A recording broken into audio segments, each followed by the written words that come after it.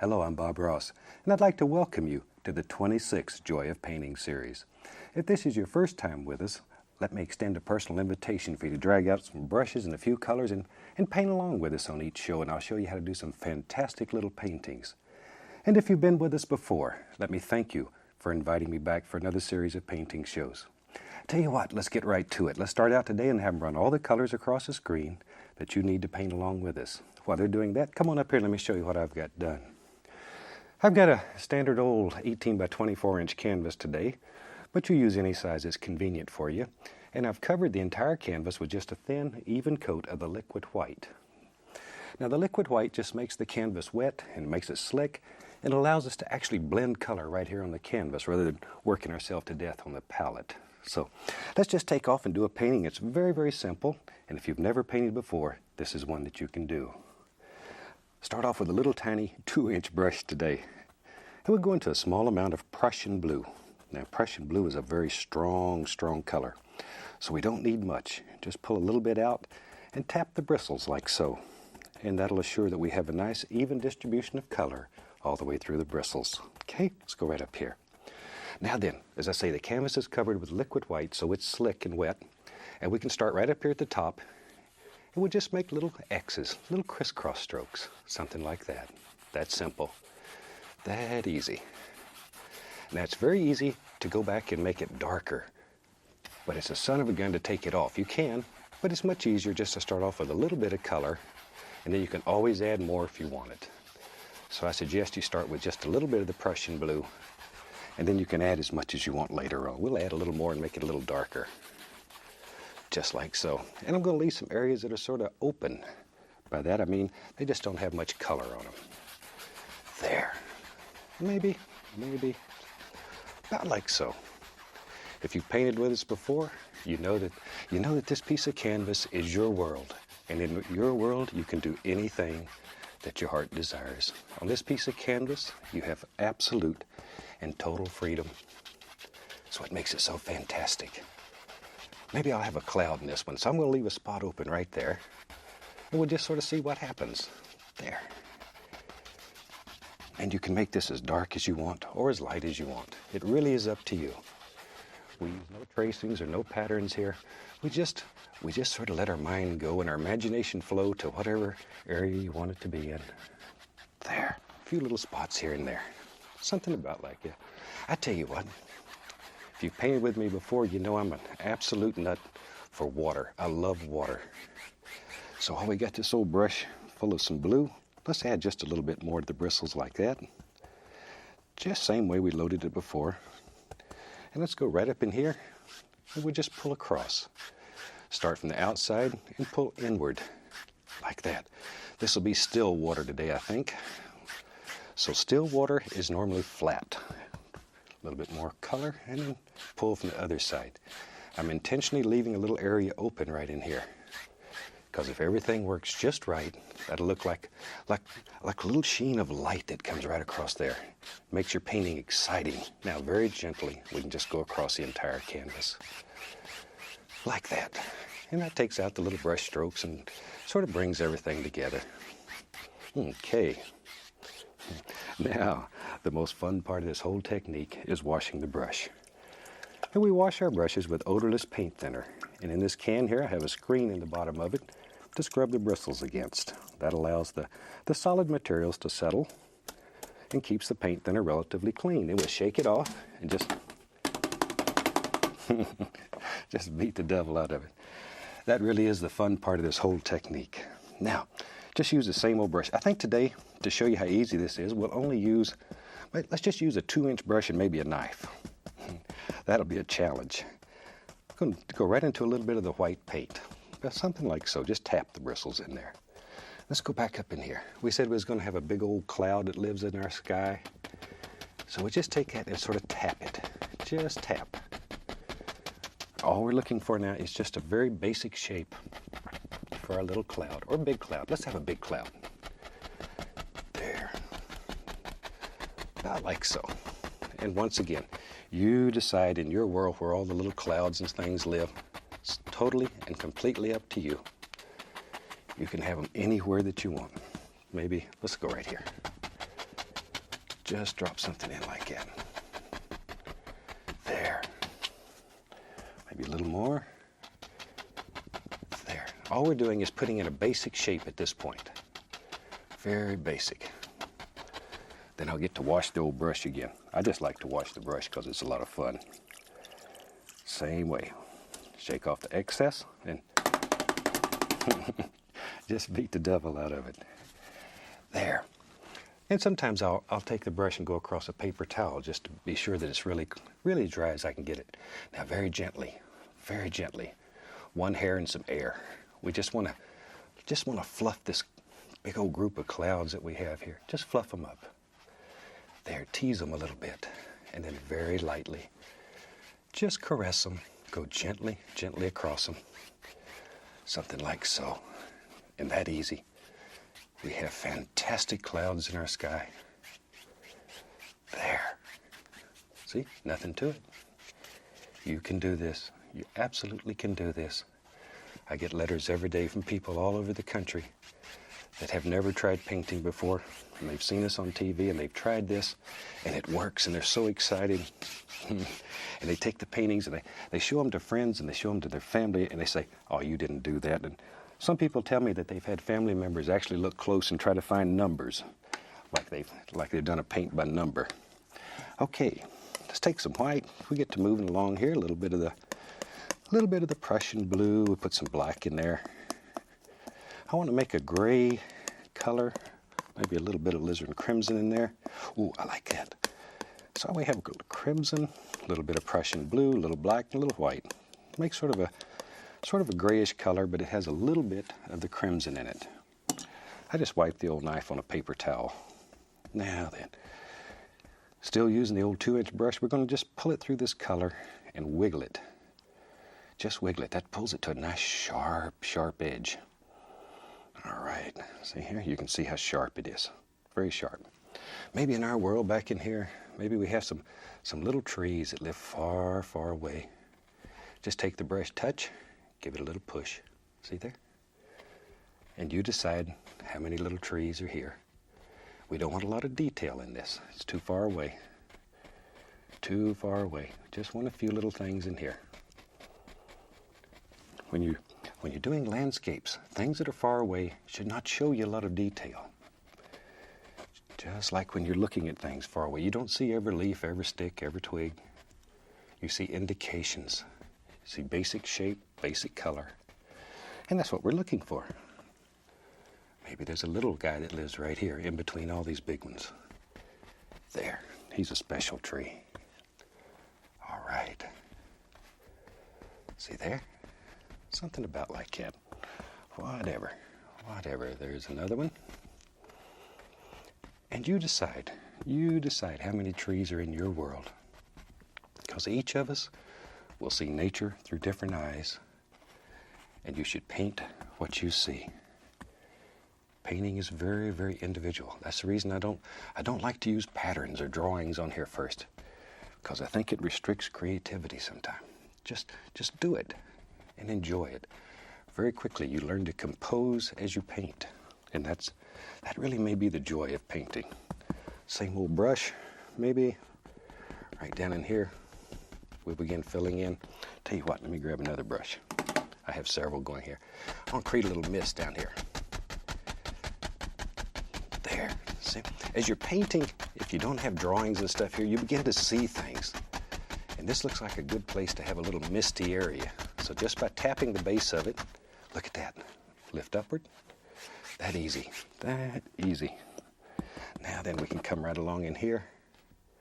Now see, it stands out now because you have that little misty area. You can just put a little thing right in there like that. Wherever. Watch here. One of the greatest things in this technique is reflections. I want to reflect those trees right down into the water. So you just pull it straight down like that. Then go across. And we have instant reflections. That easy. Just like that. There. All right. Take the knife. I'm going to take a little bit of the liquid white and put a little titanium white with it. I want this to be a little little bit thinner than just straight titanium. Go cut across, Okay, let's go up in here. Get a little roll of paint. And with a knife, we'll just cut in a little water line. Something that lives right along in here. About like that. See how easy that is? Now, water lines in your painting should be basically straight. You can go anywhere you want to go with them. But because the water is flat, they should be basically straight at all times.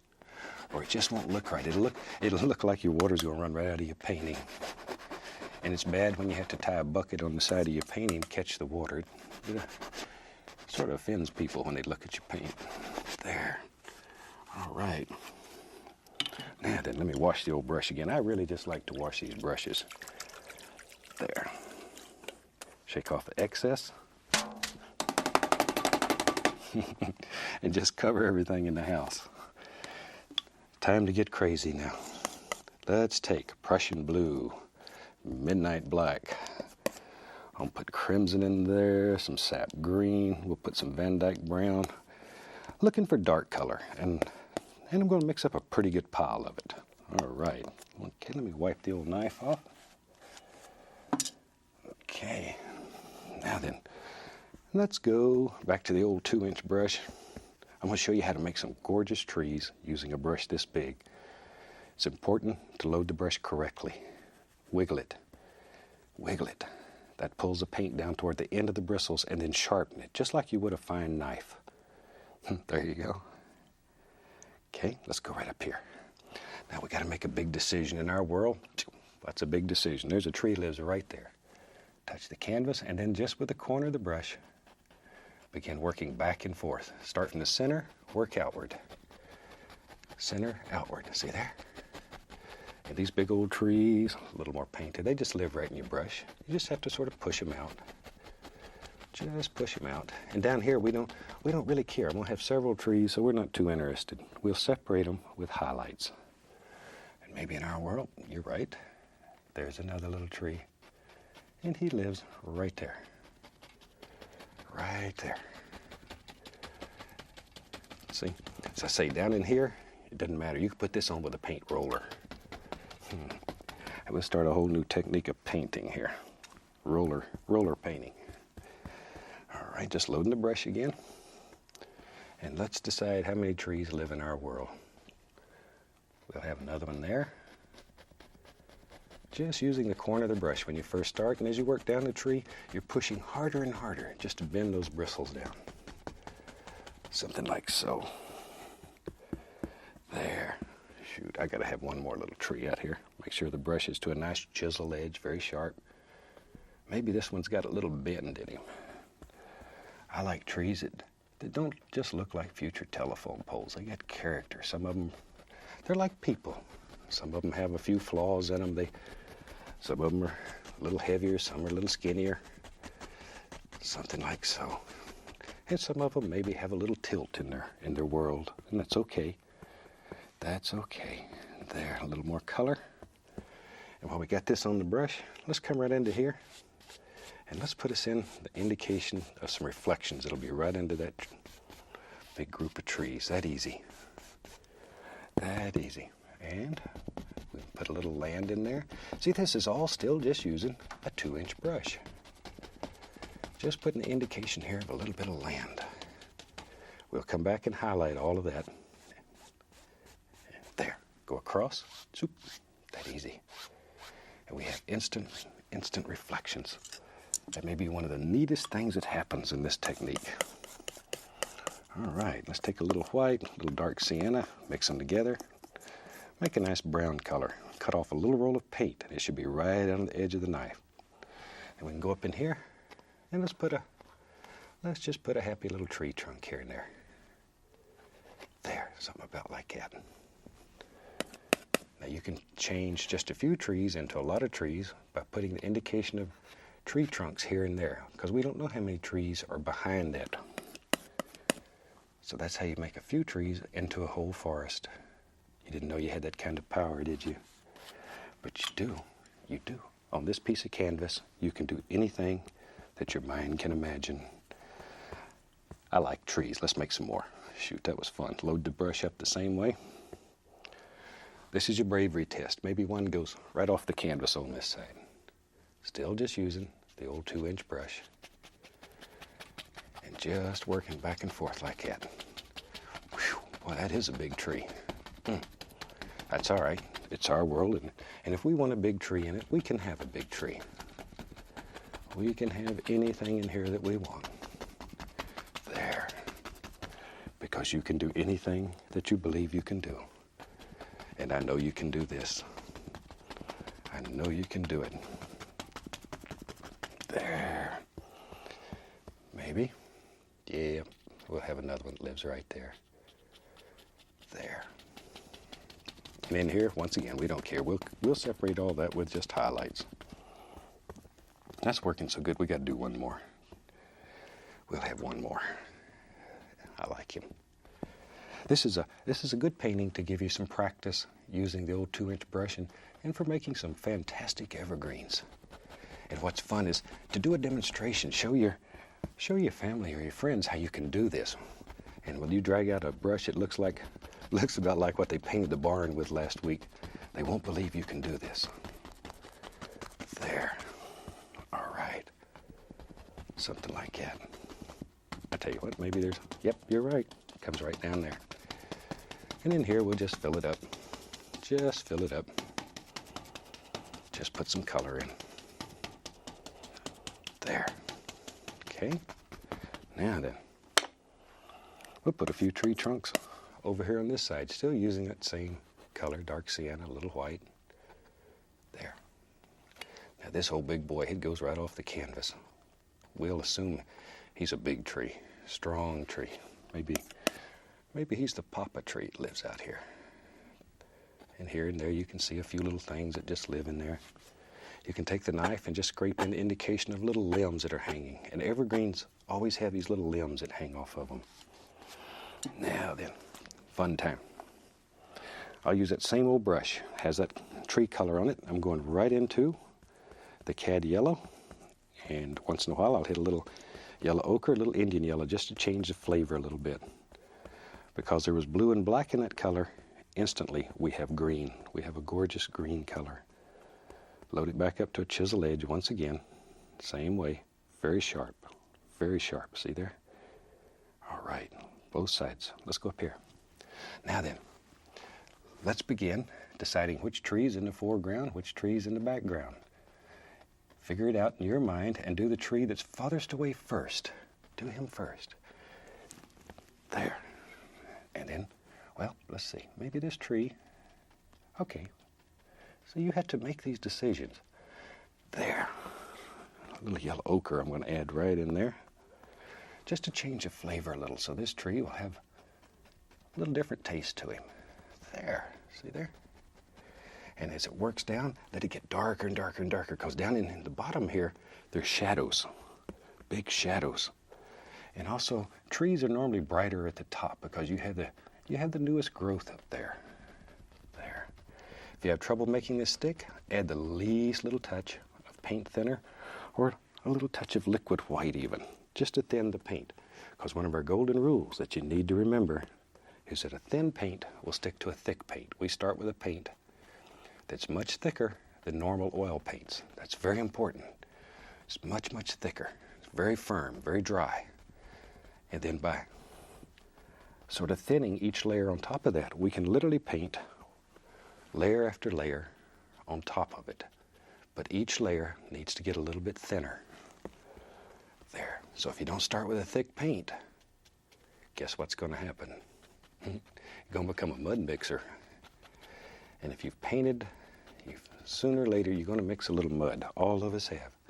So really pay close attention to the consistency of your paint. There. Darker, darker, darker. Down in here. Just let it fade right on into nothing.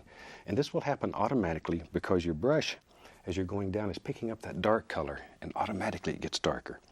Now, let's load the brush different. This time, I'm going to tap it into the color. I'm going to break it open and tap it into the color, giving a little push. Let's put a little yellow out there so you can see it better. Give a little push. That loads a little bit of paint right on the edge. Let's go up in here. Now, maybe we said there was going to be some land here. Look here. Just touch and follow those angles. Think about the lay of the land, or the way the land flows downward. It's most important. There. And normally, in fact, I can't think of many exceptions, water always sets in a recessed area. So usually there's a reason. Usually the land's coming downward. Pay attention to those angles. Pay you huge dividends. There. Okay? See there? You can just make all these little layers of things like so. That easy. Put some on the other side too. That worked out pretty good. Once again, dip the brush into a little paint thinner or a little liquid white. The liquid white will make your color a little brighter. And sometimes that's very desirable. Okay? Sometimes you don't want to keep it very pure. It's up to you. You make the decision. There we go. It's the hardest thing about painting is making these big decisions that you have to make.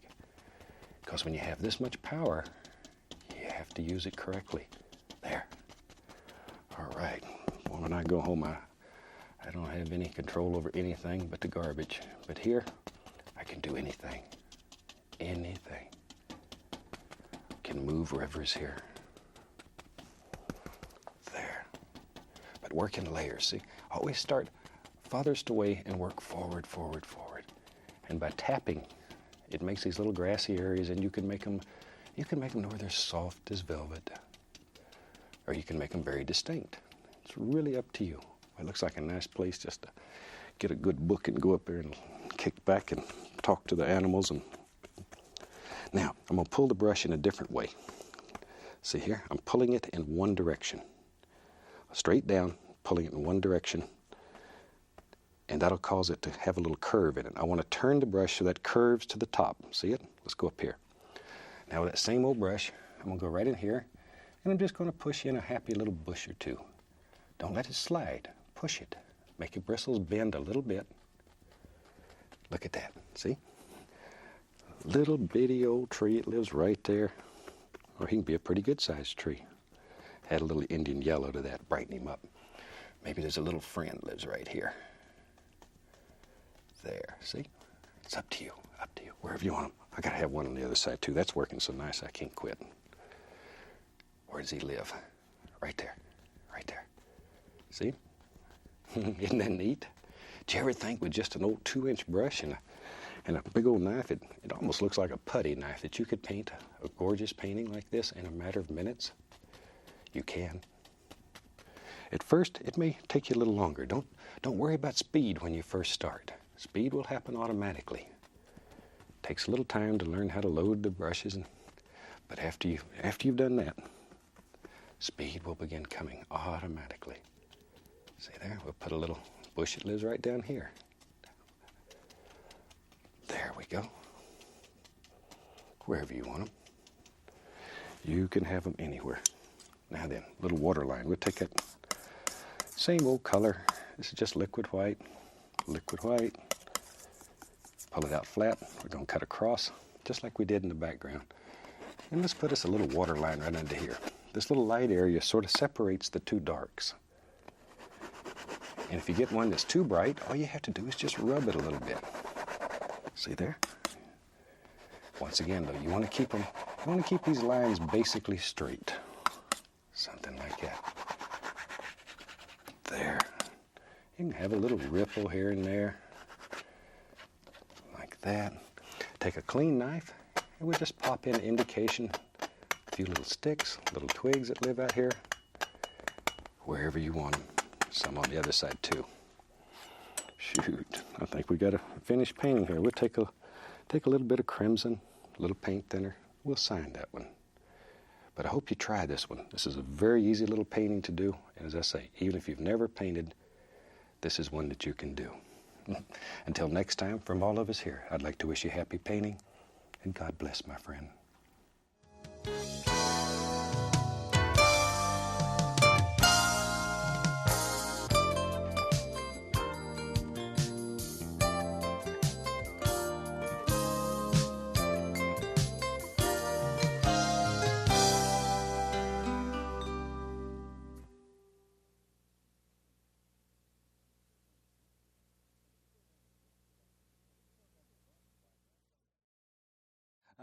welcome back. Certainly glad you could join us today because it's a fantastic day here, and I hope it is wherever you're at.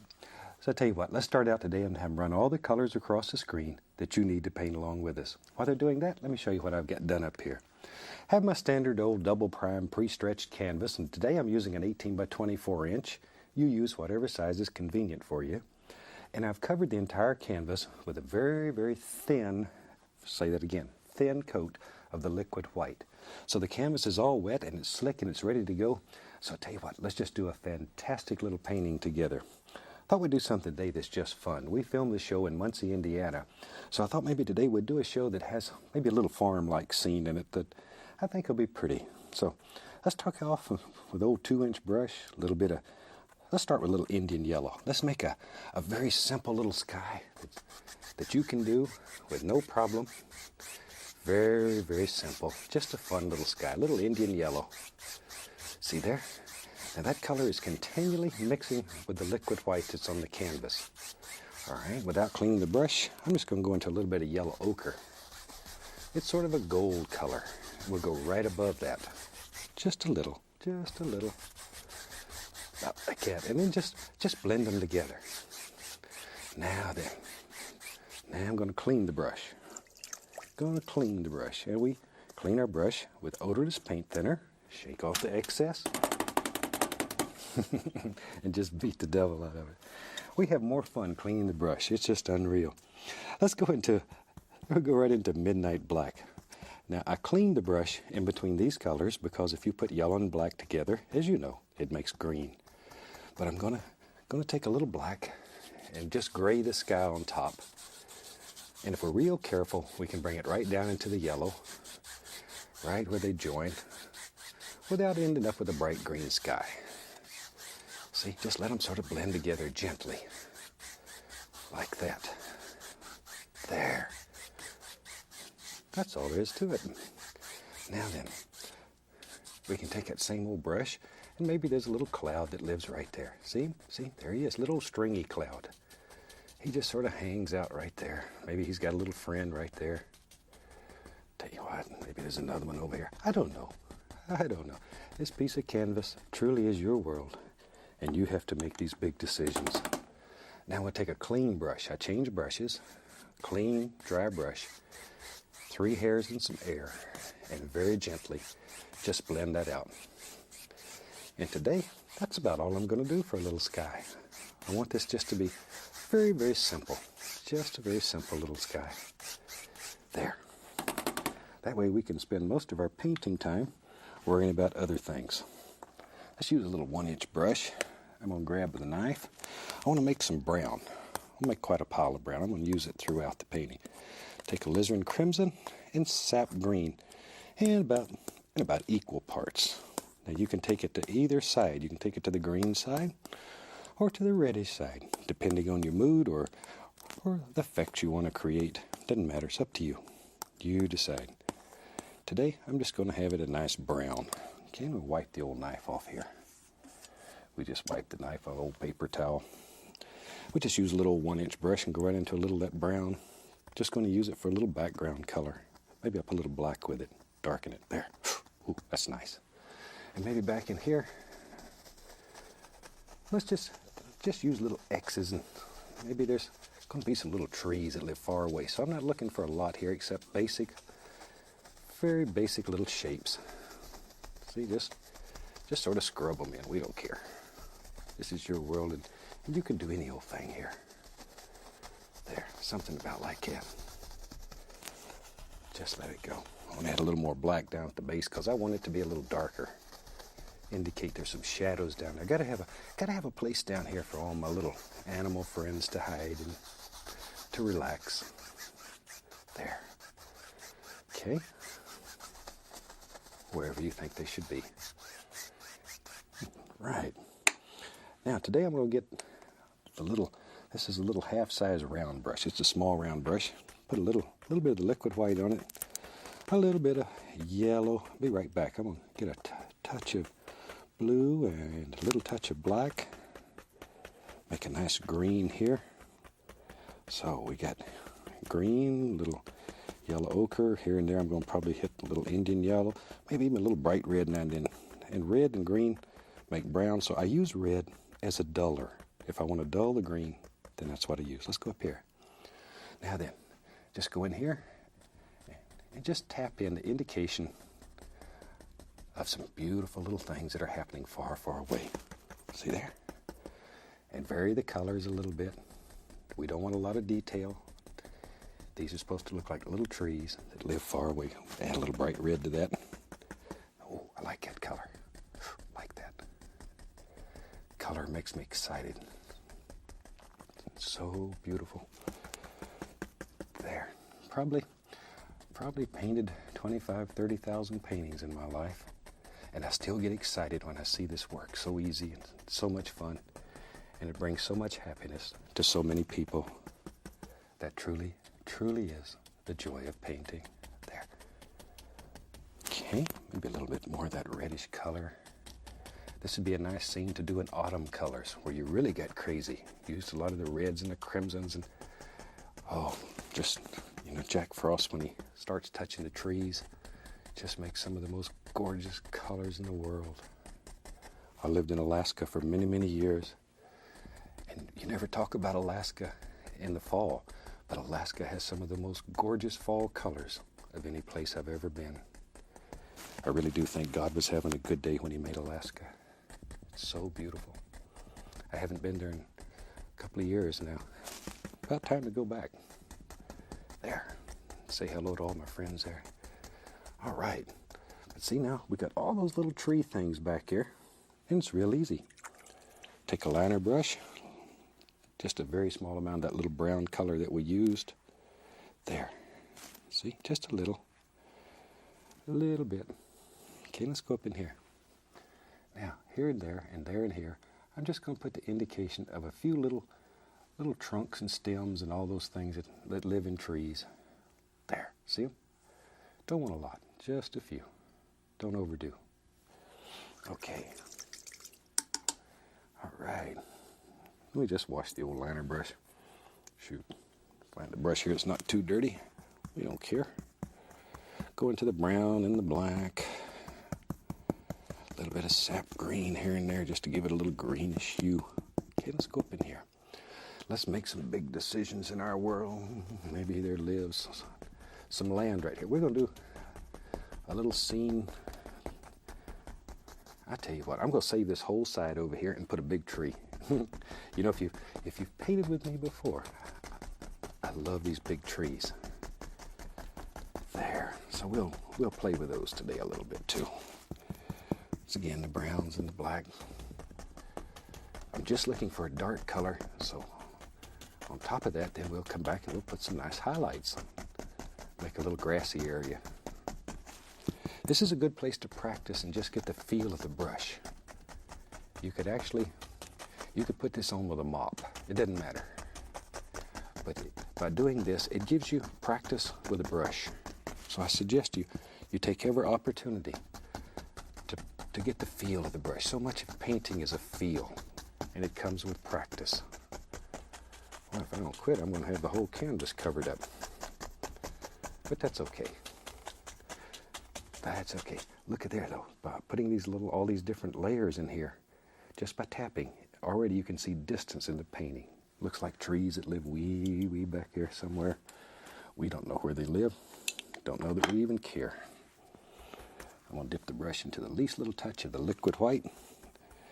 We dip it in the liquid white only to thin the paint. Be right back. Get a little green, a little sap green. Ooh, that's pretty. Sap green, such a nice color. Okay, tap it and give it a little push. So you can see that little ridge of paint right there. There's one just like that on the end of the bristles, and that's what we're looking for. Let's go up here. Now then, we're going to have a nice little feel. We just begin coming right in here and think about the lay of the land, or how the land flows. And we can begin putting in all kinds of beautiful little grassy areas. Just go all through all your different yellows and your greens. It's up to you. Up to you. I'm just going to sort of dance it back and forth between all the different yellows. Sometime a little, oh, look at there. We hit a little bright red. Nice little tree. Nice little grassy area. That's not a tree. Could be. Give it a little fertilizer, love it, water it regular. Might be a tree there. Tell you what. We're going to have a little scene. Maybe we want to have a little, I'm just going to scrape out a basic shape here. I'm going to have a little barn back here. It's just a nice place to have a little barn. Scrape out a basic shape with a knife, just so you have an idea where you're going. But more important, it removes that loose excess paint. I'll go right into that brown color I made from the, brown was made from sap green and alizarin crimson. See, think about the basic shape of your old barn. Got to have a place for the cow to go at night. He may get scared out here. Might be an old hoot owl out here that makes noises and scared. Shoot, when I was a kid, I used to camp out in the, late at night, and the old owl would make a big old noise. I was ready to call my mother and go home. But as I got older, I had the opportunity to learn what those creatures were and why those noises were made. I tell you what, before the series is over, I'm going to show you a big old owl. I like owls. I'm going to show you a great horned owl that I had the pleasure of meeting. I think we have some video with him on there. I'm just going to get him up here for you. Take a little bright red, a little of that brown we made, a little bit of white into it. Don't overmix it. See that color? It's not overmixed. Now when we cut our little roll of paint off, all those little designs are still in the paint. Now we can go up here, doop, doop, and just begin putting some color in. I'm going to make that a little bit brighter, a little more white into it so it shows up for you. That's better. Now I'm just going to let the knife sort of bounce. I don't want this just to be solid. I like old buildings in my paintings, but it's up to you. If you want them to look newer, be a little more careful with them. I like it to look like about half of it's blowed away and it's about to fall down. The old farmer that lived out here, he didn't take too good a care of it. He had some bad days. There. See there? Now over here, almost nothing. Almost nothing. Tell you what, we get a little more of that brown. This farmer is like me, he needs more room. Let's give him a shed out here. There. Give him a little shed. Put some sides on it. Back to our little roof color. See how easy it is? Wished it was that easy to actually build a shed. I used to be a carpenter years ago. My father was a carpenter, and he taught me that trade. And I tell you what, it isn't that easy to make a shed on a barn. Now then, we can come right in here and just do a barnectomy. Sort of figure out where we think everything should live. Work on our perspective. See there? Now we need a door. We're going to have old cow living in there. We need a door. There it is. Now Bossy can get in and go out. We can take and make just the indication of a few old boards that live right along here. There, just by touching, come across a little bit of light color on the knife. We'll sort of outline that door a little bit so it stands out. You can see it better. But that's a pretty good looking old raggedy barn out there. Now, we're not too worried about the bottom because we'll come back with our old 2-inch brush that we made the grassy areas with and just sort of fill them in. There. Like that. And when you're painting, make up little stories. Think about the old cow that lives in here or the chickens or the pig or whatever lives in this old barn. I stay in so much trouble at home, I probably have to live in there. There. Now then, tell you what, we need a little path. We'll take a little of that brown and white. Let's just put a little path in here. There. Little path so there's a way to get in and out. Just a little path. Comes right out. Little highlight on it. Not much. I want to keep it pretty dark. Now maybe in our world, shoot, if we got a cow here, we need to contain her somehow. There. We'll put a little fence right up here. Maybe the fence goes right about there. Maybe it comes right up here. I don't know. Okay. If our light's coming from this direction and the old barn indicates it is, we'll highlight a little bit on that side of the fence. See there? Just a little highlight. Now you can take just the heel or the back of the knife and just cut right through there, either direction, and make the indication of some wire on there. It'll scratch through and just let a little canvas show.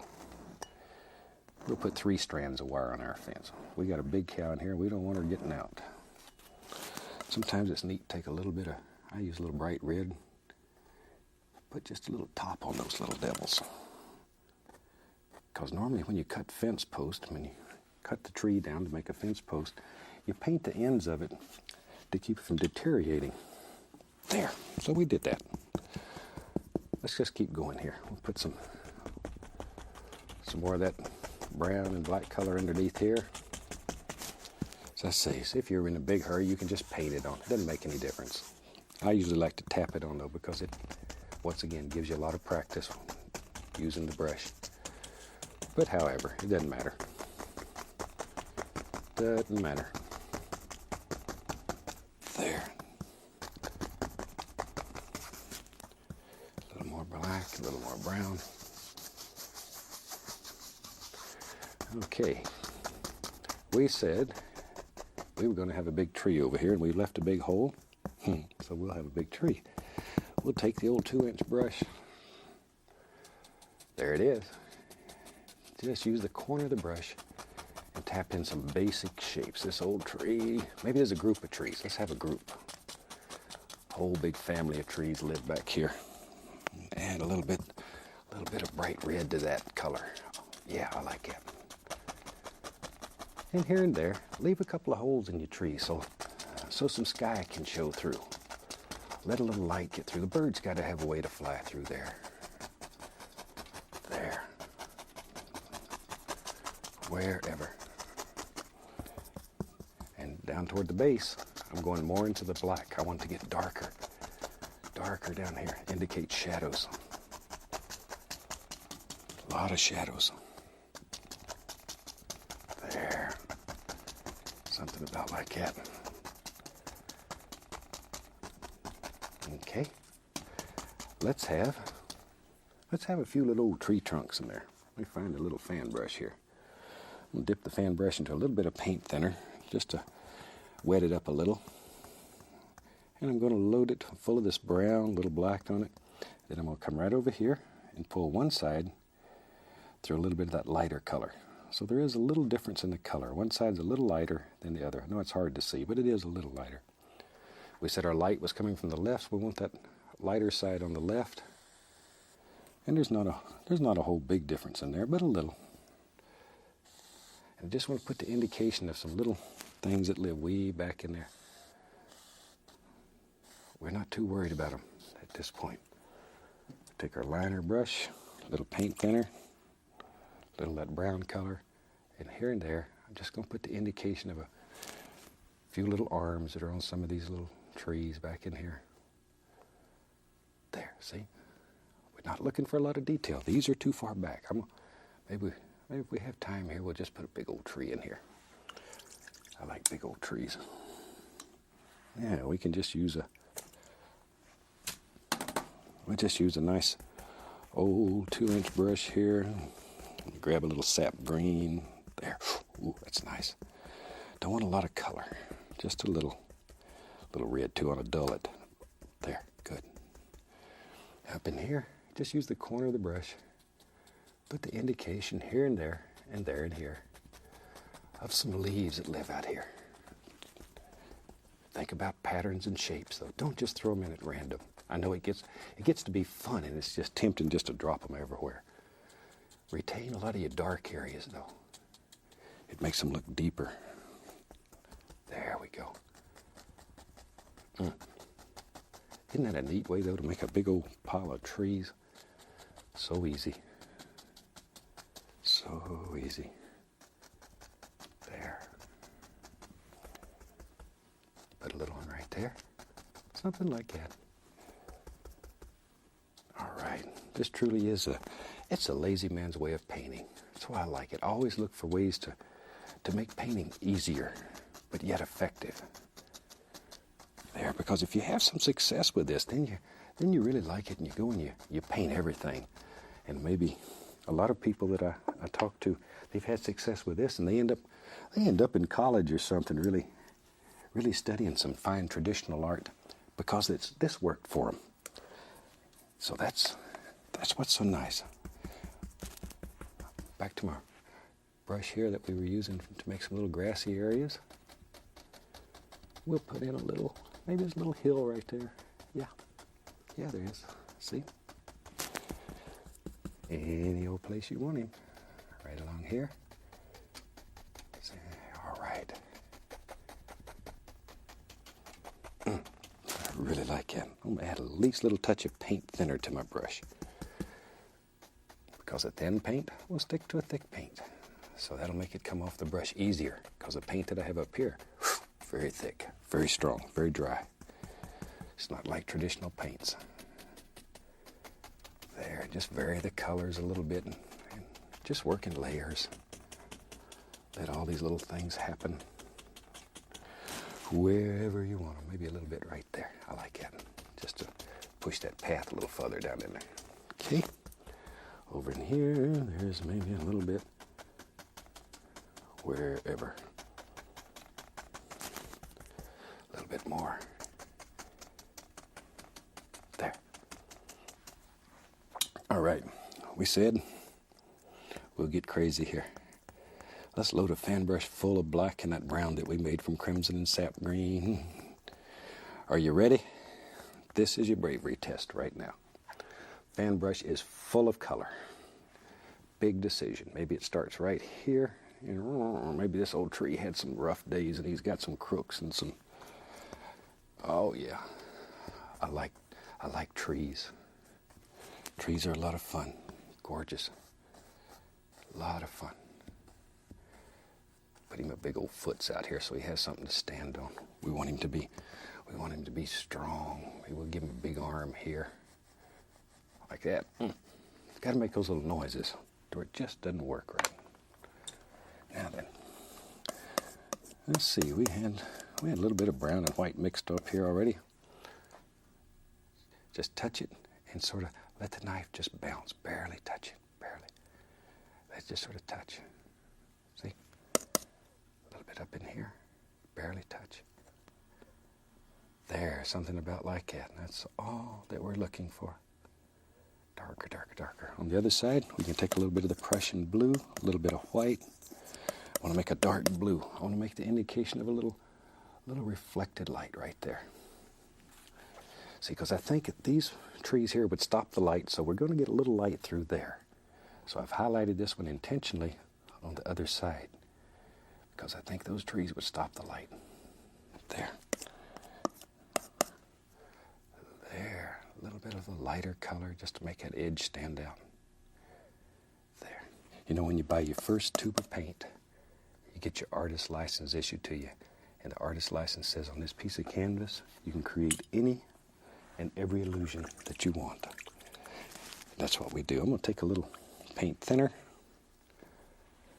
and go up in here and make the indication of some limbs and sticks and stuff that live right out in here. There, wherever you want them. There. And if you have trouble making this paint flow, just add more paint thinner to it. Maybe a lot of these old limbs maybe they've just pooped out. They're old and tired. Maybe this old tree died. That happens sometime. That happens. There we go.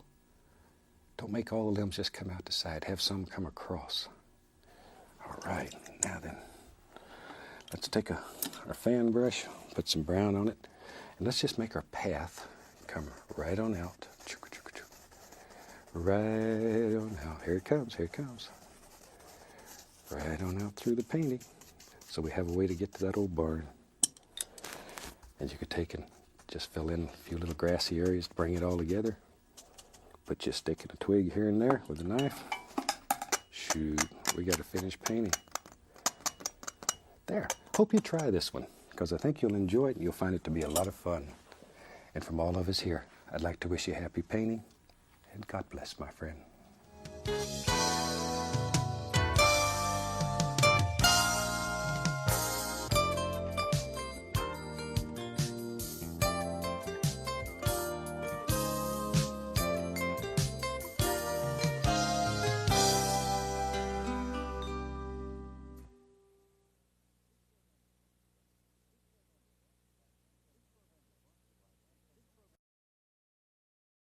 Hi, welcome back. Certainly glad you could join us today. Thought today we'd just do a painting. It's a lot of fun. So I tell you what, let's start out and have them run all the colors across the screen that you need to paint along with us. And they'll come across right there. And while they're doing that, come on up here and let me show you what I've got done. I've got my standard old 18 by 24 inch canvas, or you use whatever size you'd like. And I've covered the entire canvas with just a very thin, even coat of the liquid white. The liquid white, as you know, makes the canvas wet and slick, and it allows us to actually blend color right here, rather than working ourselves to death on the palette. So let's start today with our little tiny 2-inch brush, and we'll go into, let's use a beautiful color today. Let's use a little bit of phthalo blue. I like phthalo blue. That's a gorgeous color. Just a little bit on the brush like so. And let's go up in here and start right at the top. And we'll just make some little crisscross strokes, little X's, just like so. Very gentle. There. And you can make this as dark as you want it, or as light. It's up to you. There. And just sort of dance it around it. I'm going to leave some little holes open here and there and there and here. All right, maybe we'll have a little water in this one too. Shoot, while I got that old blue going here. Let's just come right across here. Put the indication of a little bit of water down in here, because anything that we don't want to be water, we'll just paint right over it. We don't care. As you know, we don't make mistakes.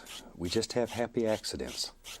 So we learn very quickly to live and to enjoy anything that happens here. There. Okay, now then, I'm going to grab another brush. I have several of them going. And with that one, I'm going into a little bit of alizarin crimson. Just a very small amount. Don't need a lot, just a little. And let's go back up here. And in this area, I'm just going to take a little crimson and blend it, like so. Now when you're putting this crimson on, use a very little color. It's very easy to go back and add a little more. But we don't want to set this sky on fire. All we want to do is just put a little pinkish glow in here. Something about like that. Just want it to blend right up into the blue and just disappear. Thought maybe today we'd just do something that's a lot of fun, and I think you'll enjoy it. All right.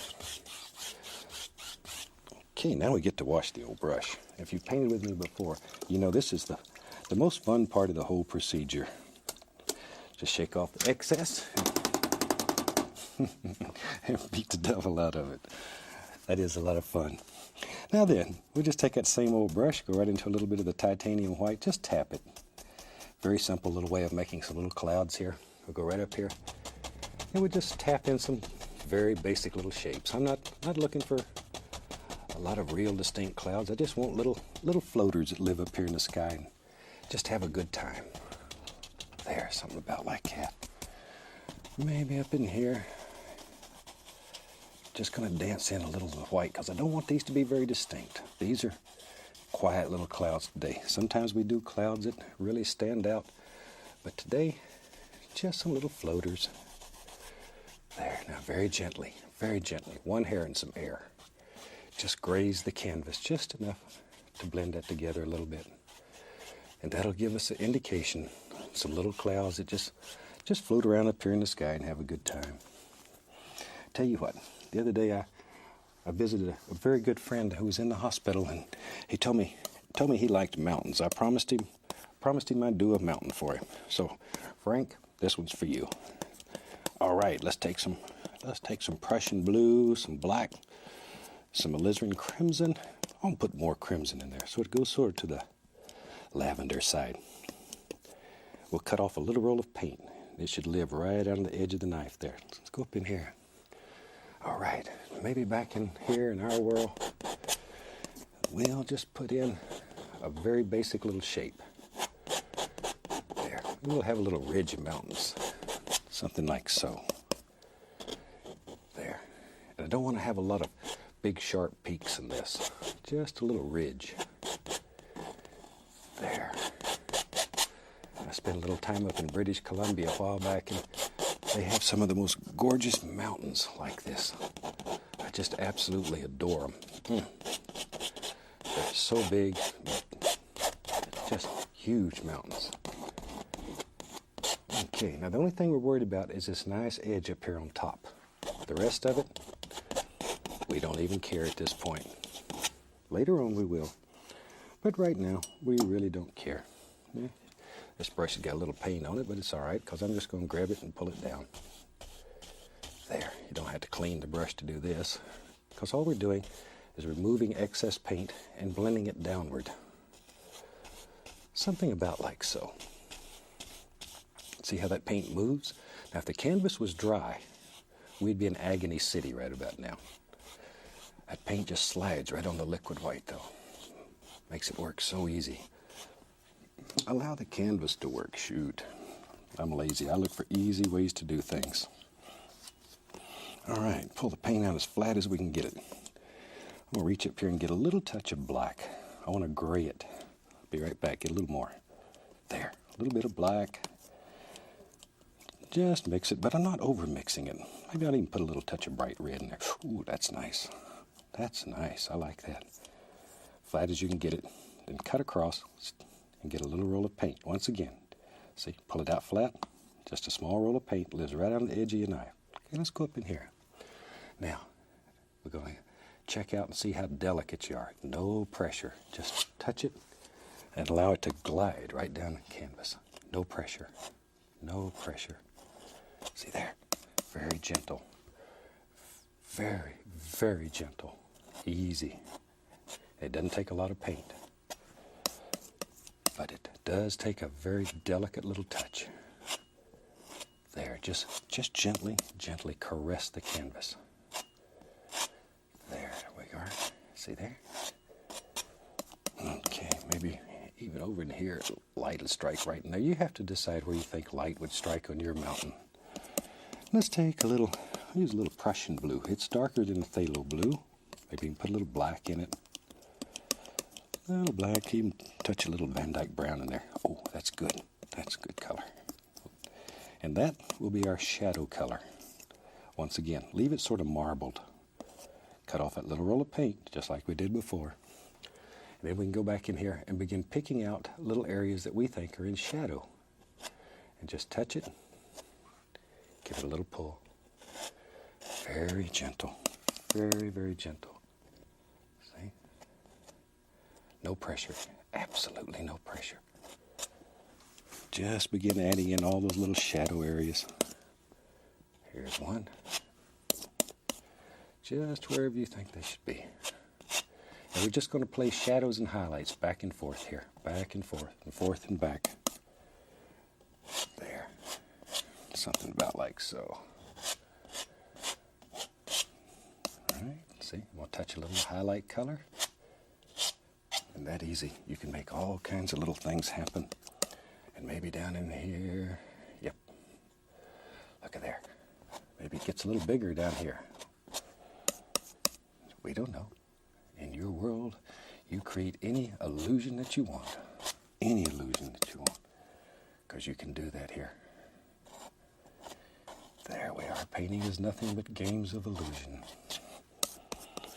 All right. There comes one. You knew it was there, didn't you? All right. Okay. Now see that little bit of pink here is going to show through when we're done. And it'll look like a little bit of pink-like mist that's sort of floating around the base of this old mountain. Maybe I'll have a big tree over here, so I won't worry too much about that. You know me. I like them old big trees. And chances are for this is over. We'll do one. There we go. This is an excellent way to practice using the knife. Make mountains. When I was learning to paint with an old knife, I used to take a big old canvas, like 30 by 40 inches. And I'd start at the top of it and start painting mountains. And I'd paint from top to bottom. Nothing but mountains. When I got finished, I'd stand back and look at it and decide what was good and what was bad. Then I'd take a big putty knife and scrape it off and go right back and do it again. Because practice, that's what makes perfect. You know the old saying, practice makes perfect. There we are. So I want that to just disappear right down here into the bottom. Just gently float away. Now then, we got the old brush, it's dirty. We'll take a little of that color we was using for shadow color. What the heck, we don't care. It's mostly blue and white, a little black in it. Tap. Maybe back here in our world there's a little foothill that lives way back up here against the mountain. There he comes. Drops down maybe like that. It doesn't matter. But all you're doing is gently tapping. Gently tapping. Now, take in little tiny strokes, tiny little quarter-inch high strokes, lift upward. And it'll make it look like little trees that live 1,000,000 miles away, way back against the base of that old mountain. Let's have another layer. Shoot, that was fun. Take the same colors, only I'm going to make it a touch darker. As things get closer to you in the landscape, as you know, things get darker and darker. That's what helps create the illusion of distance and depth in your painting. Maybe this one comes right out like that. Climbs right up beside the mountain. Little trees that live right up in there. There they go. See them? Isn't that fantastic? There. Now, once again, very gently, little short strokes, lift up. Even though this goes up the hill, still lift straight up. Or your trees will look like there's a wind going through there at about 180 miles an hour. Look like a hurricane hit. There, and we don't want that. We want the trees to stand up straight. There we are. Now, same color. Get a little more paint on the brush. While we have that going, let's have us just a happy little reflection. And it lives right down below that, like it. Pull straight down. It's important you pull straight down. Maybe back here is another one. Get a little more color on the brush. There, see? Then go gently across. Barely touch it. Barely touch it. And that easy. That easy. We have instant reflections. A little bit of the liquid white on the knife. Pull it out as flat as we can get it. I'm going to add at least a little touch of bright red to it. Just enough to warm it a little. Go across, get our little edge of paint right out there in the end. And let's put a little water line. Maybe there's one right there. Like so. There's one. If it's too distinct, too bright, just wipe your knife off. Go back over it. The more you rub it, the more it'll go away. Till it just disappears. See there? Now we got a little water line that lives right there at the base of all this. But make these lines basically straight. If they're not straight, it'll look like your water's going to run out of your painting, and that'll bother you. I know sometimes you've looked at paintings, and you'd look at the painting and you'd say, something's wrong with that painting, but I don't know what it is. Your logical mind tells you what's wrong with it, even if you don't see it. And sometimes it can be as simple as a water line going up or downhill, and it'll bother you. Okay, let's go back into what do we got going here. Let's take some Van Dyke brown. I'll just use that mountain color out with some Prussian blue and black. All those good colors. I want a dark color, but I put some brown in it.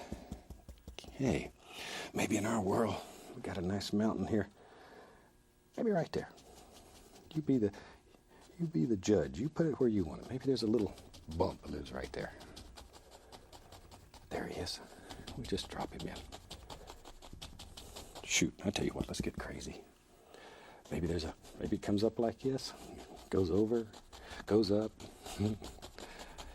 Just let your imagination go.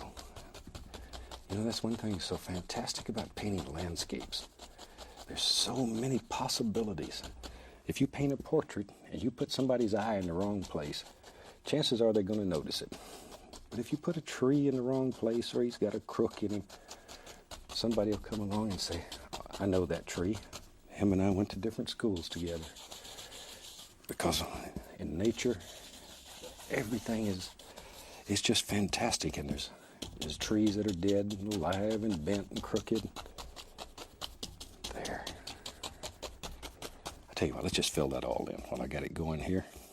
A little more color on the brush. We'll just paint it in. It doesn't matter. Just any old way, any old way. There. Take that same old brush. I'm going to go into a little bit of caddy yellow. Get a little touch of blue in there and some sap green. Oh, that's nice. I want more yellow ochre, though. Maybe we'll go more into fall colors on this one. Yellow ochre, a little sap green. Let's go right up in here. And back here, far away, we'll put a little grassy area right out here on the hill. Put a little bright red with that too. If we're going to have a little fall color, we want it to shine. Yeah, that's better. That's better. We need a tree. We need some trees. I like to paint big old evergreens. Let's see, Prussian blue, black, some brown, a bunch of crimson, and some sap green. That sounds good. As long as it's dark, it doesn't matter. Okay, let me wipe off the old knife here. Let's grab a fan brush. Okay, we'll load it full of that dark color. A lot of color in the bristles, both sides. Just fill it up. All right, let's go. Here's your bravery test right across that mountain. Right there. And sometimes we make evergreens that we push down, and sometimes we push up. Today, let's push up. Makes those ones that have limbs that lift upward into the sky, and they watch all the birds. And here you could watch that gorgeous mountain in the background. There, I'd like to live right here and be able to see that out my window every day. There we go. Maybe here there's a few little indications of some more little trees that live back in here. And I'm just tapping downward there. Right here. There, push up right there, and we'll make maybe there's a little bigger one here. Once again, just sort of let your imagination go. You put them where you want them. Wherever you want them. Give them a little friend. I think everybody should have a friend. Even a tree. A few more little bushy things, something like that. All right. I'm going to grab another fan brush. I have several of them going. A little bit of the yellows, grab a little sap green, but mostly into the yellow ochre, Indian yellow, and grab a little of that red. But mix color on the brush. There's a lot of things happening on that brush. And a nice way to make some little grassy areas, just take the fan brush, give it a little upward push. Use the corner, or you'll get smiley faces, or smiley frowns. I guess a smiley frown is a smiley face upside down, huh? I don't know. Do you know what I mean? There. See, just begin putting in some nice little areas here. Something about like that. There. All right. Now then, shoot, tell you what, I want to go back to making trees. I like to make those trees. They're a lot of fun. Go back into our dark color. This is your bravery test. Right there. Big tree. Big tree. There. Here he comes. They live right here in those brushes. All you got to do is just sort of scare them out. Sometimes I like to let a little bit of the stalk show, a little bit of the trunk. There. He's got a little bald spot right there, and I can relate to that. There we go. I'm getting one of those myself. There he comes. Big old tree. There. And we'll separate all these limbs with highlights in a minute. Right now, we're just putting on the base color, or we're painting the back of the tree. We'll come along and paint the front of the tree here in just a second. Okay, a little bit more color. Okay, he needs a friend too, I guess. So we'll give him one. There. See how that'll just help push that mountain way back into the distance. All right. Isn't that fantastic? So there we are, and there's another big old tree. And maybe, you know, when I lived in Alaska, you'd see times when there was a little bit of snow still showing. And snow, it began to snow maybe, and the grass was still there, and little patches of snow. So we'll take that same mountain color. Or maybe in your world you want this just to be little pieces of land that are showing. It's up to you. You decide. But just like you put the highlights on the mountain barely touch the canvas and let the paint break. And by break, I mean all these little holes that it has in it. There we are. See all them little holes? And we'll come back and we'll put some grass all the way around those. And let's see, a little bit of the liquid white. We'll take a little yellow ochre, a little touch of that bright red. Ooh, that's a nice color. Be right back. Grab a little crimson and put in there too. All the yellows, crimson, little red. Let's go back. Now then we can come back in here. Boy, that's pretty. That is a pretty color. That's what happens when you mix color on the brush rather than trying to mix little piles of color. You have happy accidents. And those happy accidents turn out to be some of the most fantastic things that happen. There, just pushing upward. But sort of work in layers. Don't just hit it random. Sort of look at it and decide where all these little rascals live. There, you can use one side of the fan brush to use up all the color, then turn it over, use the other side. There we are. See, just sort of slip them in between these little areas. There we are. All right. Fantastic. There. Every once in a while, if you want to make it go on a little bit easier, add at least a little touch of paint thinner or liquid white. The liquid white will change your color a little bit. It makes it a little lighter. The paint thinner will keep the color pure. But don't put too much. It takes very, very little of it. Very little. Get a little dark cyan on my brush. I want to get into a little bit of the browns up here. There. A little bit more. Ooh, I like that. Like that. That's good. Good colors. That reminds me of, as I say, when I used to live in Alaska, there was some of the most gorgeous scenery there. There we are. Okay. Tell you what, let me wipe off the old brush here. And let's come back and, well, guess we need to put a stalk in there, a little tree trunk. We'll take a little bit of the white, a little dark sienna, maybe even a little Van Dyke in there with it. Ooh, that's nice. There, leave it marble, cut off our little roll of paint. Let's go up in here, put us in a little tree trunk. We don't want that little tree to fall over because it don't have no bones in it. There. It's got to have a little skeleton. There we go. Now our big tree. Oh, big tree. This is Papa Tree here. There. Looks like Mama and Papa Tree and all of her children. Could be. Who knows? Who knows? Put a little bit of the liquid white. Oh, get some sap green. Maybe I'll get a little black too. That'll darken it a little bit more. I like it. I want a dark green color here though. There, load the brush full of color. Let's go right up in here. Now let's come right in here and let's just put the indication of some leaves, some highlights on these little rascals. There we are. A few right in here. There they come. Now, our old big trees. Which one's in the front, which one's in the back? Big decision you got to make. I think this one's behind, so we'll do it first. But in your world, maybe you want this one to be the tree in the foreground. It's up to you. Okay, a little paint thinner. I'll add a little yellow ochre to that too, just to change the flavor. There we go. Something about like that. And figure out where all the little limbs are in here and there. Shoot. But isn't that a nice way to make some big old trees? There we go.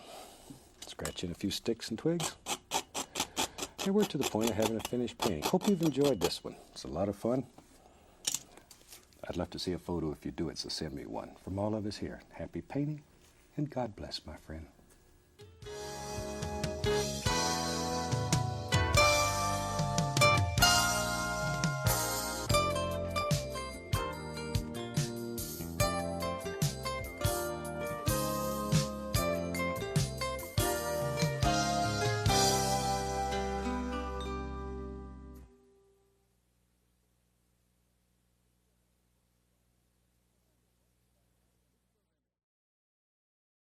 Hi, welcome back. Certainly glad you could join us today, because I thought today maybe we'd just do a little fantasy painting, one that's very nice, very simple, and I think you'll enjoy it. We're going to use a lot of pretty colors, and we just do something that makes you happy.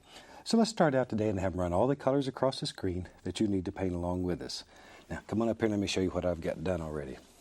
I took my standard old pre-stretched double prime canvas, and I'm using an 18 by 24, but you use whatever size is convenient. And I've taken black gesso on a natural sponge and just sort of did this all over with the black gesso. Then I've allowed the black gesso to dry completely. And on top of that, we've covered the entire canvas with a very, very thin coat of the liquid clear. And the clear just makes it wet. That's the only reason it's there. It allows us to actually blend the color right here on the canvas. So let's start out today with, we'll use a little 2-inch brush and just have some fun. Maybe we'll start with just a touch of the Indian yellow. We'll go right up in here. It doesn't take much, just a little. We'll just put in a little touch of color right along there. Something about like that. Very, very little. All right, just a nice warm color. Without cleaning the brush, I'm going to add a little bit of the yellow ochre and go right above it, just to give it a little golden color. There. About like that. Okay, maybe, tell you what, without cleaning the brush, let's just use a little bit of alizarin crimson. Not much, doesn't take much.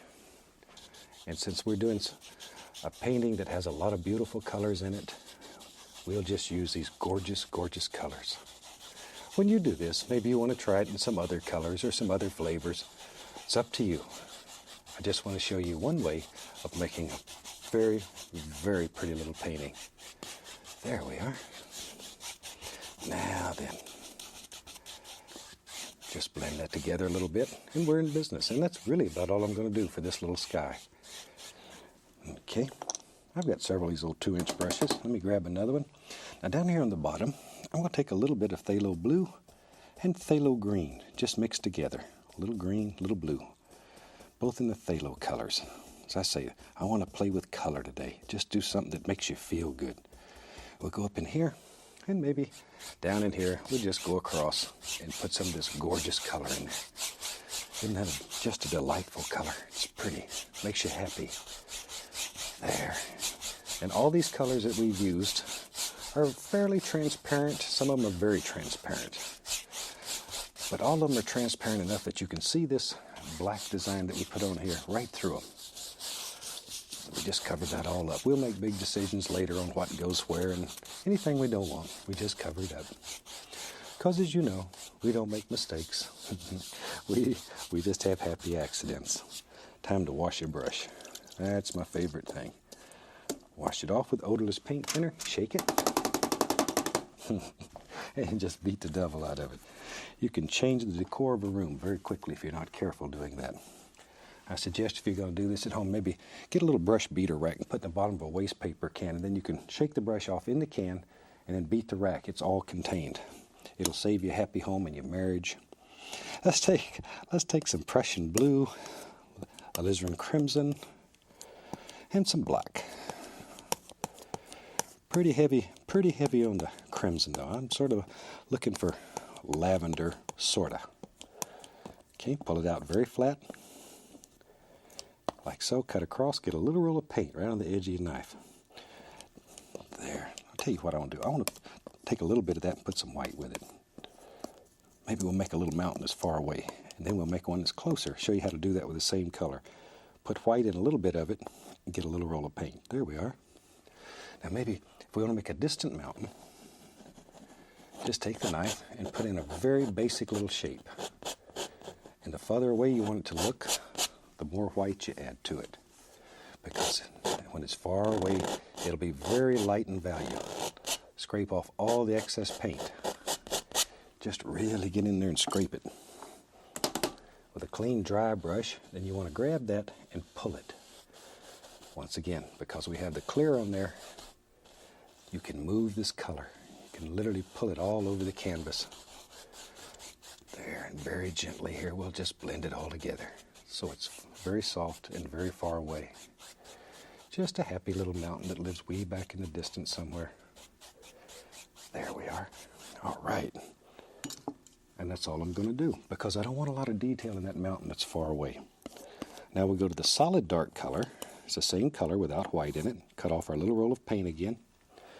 And maybe right here, there's a mountain that lives closer to us.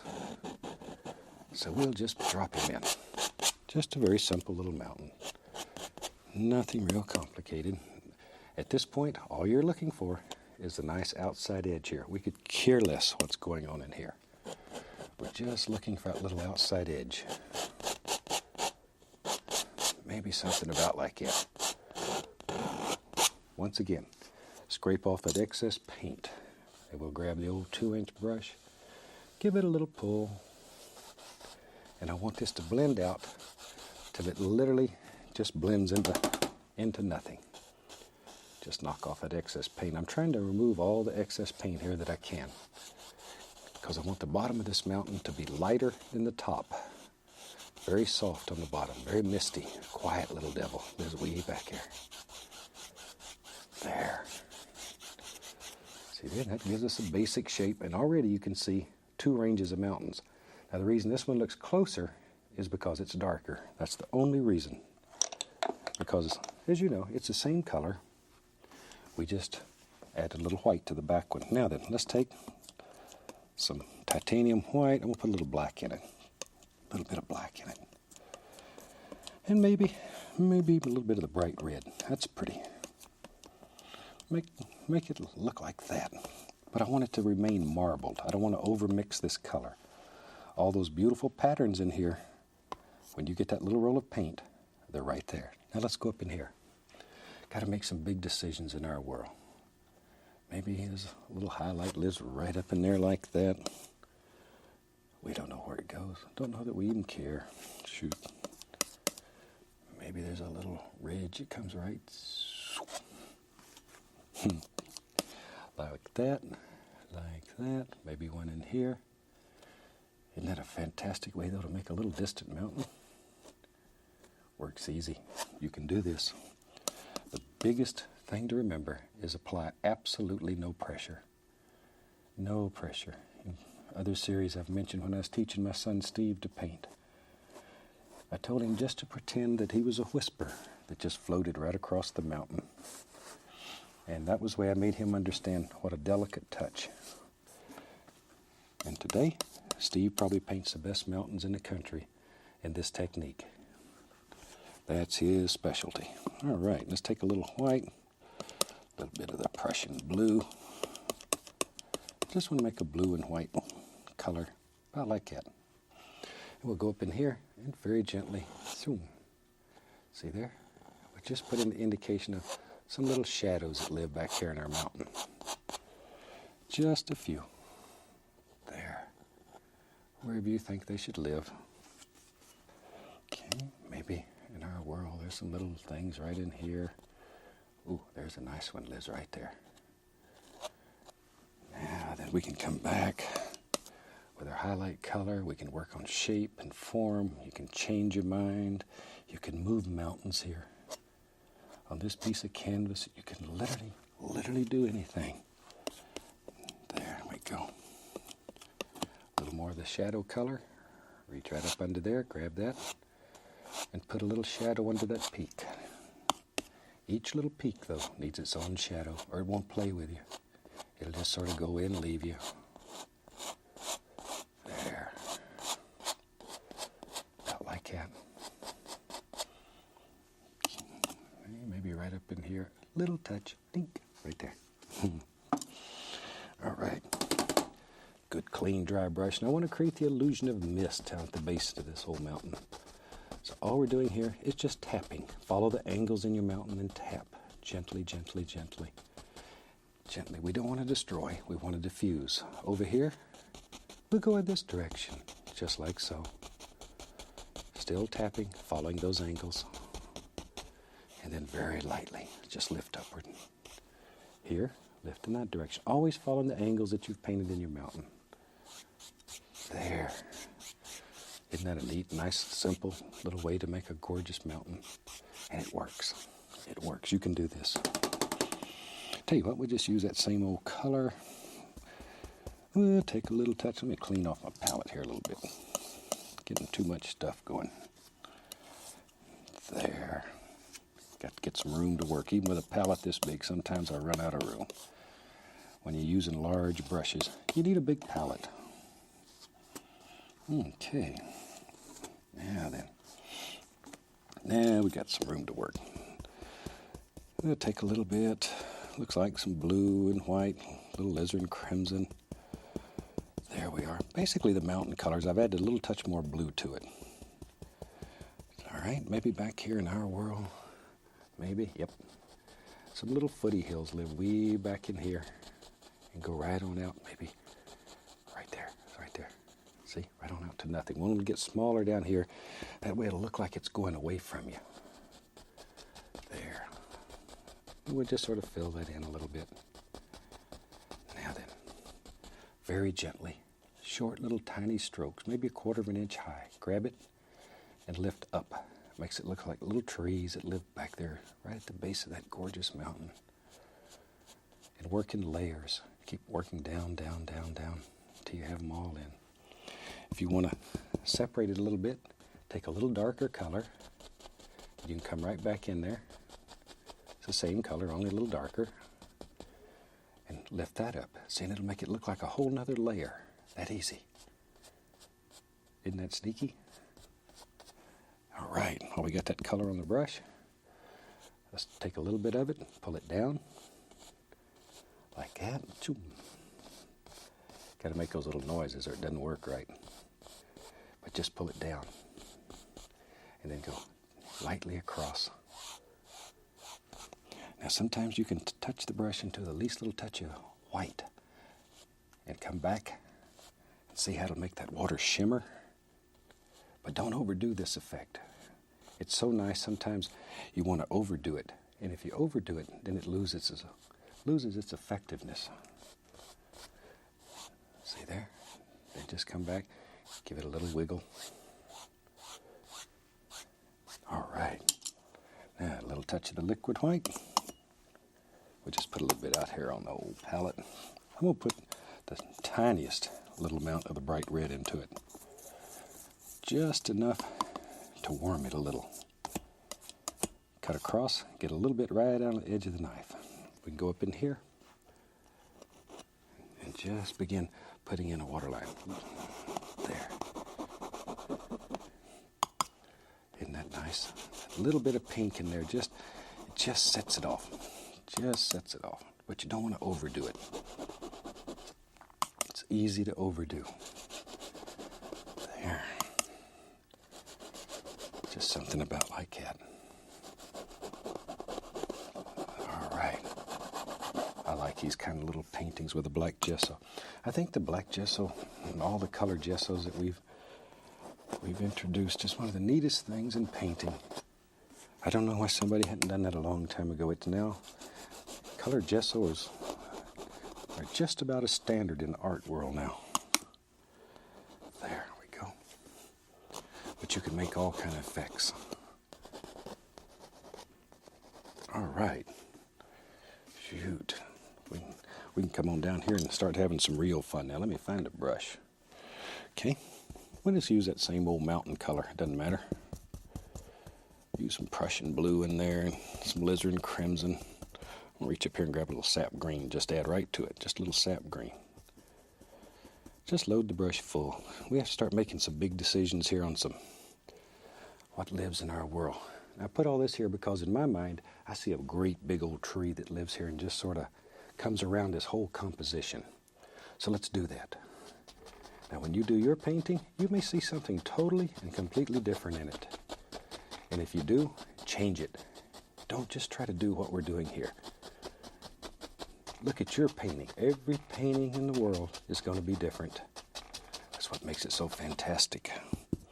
Look at your painting. Evaluate it. Decide what you want, what you don't want. You can cover up things you don't want in it. You can emphasize things that you like. If you get something good in your painting, don't ruin it. See, that black gesso makes this very easy to do. You just have to put a little bit of color here. And some of these things will show through, and it looks like thousands of little tree leaves and stuff that live back in there. And you did hardly nothing. Hardly nothing. There we are. Just let it come right over that old distant mountain back here. Okay, good. And down in here, we'll just put in some color to darken it up a little bit. Doesn't much matter. Once again, the gesso is working for us. Over on this side, maybe, yep. Maybe there's a little bush lives right there. Hope you can see that. All it looks like right now is big dark masses. But you need dark in order to show light. You need that dark. Without that dark color, the light wouldn't show up. We depend on it. Just like in life. Sometimes you have to have a little sorrow in your life. And then you know when the good times come. But if everything was good all the time, chances are you just get used to it and accept it as normal. Sometimes I think that's why God put some dark times in our lives, so we'd really appreciate these good ones. There. All right. Just use the old 2-inch brush here and just throw these things in. Once again up here, I'm not putting much color. I want that black gesso to work for us. There. About like that. Just sort of go all the way around that mountain so it just looks like it's sitting right in the middle of all this. Now, I just use that same old brush. It's working pretty good. Go into some sap green, cad yellow, Indian yellow, yellow ochre. Before it's over with, I'm going to be hitting on the bright red. Now, push the brush. Create that little ridge of paint. You can see it right along in there. There, see it? It's important how you load it. Let's go back up here. Now, we have to figure out what's in the background. We want to do that first, and then we'll come forward. So let's decide. Maybe, yep. This big old tree here lives in the background. So begin thinking about how his little arms would hang out there. We want shape and form. That's important. That's important. There. Quieter, quieter, quieter down toward the base, or darker. Want the shadows to stay down at the base. If you have any trouble at all getting your paint to stick, add the least little touch of paint thinner to it. Just the least little touch of paint thinner. It'll thin the paint.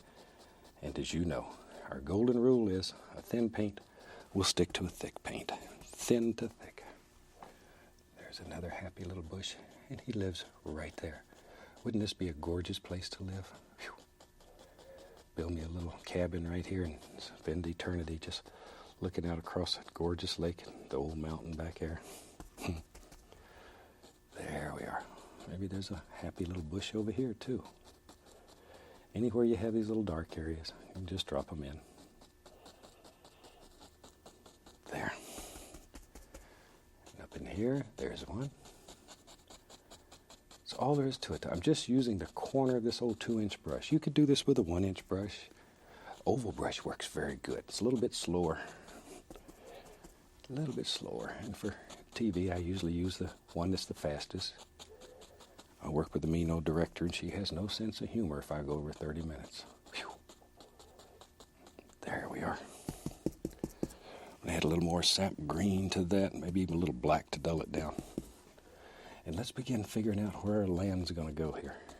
Something about like this. Like so. We're going to put in a lot of little things here. I'm just going to put in a lot of little land areas, you know. And recently I had the opportunity to meet a couple of very fantastic people, and they have a little kitty cat that I want you to see. These two fantastic people are raising a couple of little Florida panthers. That's Bennett and Chris there. Very good friends. And they're raising these little panthers until they're adults, and then they want to use them. They want to use them to teach children about how fantastic animals are. And they work with big cats. But aren't these little devils gorgeous? When we filmed this, one of them was 6 weeks old, the other one was 7 weeks old. I don't know which one this one is. but they are so pretty. There we are. But these very well may be, if they're not for sure, the most endangered mammal on the North American continent. These are the Florida panthers. When I was a little boy living in Florida, they weren't that rare. I would hear them. I actually never saw them very often, but you would hear them at night. And they make a sound that sounds, well, it sounds just like a lady screaming far off in the distance, and I would hear them. They're almost non-existent now. The few that remain, most of them are in captivity. It's probably the only chance they have of making it. But weren't they just gorgeous? There. I'm just tapping in all these little layers of grassy areas here. Thought you'd rather see the kitty cats and just watch all this. I'm an absolute animal freak. I love all these little creatures that God put here. There we are. If it was up to me, I'd just raise them all, take them all home. But I guess you can't do that. I raise all kinds of little animals each year. And then we turn them loose. I don't keep them. We turn them loose and turn them back to nature where they belong. But sometimes they get injured or orphaned and they need a little help. And I work with some fantastic people that have taught me a little bit about animals, and they allow me to work with them on some of these things. Tell you what, I'm going to take the old brush, dip it in some paint thinner, go through some Van Dyke brown, little dark sienna mixed together there. Just mix them on the brush. And then maybe with the other side of the brush, we'll just pick up a little bit of light color, a little white on one side. And our light's coming from that side. Let's have, in our world, there's going to live a big old tree right about there. There he is. Let's give him a friend. We'll have another tree here. There. Take a little bit of light. Didn't show up very well on that. I'll do a little more. That's a simple, nice way, though, of making some very, very effective trees. Oh, some on the other side. I like big trees. If you've painted with me before, you know I like these old big trees. There we go. Another one right in there. Give him a big old foot to stand on. Shoot. Maybe in our world, maybe there's a little one that lives right here. There. Now we can take a liner brush, a little paint thinner on it. Same color, just that brown, Van Dyke brown. Let's put a few little twigs that live out here on this rascal. There, we don't want too many, just a few. Maybe this one's dead. We'll have one dead one in there. Got to have one here and there. All right, now we need some leaves up here in this big old tree. So we'll take that same old brush, our greens, and just begin picking them out. Just pick them out. See, think about clumps. By clumps, I mean a branch is projecting out at you, and it creates one shape, one form, one at a time. Don't try to do them all at once. I know it gets feeling good, and you get to wanting to do them all, but just do one at a time. Think about one group of bushes and limbs here at a time. There, darker, darker, darker down here toward the base. All right, let's go on the other side. A little touch of the bright red in there to dull it down. Red dulls down green. Put a few little things over in here. Once again, just think about basic form and shape, and that's all we're looking for. All right, a little touch more. Right in there. Something like so. But this is a neat way of doing just a fantastic little. I hope you try this one. And also hope you drop me a line. Let me know how it worked for you. And send me a photograph. Every once in a while we show them on TV here. Shoot. Take a brush, a little bit of brown. We'll make that a little path. And with that, I think we'll have a little finished painting. What you think? Isn't that a neat way to do a little painting? There. I think with that, we're going to call that one finished. And from all of us here, I'd like to wish you happy painting. And God bless, my friend.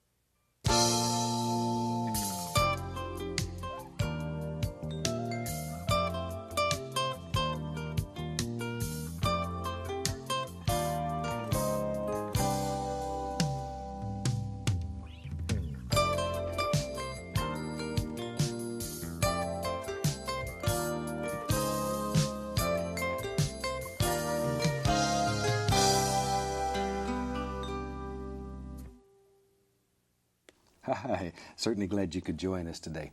Thought today we'd just do a fun little painting and have a good time together. So let's start out and have them run all the colors across the screen that you need to paint along with us at home. While they're doing that, let me show you what I've got up here. I have my standard old pre-stretched double prime canvas, and I've just covered the entire canvas with a very, very thin, even coat of liquid white. So the canvas is all wet and it's slick and it's ready to go, so let's just do it. Today, let's start out with this little bitty 2-inch brush and go right into a little touch of the phthalo blue. Little phthalo blue, we don't need much, just a little. There we go. And let's go right up here. Let's just start up here in the top and just make little crisscross strokes. And we'll just work all the way across the canvas.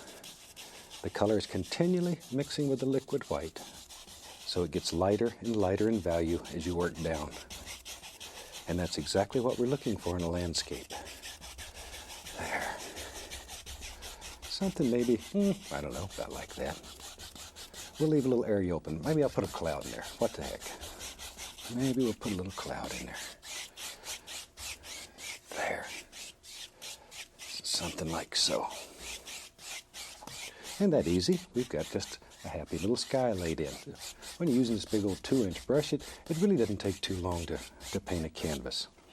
And now, the most fun part of the whole procedure, and that's washing the brush. We have odorless paint thinner in the can. Scrub the brush, shake it off, and just cover everybody in the studio. All right. Now then, we'll take old 2-inch brush and I'll go right into a little bit of the titanium white. Just load some into the bristles, like so. Maybe be right back. Put the least little touch of pink into it, a little bit of bright red. There we go. Let's go up in here. And we'll make a little floater cloud today, just by tapping like so. Get a little more color on the brush. There, just a little floater.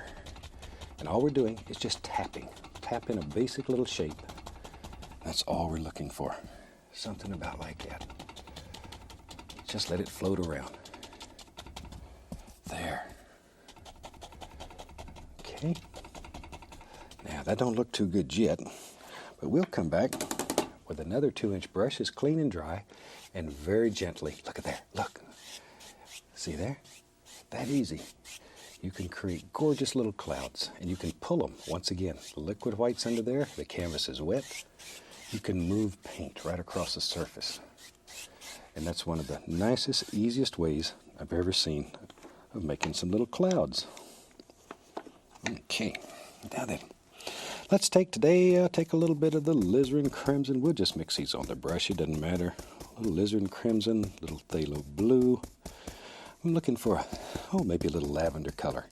Be right back. I'm going to reach down here and get a little white in there too. Ooh, isn't that a pretty color? Just tap. Okay, let's go up here.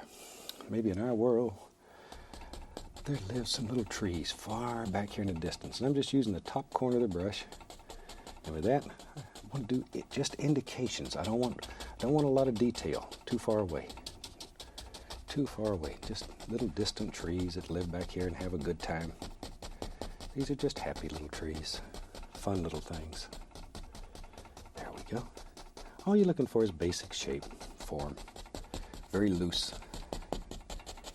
Something maybe about like that. Then we can wash the brush. I just want an excuse to wash the brush. There.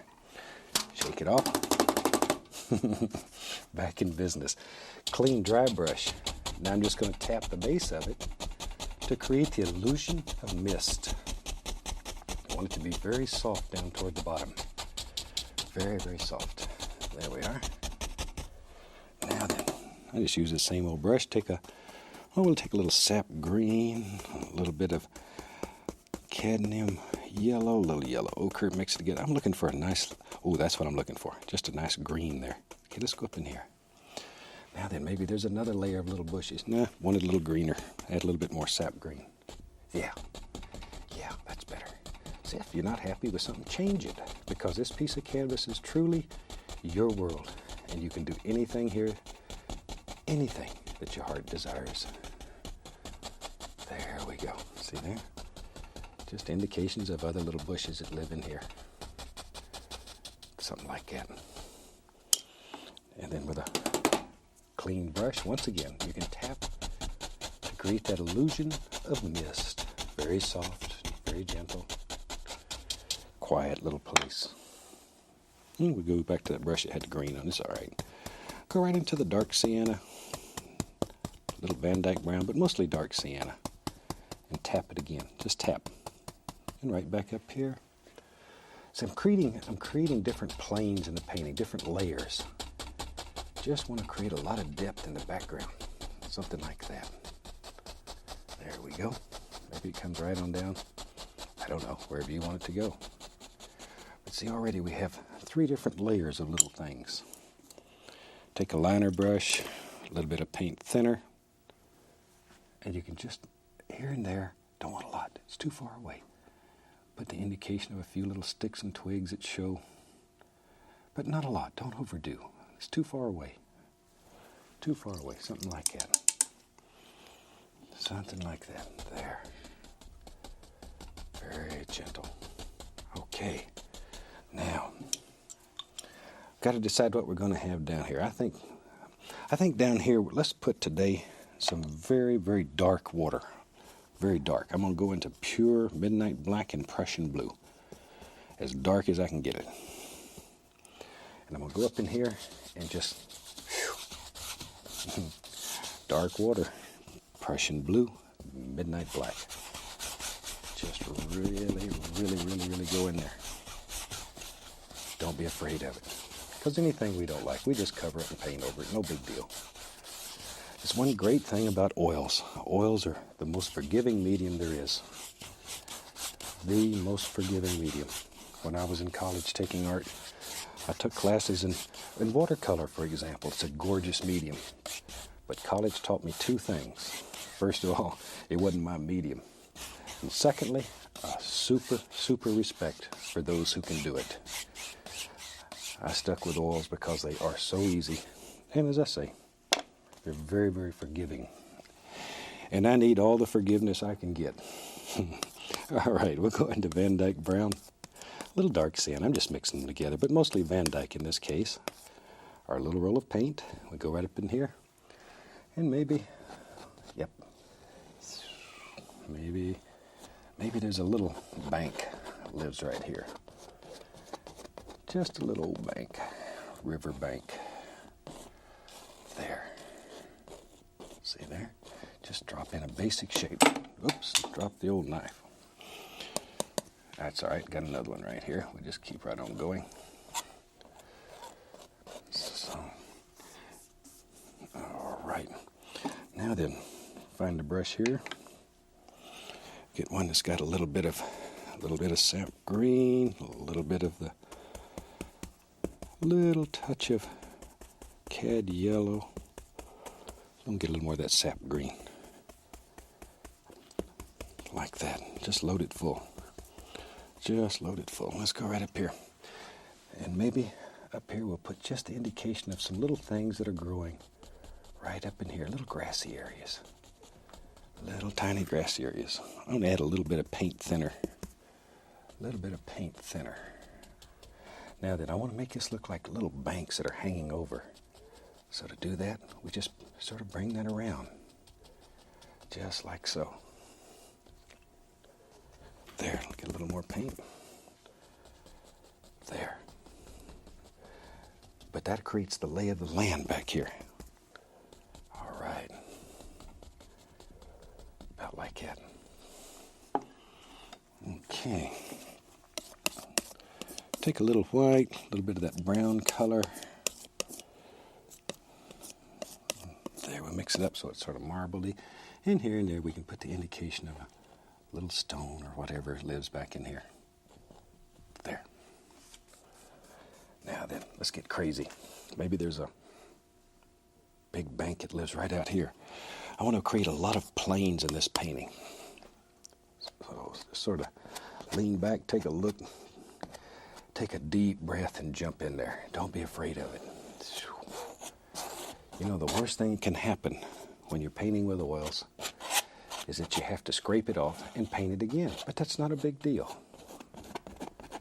As I said earlier, oils are the most forgiving medium. And if you make a mistake, you just take it off, use it again, go on about your business. There. See, all we're doing here is just putting in a lot of good dark color, good Van Dyke brown, dark sienna mixed together. In fact, you could have probably done this painting using the black gesso and had all this area done in black. Would have worked just as well. Just however you want to do it, it's up to you. There we go. Got a hair right there, we'll get it off.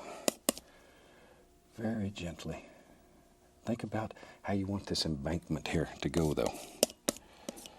There, just, I'm gonna put some grass on it too, but I want it to look like it comes over. Maybe in some places it'll come almost straight down and then pull out. It's up to you. But very little pressure on the knife. Just let it sort of bounce so it hits here and there and there and here. Maybe a little touch of the bright red. Ooh, I like that. Like that. Just enough to give it a little flavor. All right. You know what we need back here on this big bank? Let's have a few trees. I like to paint evergreens. So, let me clean off a spot. We'll take Prussian blue, midnight black. I want some of that phthalo green. I like phthalo green and evergreen sometimes. Crimson, a little Van Dyke. Makes a pretty good pile of color though, because we're going to load some brushes quite deep. There, wipe the old knife off. Let's find a 1-inch brush. All right, load the bristles full of color. Wiggle them. That wiggling pulls the color down to the end of the bristles. Just pulls it down and sharpen it. All right, let's go up here. Now maybe in our world there lives a little evergreen tree right there. Right there. Let me load the thing back up again. Now, just take and give it a little upward push. Working from side to side. See, there it comes. Just push upward. Give it a push. All right. That's one of the easiest ways there is, making a nice little tree. And we're not worried much right now, except about basic shape. We're going to come back, I'm only worried about the top at that. We're going to come back and put in all kinds of little highlights. But right now, all we're worried about is just the outside edges and stuff that will show. Good dark, rich color in there. That's fantastic. Maybe there's a big one up here. We don't even know where it goes. To find out where it goes, we'd have to nail another canvas on top of this one. All right, there it is. Goes right on out like that.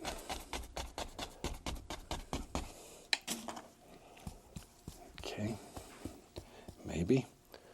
He's got a little friend right there. Wherever you want him.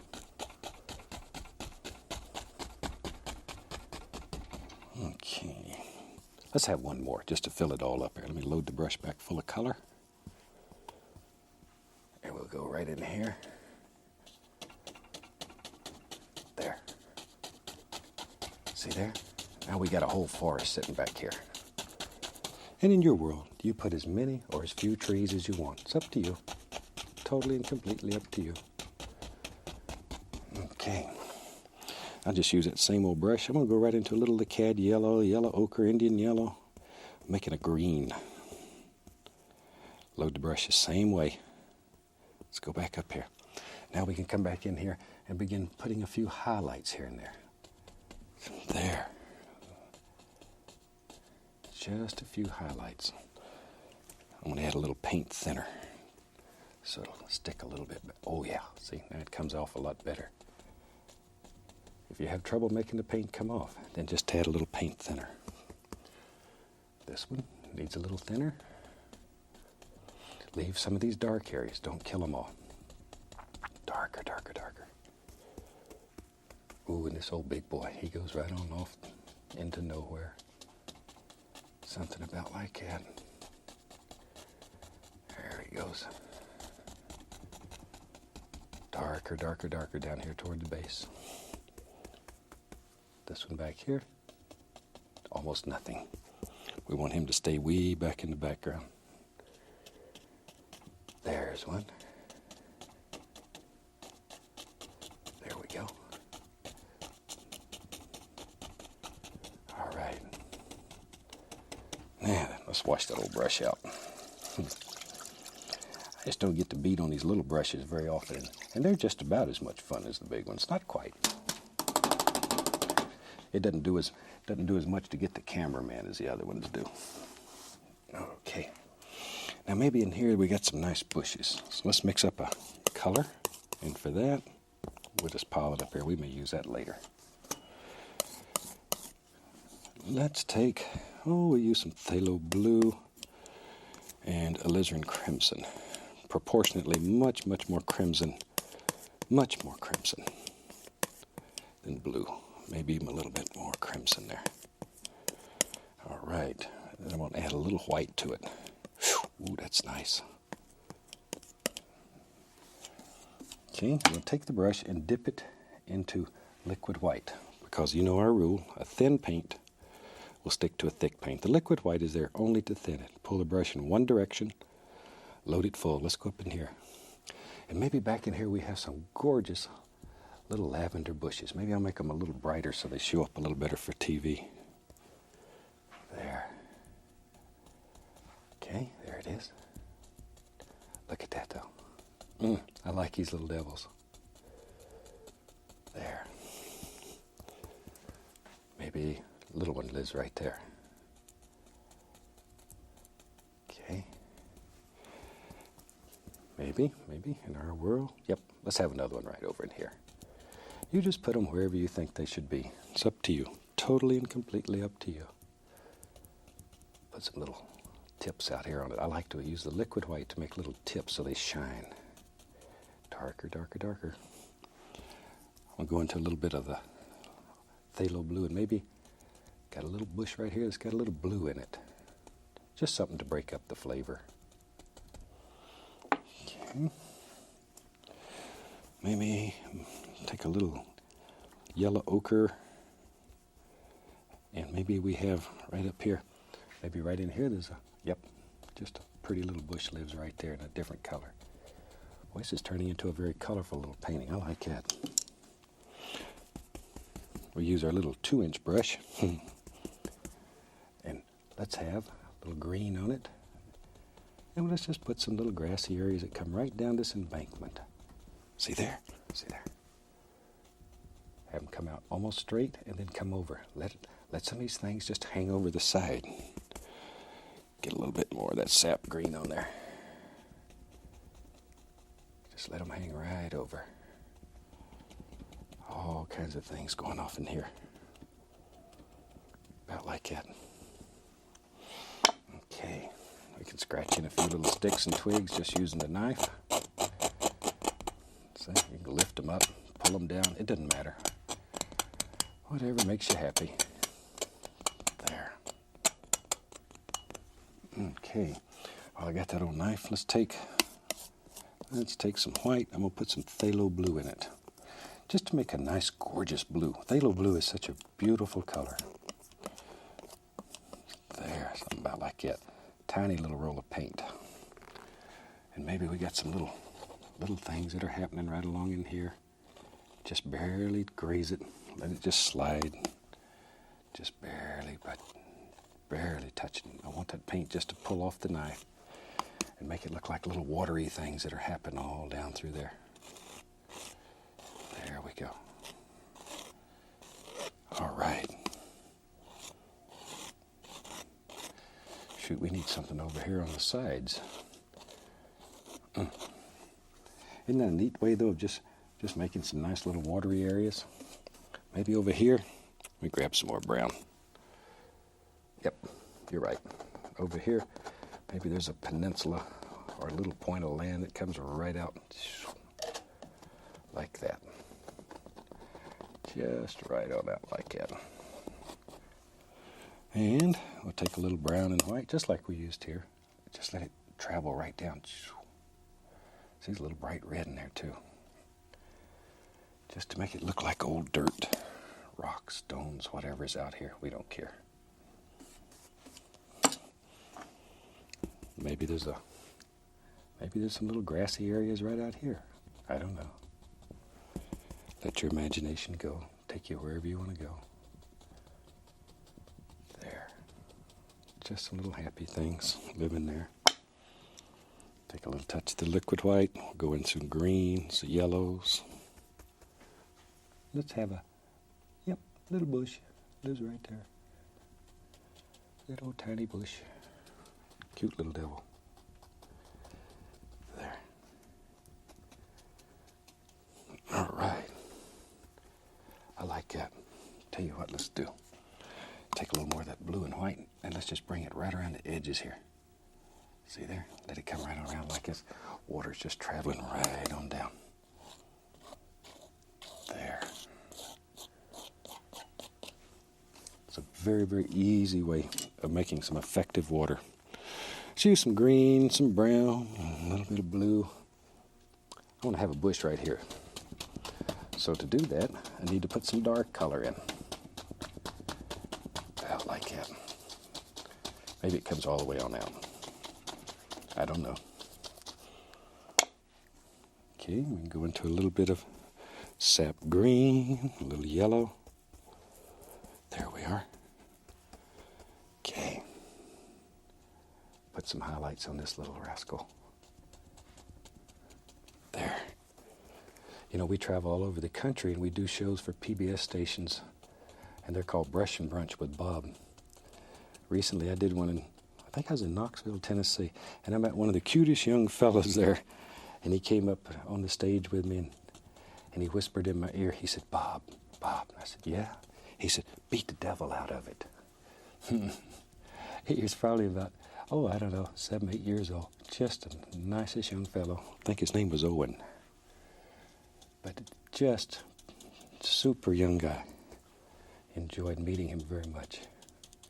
But if we get to your town doing one of these brush and brunches, please come out and see us. I'd love to meet you and talk with you. And most importantly, it helps support your public television station. And they need your help. Okay, tell you what, let's do. Let's have some fun. Let's take some brown, put paint thinner with it, and I'm going to mix it up as real thin. I'm going to make a nice thin color. So that's just Van Dyke brown. Then we'll take, we'll use some brown and white, what we had up here. Put some paint thinner with it. So they're both quite thin. But we have one dark and one quite a bit lighter. Take the little filbert brush, go right through the dark color, load both sides. Then I'll go through the light on only one side. Then we'll go up here and we'll put the indication of just all kinds of little stones and rocks. Maybe some live out here in the water. I don't know, wherever you want them. Over in here, maybe we got some big ones that live out here in these. See them? It's a nice way of making a lot of stones very rapidly, because you can make them in one stroke. Just drop them in. There. Maybe there's a whole patch of them here. There we go. However many you think there should be.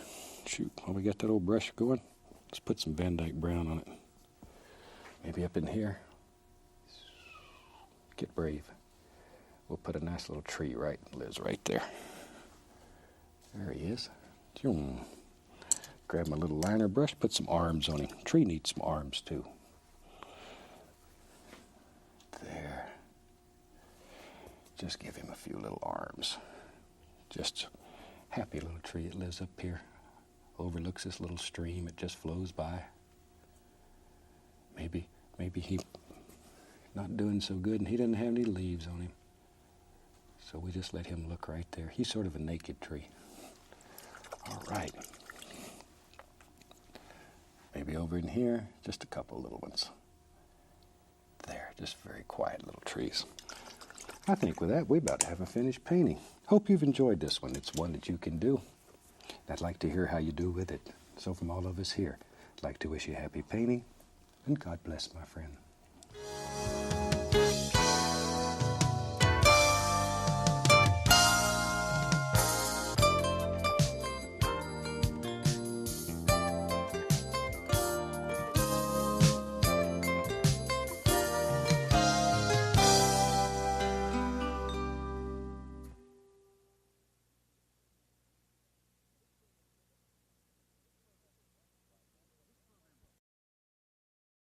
Hi, welcome back. Certainly glad you could join us today. I thought today we'd do something that's really cold, so you better get out your big coat and put it on. Let's start out and have run all the colors across the screen that you need to paint along with us. While they're doing that, let me show you what I've got going. I have my standard old pre-stretched double prime canvas up here, and I've just covered the entire canvas with a very thin, even coat of liquid white. So it's all wet and ready to go, so let's do it. Let's start out today with the old 2-inch brush. We'll go into a small amount of the Midnight Black, a little Prussian blue, and just mix them together on the brush here. Mostly black, though. I just put the blue in there to flavor it a little bit. All right. Let's just have some fun. Very little color here. I'm just going to go in here and just barely graze the canvas and put in a little background color. Just a little. Just a little. I don't want this to be too dark because I think I'll put some clouds in here. This is my background color. But the clouds will be the same color, only darker. There we go. Something about like that. Just enough to flavor the canvas a little.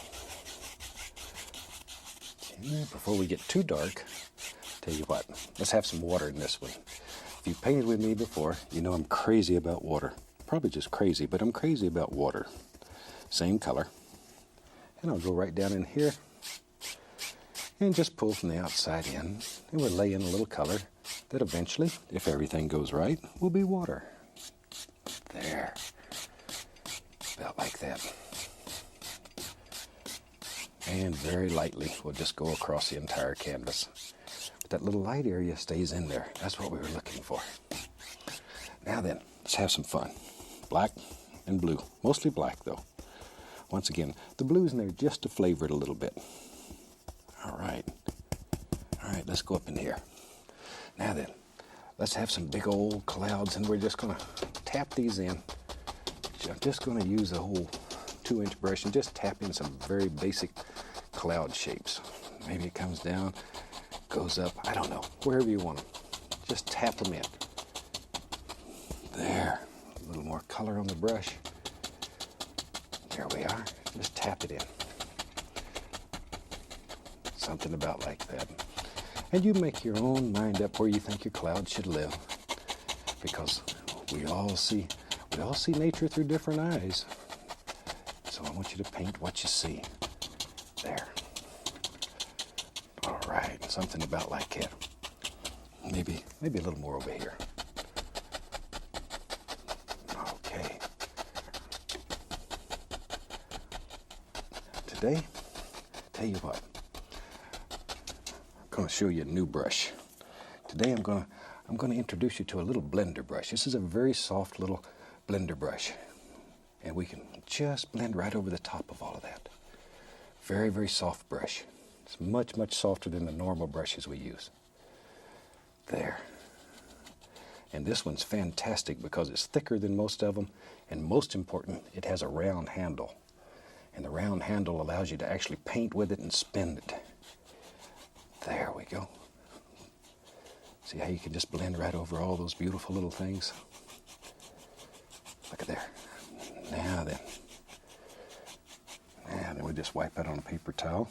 I want to come back with a knife, take some pure titanium white, and I want a bright area right up in here. So I'm just going to take that titanium white, and as my son Steve says, we're just going to smoosh it right into the canvas, like that. Okay? Like the sun's maybe behind that old dark cloud there. So we're just going to smoosh it right in there. Just really press it in there firmly. There. Then we go back to our little blender brush, and this is where this brush is so fantastic. You can just blend right over that. That easy. And I'm going to tap the corner of this brush into a little white, just a little bit of the titanium white. See, we're actually going to paint with this blender in places. And with that, then we can go up in here and just spinning it around, we can make the indication of very soft little fluffy clouds that live in there. There, if you want to make it look like there's a few rays coming out through there, you can just pull it. Those might not show up very much, but in your painting, you'll see them. And you can make them as distinct as you want. And that gives us a pretty good old winter sky. It looks sort of dreary and cold and looks Looks like there's a storm coming already. As I say, you better get out your heavy coat. Let's take Prussian blue, midnight black, put some alizarin crimson in it, maybe even a little Van Dyke. Good dark color. Predominantly blue though. Pull it out as flat as you can get it, cut across, get a little roll of paint. Goes right on the edge of the knife. And our world, maybe, yep, we'll just put us a big old mountain lives right up here. Just decide where you think it should live and drop it in. And the only thing that we're worried about in this particular mountain is the top. We could care less what's happening below it. Just that nice edge is all we're looking for. Take a 2-inch brush, grab it, and pull it. Because we have liquid white on the canvas, we can move this color. There. See? Just let it go. Make a big old mountain that just lives right in there like that. Come back with our titanium white. Pull it out as flat as we can get it, cut across, and we have a little roll of paint. And we just go right in there. And with that, let's put some nice highlights on this mountain. Big old snow-covered mountain. Whew. I lived in Alaska for almost a dozen years. And we saw a lot of this kind of scenery. Gorgeous place. Absolutely gorgeous. There we go. We'll take some white, a little Prussian blue, mix it together.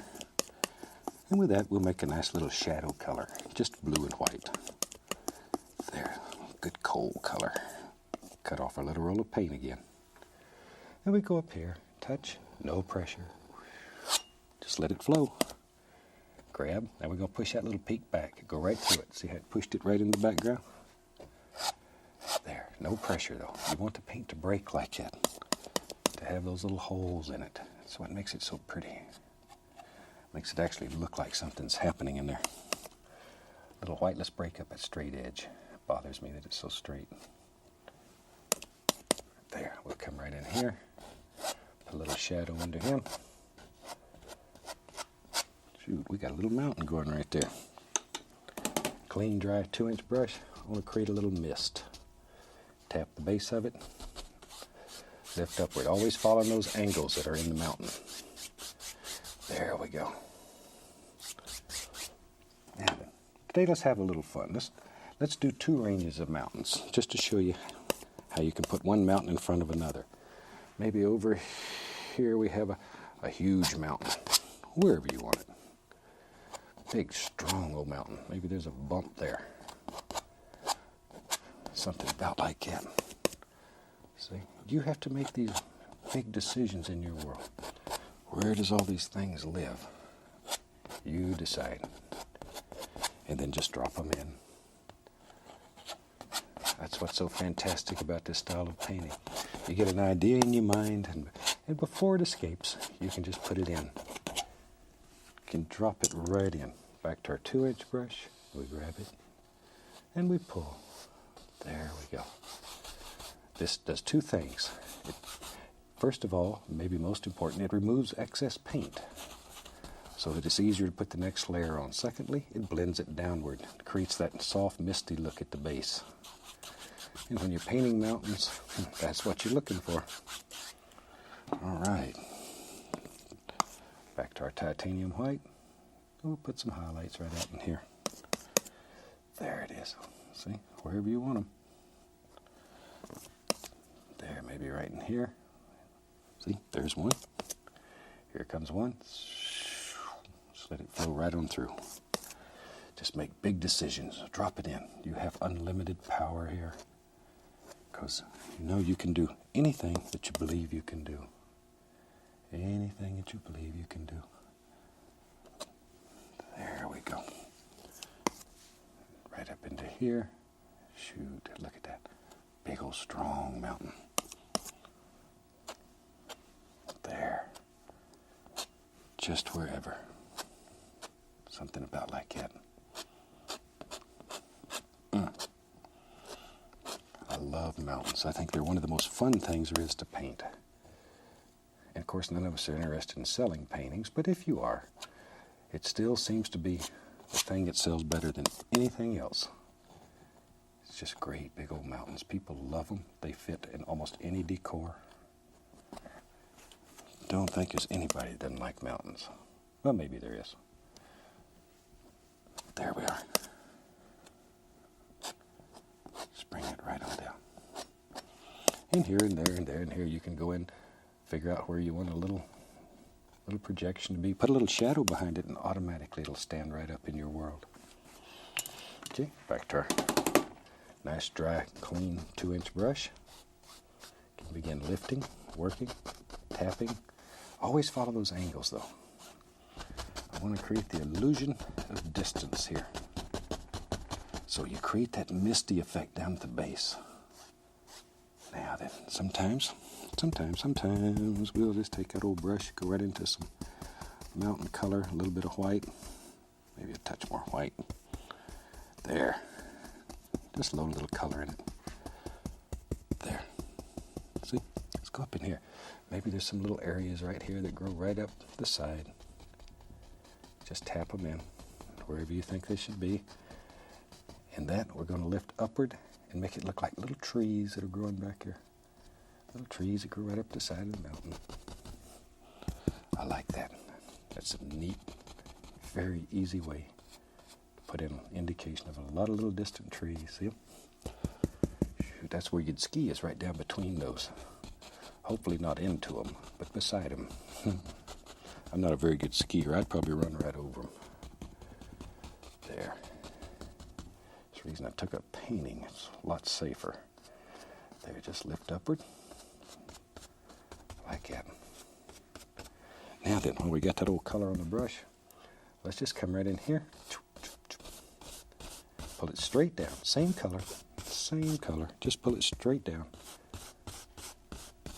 Like that. And then go across. And we can have instant reflections. If you want to put a highlight, take a little titanium white here and there. Don't overdo this though. You'll ruin the effect. Just a little here and there. Or then go across. Just enough to wiggle it a little. See, it makes it look like light shining in there. But don't overdo it. Don't overdo it. It gets feeling good sometimes. You don't know when to stop. Take a little of the liquid white, cut across it. We'll go right up in here. And just put in a little tiny water line is right there. This is just a light area between the two darks. It sort of separates. And it also looks like little places where snow's laying out in the water.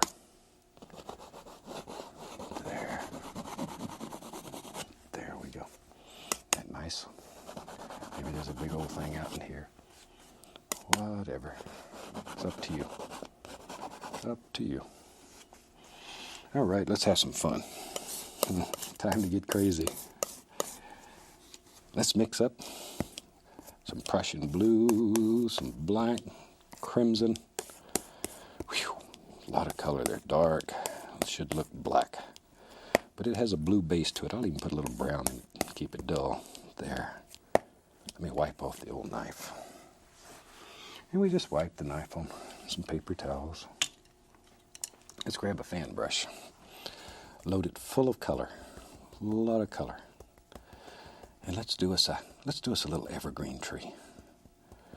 Now I'm going to be going over a lot of snow here, so I'm going to dip the brush into a little bit of paint thinner, just a small amount, because you know our golden rule of thin paint will stick to a thick paint, so it'll make it a little easier when we go right over all of this.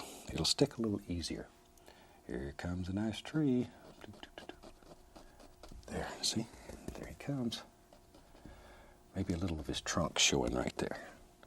I like to do trees that have a little bit of trunk showing, a little naked spot on them.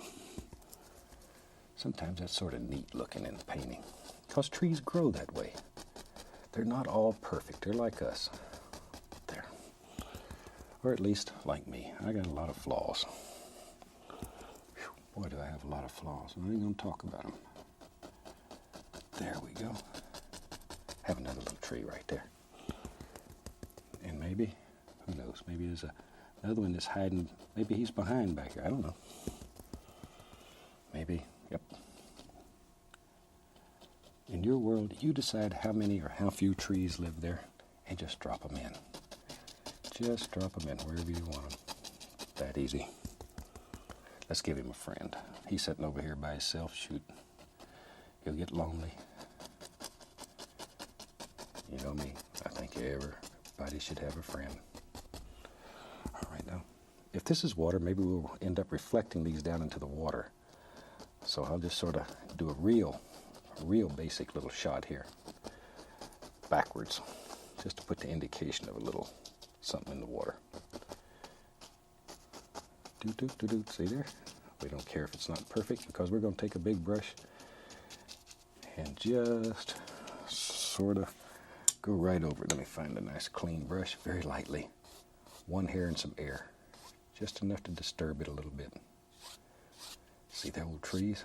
Now we got to give them something to set on. Right now they're just sort of floating around out there in the water. So we have to put some land in there. Tell you what, while we got the old tree brush going, we don't want this side left out. Let's put a big tree over here. Just a big old tree. I like this kind of painting because it'll give you a lot of practice with a knife and with a fan brush. But the old knife, if you'll spend some time learning to use that son of a gun, you can paint entire paintings with it. On some of the earlier shows, we did paintings using nothing but the knife. It's a little hard to do in the time frame we have, but try it. It's a little slower than using brushes, but you can get some effects that you cannot get using a brush. Absolutely cannot get it. Oh, another tree there. There we go. See? There he comes. There. And if you learn to make one tree, shoot, you can make 1,000,000 trees. That's all it takes. Just get them right out of your brush. Tell you what, let's take got a little blue and white here. Since this is such a cold looking painting, I'm going to just use that color to make the indication of a few little trunks here and there. There. Normally we'd use brown, but I want this painting to stay cold, real cold. There. Now let's take another fan brush. I'm going to dip it into a little bit of the liquid white, titanium white. I put it in the liquid white just to make it a little bit thinner, then a little bit of the Prussian blue. Want a nice blue color, a little darker. So you can make it any flavor you want. I want it a little darker. Okay, let's go up here. Now with this brush, we're going to come in here and put the indication here and there, not much though, of some gorgeous little highlights that live right out on these trees. Not much. Don't overdo. Keep this dark. It's contrast in this painting that makes it so pretty. Keep them dark. There, see? All right, on the other side over here, we'll do a little here. Don't want this tree left out. Man, these trees will get mad if you forget them. Ignore them. Had one chase me all the way across the studio here one day. There. I'm a little weird. I go out and talk to trees and animals and stuff like that. But that's okay. That's okay. I have more fun than most people do too. All right. 1-inch brush here. Let's put in a little bush here and there. I want some nice little snow-covered bushes, so we'll just do this. All right. Let's go over here and put one in here too. There. Look at there. Here it comes. Here it comes. Where's it going? You knew, didn't you? There we go. You decide where they live. Now then, let me wash that old brush out. Just shake it off. Beat the devil out of it, and off we go. Let's see here. Let's take a little bit of white. Come right back in here. Put the indication of a little bit of snow under here. Just a little snow. Got to have something for all this to sit on. It's just sort of hanging out here in the lake right now, or stream, river, whatever it is. Dip the brush into liquid white, and then I'm going to pull it in one direction through the titanium white. The liquid white is there only to thin the titanium white. Pull it in one direction. Then we're going to carefully turn it over. Okay, let's go up in here. And with that, then we're going to come in here and put some gorgeous little highlights on these little rascals. See them? Little snow-covered bushes that live out here. Because this is cold. There they are. Let's give them a little friend.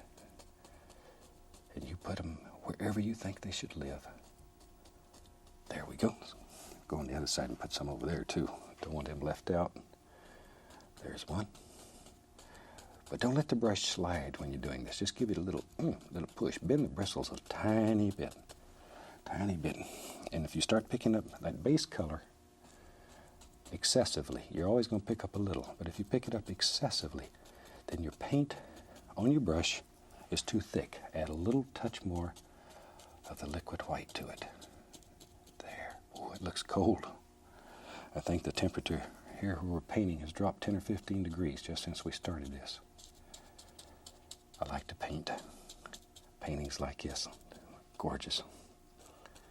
All right, now then, tell you what. Let's get crazy today. Maybe in our world lives a little house out here, because I'd like to live in a place like this. So take your knife, scrape out a basic shape. That just removes excess paint. We'll take a little of the Van Dyke brown, a little dark sienna mixed together. We'll put the back roof in first, back eave, like that. That's all there is to it. And we'll put the front in. And all we're doing here is just blocking in color. It doesn't much matter. You could do this any old way you wanted to. Just blocking in color. Then we take some little white, little dark sienna, little Van Dyke brown, mix them together so they're marbled. Cut across and very lightly. Barely touch. Just like you're putting snow on the mountain. Barely touch. Just touch it. Pull. Maybe a little more over here so it shows up. Oh, that's nice. That's so nice. Take a little dark color. Just make it look like old boards. Little Van Dyke. Got a little door. A little touch of light color. Sort of outline it so we know where the door is at. Shoot. Now all we need is the other half the roof so he doesn't freeze. So we'll take a little bit of the titanium white. Just put it on right there. Ooh, like that. Now we need a little over here. So it looks like the snow's deep on the roof up here. Okay. Now, we'll just take a little touch of snow, put right down here, wherever. Right on across. See there? But pay attention to angles. You want that to flow. Because chances are if there's water out here, it's in a recessed area. Normally water always is in this recessed area. So, all right. We can come back. Let me find my brush that we was making bushes with. Come back. A little liquid white, titanium white. And let's put some little bushes all around here. Look at them. See? They're about to eat up right around the front door there. All right. A little bit. Maybe this guy's like me. He didn't cut his yard very good in the summer. And now the bushes are growing right up like that. We could even take a little touch of blue and white. Let's make an indication of maybe a little path that comes right out here. So he's got a way to walk out. Take the knife, scrape in a few little sticks and twigs here and there. Something like so. A little bit of the liquid white. Put a water line into here. Something about like that. I like these kind of paintings. I say they'll give you a lot of practice with the old knife. And that's what you need. That's what you need. A few little sticks over here. Just scrape right through the paint. Let the canvas show through. All right. I think we got a finished painting here. Hope you enjoy this one. Give it a try. Send me a photo of what you do. From all of us here, I'd like to wish you happy painting. And God bless, my friend.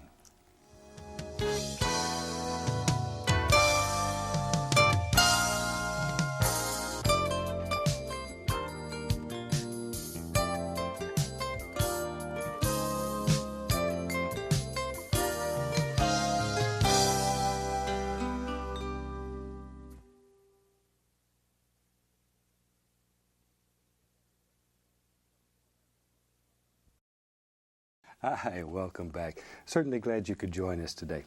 I thought today we'd show you how we do the little painting that you see at the beginning of the show, the little one with all the birch trees in it that the little painter guy's in. It's a very, very simple painting, and even if you've never done a painting before in your life, this one you can do. So let's start out and have them run all the colors across the screen that you need to paint it at home. While they're doing that, come on up here and let's get started.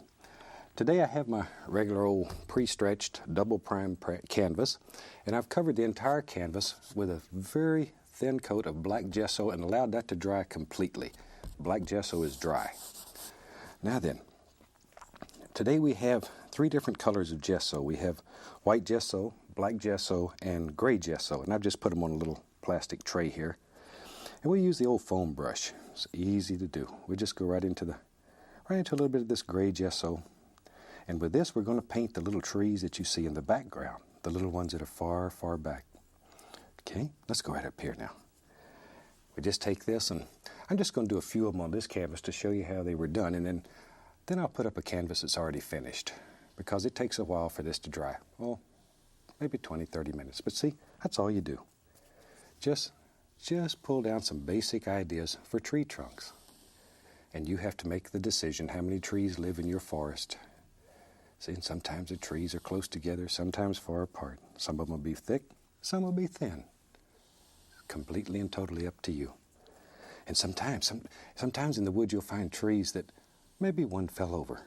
Maybe when he was just a little guy, maybe a big old bear came through here and stepped on him, put a little hurt in his back. Now then, let's reflect those right down in here. And they don't have to be exact, just basic idea. That's all we're looking for. Just put them in, something like that.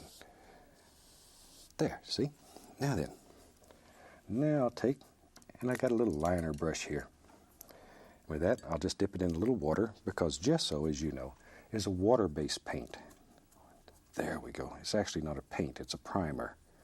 You know, in the art world now, there's a lot of controversy about using acrylic under oils, because they say it's not permanent.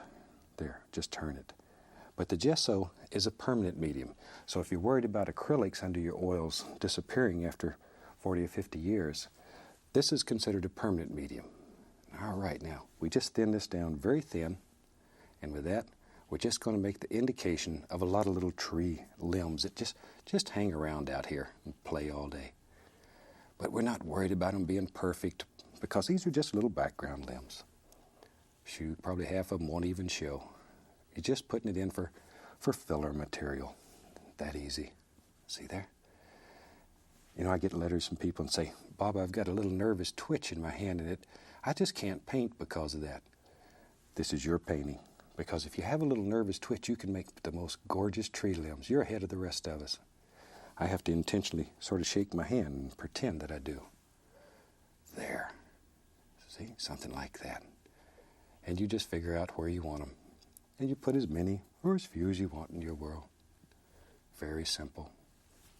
Anybody can do this. As I say, I like to design paintings in every series that everybody can do, even if they've never painted.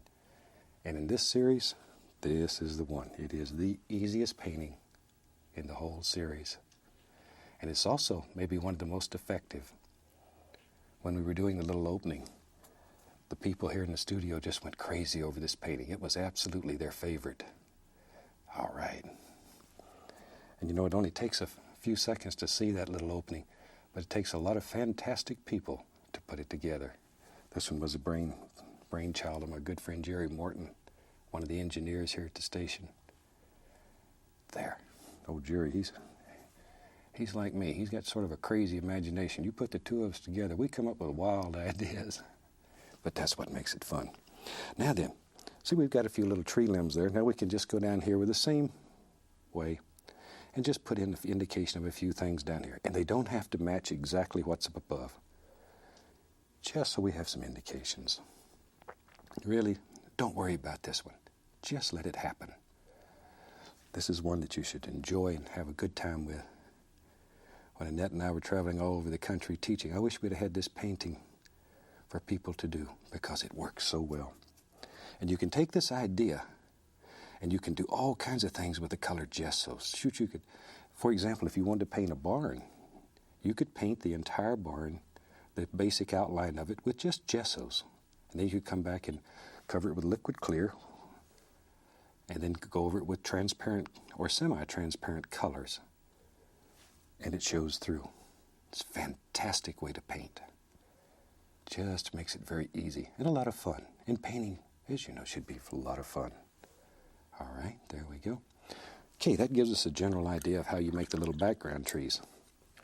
Let me wipe off the little brush. Then we'll come back and I'm going to put the trees that are more distinct right over the top of it. And for that, I'm going to use just pure white gesso.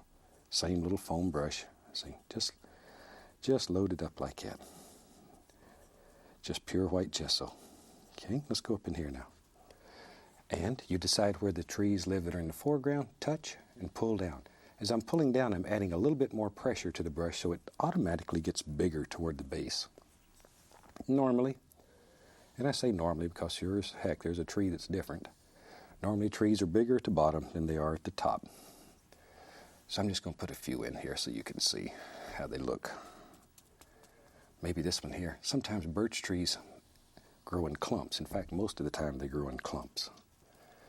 But that'll give you an idea of how those were done. Now then, we'll go right below it and pull straight down. I start with a little more pressure and release, or less pressure when we're going down. Now, if you have trouble painting upside down, just take the canvas off and turn it over. There. That gives us a basic idea. That's all we're looking for in this. Just want to show you how it's done. Back to my water, and we'll go right back into that white gesso. And once again, I'm just going to make the little tree limbs, but this is pure white gesso. If you're only using one foam brush, wash your brush in between the gray and the white so that this color is pure. You want this white gesso here, very strong.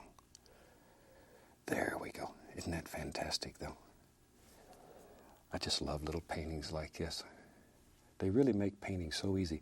And they're great. They're great if you're doing a little demonstration for like your family or your friends, because they just won't believe what's happening right there in front of their eyes. And all the preparatory work you do by yourself. There we are. Isn't that neat? But now if you have trouble making this paint flow across here, it just means you don't have enough water in it. Just like when we're using the oils, if they don't flow, it means you don't have enough paint thinner. So don't be afraid to put some water in it. And this takes usually, depending on heat and humidity and all that, usually it'll dry in about 15 to 30 minutes. And also depending how thick you put it, you can build gesso up. Okay, let's go down into the bottom here and put some reflections. See there? And they did, once again, they do not have to be exact. Very few people are going to sit and check your reflection to make sure it's identical to the thing above it. There, I love these colored gessos. I don't know why it took so long to get them. Since we've introduced them into the art world, they've just about become a standard. There. Everybody's using them now. All right. Okay, a few over here. Something about like that. And that's really about all there is to it. And when you're at home and you have unlimited time and don't have a mean old director to come out and yell at you, you can just take your time and do all of these things that you want to do. I just want to show you how this painting was done, because it's so different than anything we've done before. And it's so wonderful. It's worth taking the time to show you. And I hope you send me some photographs of things that you do with this, because this is just to stir your imagination, because I know you can come up with much better things to do. There we are. Look at that, though. All right, now then, let me wash this little brush out. One more thing I'll show you. I'm going to take a fan brush, and I recommend you get one of your old fan brushes that's about wore out. We'll just take a little black, put a little bit of water with it just to thin it. This is just pure black, though. Just enough water to make it a little bit thinner. And I'm going to take a knife, and I just want to take and sort of flick it. See it? Just flick little globules of gesso on there. Just flick them on. Now this really works better if you have the canvas laying flat, so you can get up above it and flick it. But this will show you how it's done. There we are. Just flick them on there. And it doesn't matter if these little globules go onto the black, because when it dries, they won't even show. It won't even show. Now then, we'll go back here, and I'll get the brush that we were using that just had black on it, and very gently touch it. And this is still a little wet. I would suggest you allow it to dry when you're at home. But just give it a little pull. See how it makes it look like birch trees? Isn't that sneaky? There. And it's gorgeous. You really can do this so easy. It's almost unbelievable. Once again, allow it to dry. But that easy. All those little flicks that you made up there, they cause the little dark indications in the bark of a birch tree. And I tell you what, I have a canvas here that I've already prepared and have it completely finished. So you can see it's just basically the same thing that we've done there. I'm going to put this canvas on my easel, and then we'll go ahead and paint the picture. In the meantime, the other day I had a fantastic experience with a gorgeous, gorgeous little owl that I want to share with you. And we'll put him up here, and we'll look at him while we're changing these canvases. This is a great horned owl. One of my good friends in Florida, Cindy, loaned me this owl to play with a little bit. And he's very young, probably 5-6 months old. But he is one of the most gorgeous birds that you've ever seen. And when they get big, oh, look out there. He's just playing. But the rascal almost got my nose there. But aren't those the most beautiful things? Now, I like animals so much, I'm telling you, I could just about make a career out of taking care of these little rascals, because they're so beautiful. Isn't that something? We'll put him on at the end of this show and let you see him again, because I think these owls are some of the most gorgeous creatures that God has ever made. They're just absolutely wonderful. Shoot, I'd like to have one for a pet, but you don't keep these kind of creatures as pets. These kind of creatures, God meant for them to be free. So we raise them up and we get them grown, or we take care of them, whatever they need, and then we turn them loose and they go back to nature where they belong. So I don't suggest you keep wild animals as pets. Okay, we're back now. As I say, now we have one up here that's nice and dry and we can take off. So let's take, and we'll start out, cover the entire canvas with just a very thin coat of liquid clear. The one word that I need to repeat several times here is the word thin. You want the thinnest coat possible of liquid clear here. It's easy to put too much because you can't see it. So you want a very, very thin coat. Something like that. With the old 2-inch brush, it doesn't take but a second to do it. That's all. Just cover the entire canvas with it. Something like that. I really like this little opening using this painting. The little painter guy, he looks like he literally just steps right into the painting. That makes it so neat. All right. It's a lot of fun to make those. There. As I say, it takes a lot of fantastic people here to do that. There's a lot of video magic going on in there. And it's neat to be in a TV station and see how all this is done. All right. A little bit down here in the corner. Shoot, we'll be ready to go. Something about like that. That's all we need. Here we are. Just make sure we got a nice coat. Very thin, very, very thin, all the way across. Like that. All right. Now then, the most fun part of the whole technique is washing the brush. That's my favorite part. We'll wash the brush, shake it off, and just beat the devil out of it. All right. Now then, it takes very few colors to do this, but all the colors, other than the titanium white, are very transparent. That's most important, so that your gesso work shows through. So let's start out today with a little touch of the Indian yellow. Just a very small amount, tiny little bit. There. Just load a little into the bristles and tap it. There. It's easy to go back and add a little more. So son, I'm going to take it off. So start out with just a small amount, and you can always add more. And right across the base of these beautiful little trees that we painted, see, we'll just do this. Something like that. And we'll do the same thing in the reflections. Well, that's pretty already, isn't it? But this acts like a glaze. The liquid clear there and the transparent color literally acts as a glaze.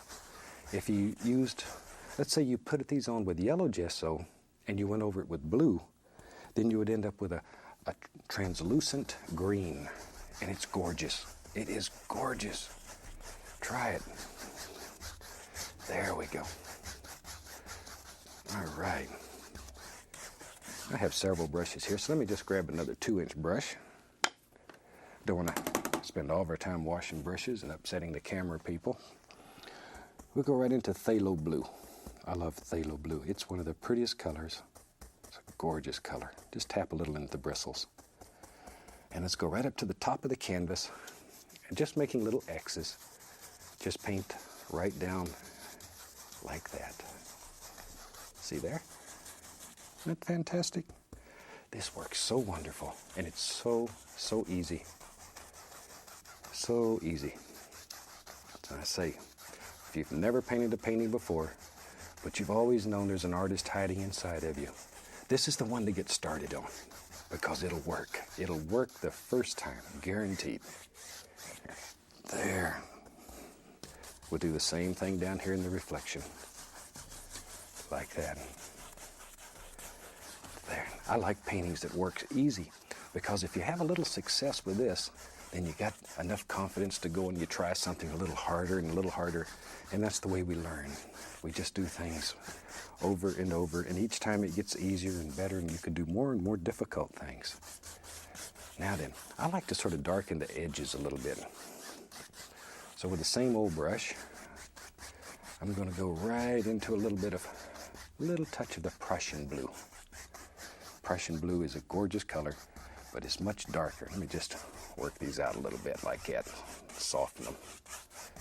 See there? There's no such things as mistakes on these. Shoot. The worst thing that can happen here, if you do happen to make a big boo-boo, and that does happen once in a while in our world, you take a paper towel or a rag with a little paint thinner on it and you just wipe it off. The gesso is still there and you can do it again. This is the way I practice these things. I just wipe them off and do them again. Prussian blue to darken the top and the corners. Prussian blue, strong, dark. Good, nice color. There we are. See there? Now we have a graduation of color. And we'll do the same thing down here in the reflections. Something about like that. See there? Okay. As I say, when Annette and I were traveling and teaching, I wish we'd have had some paintings like this to show people. But we didn't have the colored gessos then, and we couldn't do these kind of things. Now we have them. There, just sort of blend that together. Wouldn't this be a fantastic scene to maybe put some Indians on horses out here? That would be beautiful. If you're going to do that, I'd recommend you paint this little background, put your color in, allow that to dry. I'd let it dry completely. Then I'd go back and I'd paint in all my little subjects that I wanted in there. If I wanted to have some Indians on horses. I like Indians on horses because they'd sort of match the birch trees if they were on pintos. They would just sort of blend right in there. Now I'm going to take a little bit of titanium white on the fan brush. Just want a small amount, about like so. Let's go up in here. Now I want to begin putting the indication of a little snow that lives back here in the background. Not much color, very little in between back here. Just a little, just the indication of a little. See, just a little. So those background trees have something to set on. Now, there. If you put it on very thin, like that, it's still fairly transparent, even though white is a very opaque color. If you put it on thin, we're okay. And then we're just putting in background stuff. In fact, back here, we just want it to sort of disappear. You can take your finger and smooth it in so it just disappears. And we don't even know where anything's at. Look at that. That easy. That easy. A little bit back in here. Now, this won't be an exact duplicate of what you see at the beginning of the show, but it will certainly show you exactly how we made it. There. Because no painting ever comes out exactly the same here. We don't use any patterns or tracings or anything like that. So none of them ever come out exactly the same. And that's even better. That's what makes it fun. All right, now I'm going to load a lot of white paint. A lot of white paint right into the bristles. Because now we want to get serious. Now we're going to do the things that are in the foreground. And in our world, maybe, yep, you're right. Comes right down like that. So you can just sort of cut around the tree there. There. Right up to him. We'll go around in some places. Some places we'll just let that blend right on back. It's up to you. You make the big decisions. There. Maybe it comes right on up here. I don't know. Each of us will see it a different way, and that's what makes it fantastic. That's what makes it fantastic. If you want to make it look like snow's going up a tree, just give it a little upward pull. It'll look like there's a little bank of snow right up in there. That's very nice sometimes. Makes a very nice effect. There. And there. See, leave some of these little dark areas in there. They turn out to be your best friends. Looks like little areas in between layers of snow. Probably a little bunny rabbit hiding right in there looking out at you. Okay, let's come maybe right in here. You make the decision. Really, I just want to show you how to do things. What you do is totally and completely up to you. There, because painting is a very individual thing. Everybody paints differently. That's what makes it wonderful. Let's see, maybe over in here we make this side a little stronger, a little bigger, wherever. Now then, I want to create the illusion of a few little reflections. I don't want to lose this purity down here. But I just take a clean brush, grab the base of that a little bit, just a little. You really don't even have to hardly add any color. You can add a touch if you want to. I would suggest, though, very little. I don't want to ruin the purity of this reflection, but I want it to look like water. And just by doing this little simple step, and then very lightly going across, just enough to disturb it a little bit. See, it looks like the shimmer of water across there. All right. Isn't that fantastic? Now then, let me redefine that edge a little. I sort of bumped it with a brush. But it's easy to fix because we don't make mistakes. We just have happy accidents. Let's have a little doer hangs right out there. He just lives there. There he is. See him? All kinds of little things. And we had a little peninsula that the little painter guy at the beginning of the show jumped on. So we'll put it in. Give him something to stand on right about there. See, there it comes. There. There we go. Something about like that. Okay, that's a little place for him to stand. Now then, all we need to do, get our knife, get a little bit of the liquid white, put the least little touch of titanium white with it. I just want to thin it down. We'll come right back in here, and with that, we just cut in some water lines.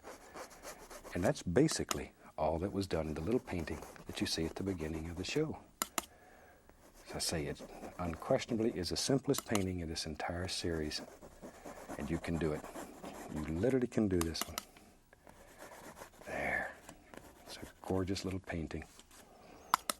And I think it'll open your mind to ideas like you can't believe. It'll stir the imagination, get you excited, because there's a million things you can do with this. It's really just up to you. Hope you've enjoyed this little painting.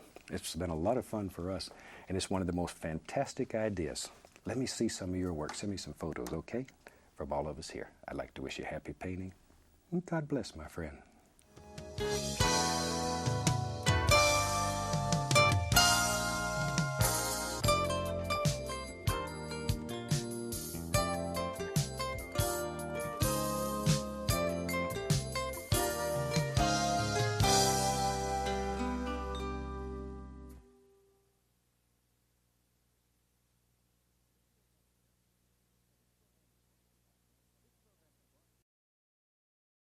Hi, welcome back. Certainly glad you could join us today.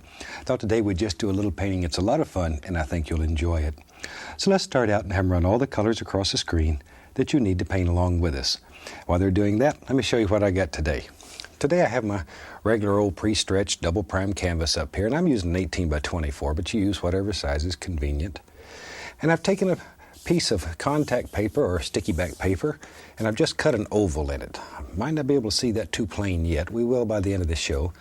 Just cut an oval in it, stuck it on the canvas, then I've covered this part with liquid white. So it's all wet and slick and ready to go. Let's start today with our little 2-inch brush. We'll go right into phthalo blue. I like phthalo blue. That's such a beautiful warm blue color. Get a little bit on the bristles and let's go right up in here. And today, let's just do a happy little sky. Just one that I think you'll like. Just doing little crisscrosses, something about like that. And we'll come right on down. Ooh, maybe right there. Tell you what, while I got that blue going, I think we'll have some water in this one. We'll just go across and put in some water.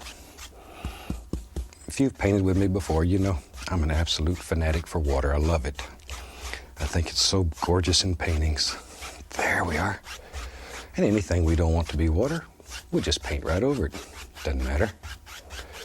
Now then, I'm going to go back into that phthalo blue, same identical color, but this time I'm going to tap. I'm tapping the bristles into a very, very small amount of color. See, there's not much paint there. I'm just tapping. Now we'll go back up here. I want to make an indication of a big old fluffy cloud that just floats around up here in the sky and has fun all day. So I'll just tap it in. As I say, we're using the identical same color, only darker. There. Just going to tap in some basic shapes. Something about like that. And tell you what, let me get the little blender brush. This is a new brush we introduced in this series. But it'll get up here and you can blend all these colors without tearing them up. So you can go right over the top of that. Just blend it. Our regular brushes are a little bit too firm to blend like this. So this is a super way of doing that. All right. Fluff it up a little. You can just keep going over and over. Each time you blend it, though, it gets a little softer until it finally it'll just go away and leave you. All right. Now then, maybe, we'll take a little bit of black, a little bit of blue, and some white. I want a color that's very close to the sky color. About like that. A little roll of paint. Let's go up in here. And maybe way back in the background. See, it just barely shows. That's what I'm looking for. Back here somewhere. Maybe there's a big old mountain that lives way back in there somewhere. It's far away. Far away. Just looking for a little quiet one up here. And we'll take 2-inch brush and grab that. I want to blend it to soften it even more till it just about disappears right up here in the sky. We can just blend right over the entire mountain. This little rascal, when we get done, it'll just barely show back here. Might not show at all, and that's all right. Okay, now let's make a big mountain today. For that, let's take some black. Black, I'm gonna get alizarin crimson. A little more crimson. There we are, black and alizarin crimson. Maybe a little bit of Prussian blue, not too much. I want this to have sort of a lavendery flavor to it. Pull it out and get our little roll of paint again. There we go, let's go up in here. Come right up in here, let's make a big mountain. There it comes. Comes right there. Let's have it come down. Just let your imagination go. I think let's do a big old crazy looking mountain today that give you a lot of practice using the knife. And it's a lot of fun. Mountains are one of the best things going to give you practice with a knife. And if you make friends with this knife, there's just no limit to what you can paint with it. I think I mentioned in some of the earlier series, we've done entire paintings using nothing but the knife. Maybe we'll just have it come right out like that. Whatever. Pull it down. So you can just change the shape however you want it, because this is your world right here. Scrape off all the excess paint. Really get in there and scrape it off. Take a big brush, pull that paint down. Once again, that removes excess paint, and it's continually blending with the liquid white that's on the canvas, so your mountain automatically will get lighter and lighter down here toward the base. Right now it doesn't look like too much, but hopefully in a few minutes it'll get a little better looking. All right, let's mix up some color to go on our mountain. For that, today I think I'll use white, maybe a little black in it. Gray it down some, maybe a little more. There. Just white with a little bit of black in it, something like that. Cut off our little roll of paint. Let's go back up here. Maybe today, let's have a mountain that maybe is highlighted over here on this side. Just let that flow right on down. Comes right up here. There. Big old mountain that lives way back here. Maybe. Yeah, let's have it come right down. I know, let's have it come right on out here. I don't care. When you're doing your painting, you decide where your mountain lives, what it looks like, how the angles are, where the highlights and the shadows are. It's totally and completely up to you. I'll mix up a little more. You take some white, a little bit of the Prussian blue. I'll put some black in there to dull it down. Don't want to overmix. I'm even going to put a little brown into it, a little dark sienna, a little Van Dyke. So see how marbled the color is though? I want to keep that because that's right there in that roll of paint. Then with that, we can come up here and we can begin adding in a few little shadows. Just a few little shadows. They live right in here. There. Just little sneaky things. Pick up a little bit of the dark sienna. Just let it bounce right along in here like you can see some of the mountain color. There we go. Just sort of let these little things play and bounce across here very gently. I'm going back to the solid dark color that I used to make the mountain.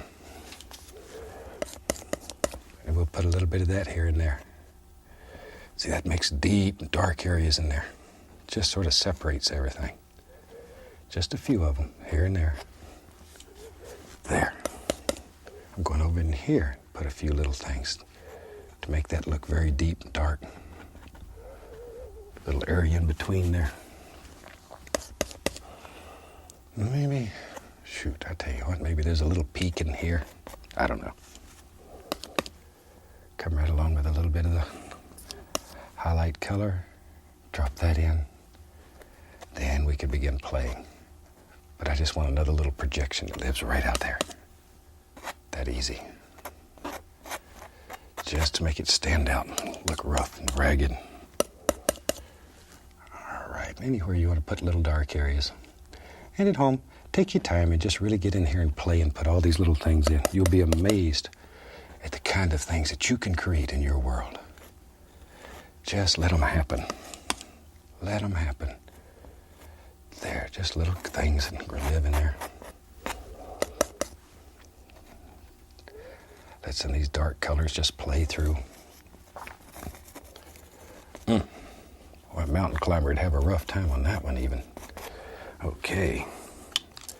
Now then, I want to create a misty effect down at the base of that. Just get a clean brush. That one's not quite clean enough. And just begin tapping. There. Then gently lift upward. Now then, I'll go right into, let's get a little touch of the sap green, a little bit of that mountain color. I'm just going to mix them together on the brush here. Just looking for some various colors. Back to, that's right there. Let's go up in here. And we'll put some little things right in here that eventually, hopefully, will look like little trees that go right up the side of the mountain. Because we're going to lift them upward. Just give them a little upward lift. There, see them? All kinds of little things that live in there. Just pop them up. That easy. Just load a little more paint there. Pop these up. But see all the different planes that you can make in there? Look at there. You'd have to track all the way up here to get clean up that mountain. Whew, we keep going here. We're going to have Mount McKinley. I used to live not far from Mount McKinley. It's one of the most gorgeous places in the world. Let's wash the old brush. Shake it off. Just beat the devil out of it. All right. Today maybe I'll use a little round brush. And let's go here. We use a little bit of that mountain color. We'll put a little bit of sap green with it. Be right back. I'm going to grab a little white over here. Ooh, that's a nice color. A little more green into it though. All right. Okay, let's go up in here. Maybe there in our world is a little footy hill that lives right here. Like so. I don't know where it goes. Don't know that we even care at this point. It goes wherever you want it to go. Then grab this and lift it up. See there? Just another layer. Now I want to create mist at the bottom of this. I'll take a 2-inch brush, just a clean 2-inch brush, tap it. That'll soften the bottom of it. Make it very, very soft. Okay. And maybe let's have something a little darker in there now. Let's have, maybe some little bushes that live right in here. I want to put a dark area against the lights. Still using a little small round brush. Just to put the indication of some little things that live way, way back in the distance. Far away. Far away. There. Then I'm going to go back and once again mist this. Just misting the base of it though. And this little misty area, as you can see above there, that becomes your separator. That separates the different planes in your painting, or the different layers. I'm gonna add a little bit of cadmium yellow to the same color that I did the back one with, and maybe put another layer in. A little yellow ochre too. When it's there, that's much better. It stands out better now. See, just lift it up. But very gently, very gently. And that'll give us all kinds of little things that live way back in there. Lightly, lightly. Just barely, barely touching. Let's see here. Let's take a little bit of green, a little bit of that black into it. Let's just put something here. See, we'll just lay a little color on. And you can just take a fan brush and lift it up. Look like little trees that live way back here. Just lay a little thick color on. See, pop it up. That easy. Get a little touch of the liquid white, pull it out flat. A little bit of that same color, that greenish color that we were using before, put it in the liquid white. Then I get a little bit on the edge of the knife, and we can go right up in here and make it look like little grassy banks right along in there. Something like that. Okay. Back to our old brush, it has all those colors on it we use. Let me add a little more. And while we have this here, let's pull that down. Just make a happy little reflection. It lives right out here. See, I probably should have done this before I put the water line in. Would have made it easier. So, but we can just go right back and put it in again. It's easy to do. Because as you know, we don't make any mistakes. There we are. Okay, good. Now then, maybe, let's see what we got going here. I got to clean off a spot to work. Even with a palette this big, run out of room sometime. Let's take some black, Prussian blue, alizarin crimson, put a little sap green in it. Okay, maybe a little more green. Let me wipe off the old knife. We'll go in here with I'm using a number 3 fan brush today. Okay, let's go up in here. Maybe in our world there lives a few little evergreen trees right in here. Something about like that. Give him a little friend lives there with him. You know me, I think everybody should have a little friend. There we go. Shoot, why don't I have another one? There. Little rascals live everywhere. Okay. find my brush there. Got too many brushes going. Maybe right in front of here, we'll put another little layer. That'll help push those trees back a little bit further. Each layer causes more and more depth in your painting, and it just gets deeper and deeper. Okay, now then, time for some big decisions. I'm gonna find a bigger fan brush because it's a little bit faster.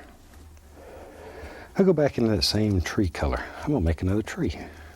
That was so much fun. Load it full of color, a lot of paint. Let's go up in here. Maybe, you're right, there it is. There he lives. Little tree lives right there. Hey, that's getting to be a pretty big tree. That's all right. It's our world. We can make a tree any size we want it.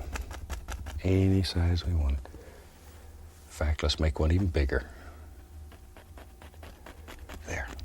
Use just the corner of the brush, and as you work down, push harder and harder, forcing the bristles to bend. We'll separate them with highlights. Right now, we're just looking for basic shapes. That's all. Just take that same color, little round brush here. Maybe there's a little peninsula that sticks right out like that.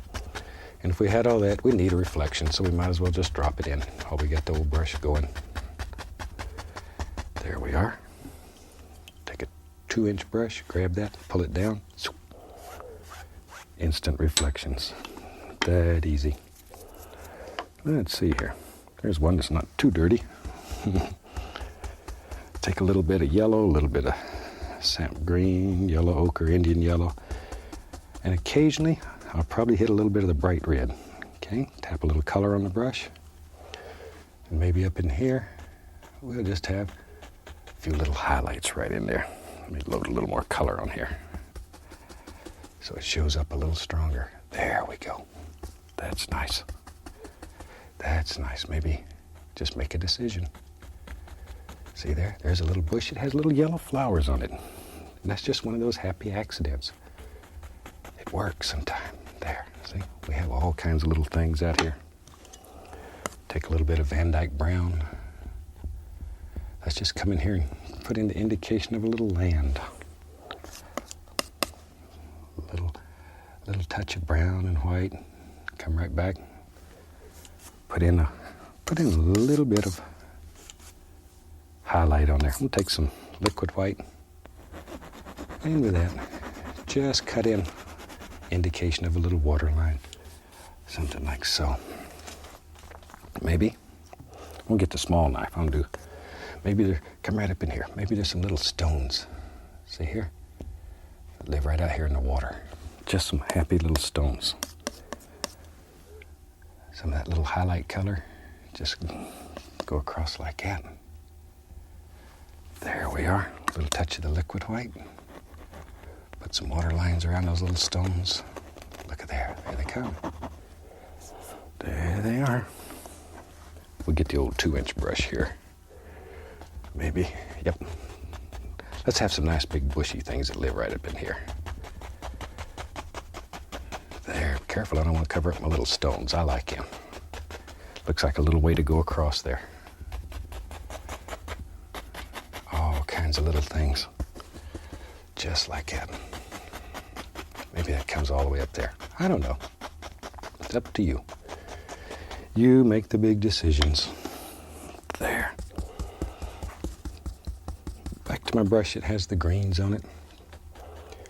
Let's come right in here. Put the indication of all kinds of little highlights on there. Vary your colors. Little yellow ochre I added right there. Ooh, nice one, nice one. Don't kill all those dark areas though. Sometimes it gets good and you get carried away and you kill all those little dark areas. That's what makes your painting deep. Save those, treasure them. They're your best friends when you're painting. Your absolute best friends. Take care of them. Take care of them, because you always have to take care of your friends. There we go. When Annette and I were traveling for many years, I don't travel and teach much anymore. I got too old.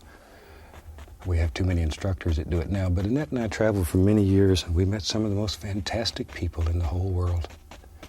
I still keep in touch with a lot of them after all these years. Now, maybe we'll have some more water down here. So we just grab this, pull it down, and go across. Look at there. See? You just decide where you think water should be and drop it in. We'll come back in here, put us in a little water line. We could take a small knife, put a few rocks here and there. There's a rock. A little bit of highlight on our rock. Shoot, maybe pull that over a little there. A little more of the liquid white. All right. Come right along like that. This painting has, it's got a lot of planes in it. It just goes back forever. But that's good. I like that in paintings. Let's put a little tree trunk in here. A little brown, a little white. Okay. Find our fan brush. Put some green on it. And we'll come back in here. Put a few highlights in our little evergreen tree so it stands out. Don't want a whole bunch of highlights because evergreens are normally pretty dark anyway. Want to keep them dark. Especially down toward the base. Want them to get darker and darker, darker down toward the base. Now then, let's take bright red, dark sienna, Van Dyke brown, making sort of a reddish brown color here. Okay, maybe in our world, let's go up here. This is your bravery test. In our world, there lives, boy, there does now, a big old tree hangs right off the side of this canvas. I'm just putting in some base color so that our lighter color will show. Maybe he's right there. I know. Let's get crazy. Maybe there's another tree over here. There. I know that's scary. After you work so hard to put these things in, then you get up here and some fuzzy-haired crazy guy tells you to drop a big old tree in. I know that's scary. And in your world, if you don't want to put this tree in, you don't put it in. You don't put it in. But if you want to, it's a lot of fun. Let's see here. I'm going to take a little bit of brown, a little brown, little brown, little brown, right there on the fan brush. Put a little white on one side and go. Got to have some kind of tree trunk to hold all that up. Like that. On the other side here, maybe this is an old wiggly tree. There we go. Take our liner brush, a little bit of that same brown color. And we can put an arm or two out here. Wherever you think these old tree limbs should be, up to you. Totally and completely up to you. Here we go. There's some over here. Maybe here's one that's no leaves are on it. Sort of a naked one. There. All right, we can come back. We'll go right into yellow ochre, bright red mixed together. Whew. Nice color. And let's put, yeah, isn't that great? Let's put some leaves up here on these trees, just using the corner of the old brush. Just like so. Just like so. If you have trouble making this stick, add a little bit of paint thinner. There we are. If you go on the other side, look at that. Isn't that fantastic? I've painted thousands and thousands of paintings, and it still gets me excited to see this work. I think it's a moment of truth. Let's bring the camera up here and let's take the contact paper off and see what we got. Look at there. Isn't that something? I think we can sign this one. Take a little paint thinner, a little bit of bright red, and we'll sign it. I really hope you've enjoyed it. This is quite a nice little painting. Give you a lot of practice with all the equipment. I think you'll enjoy it. From all of us here, I'd like to wish you happy painting, and God bless, my friend.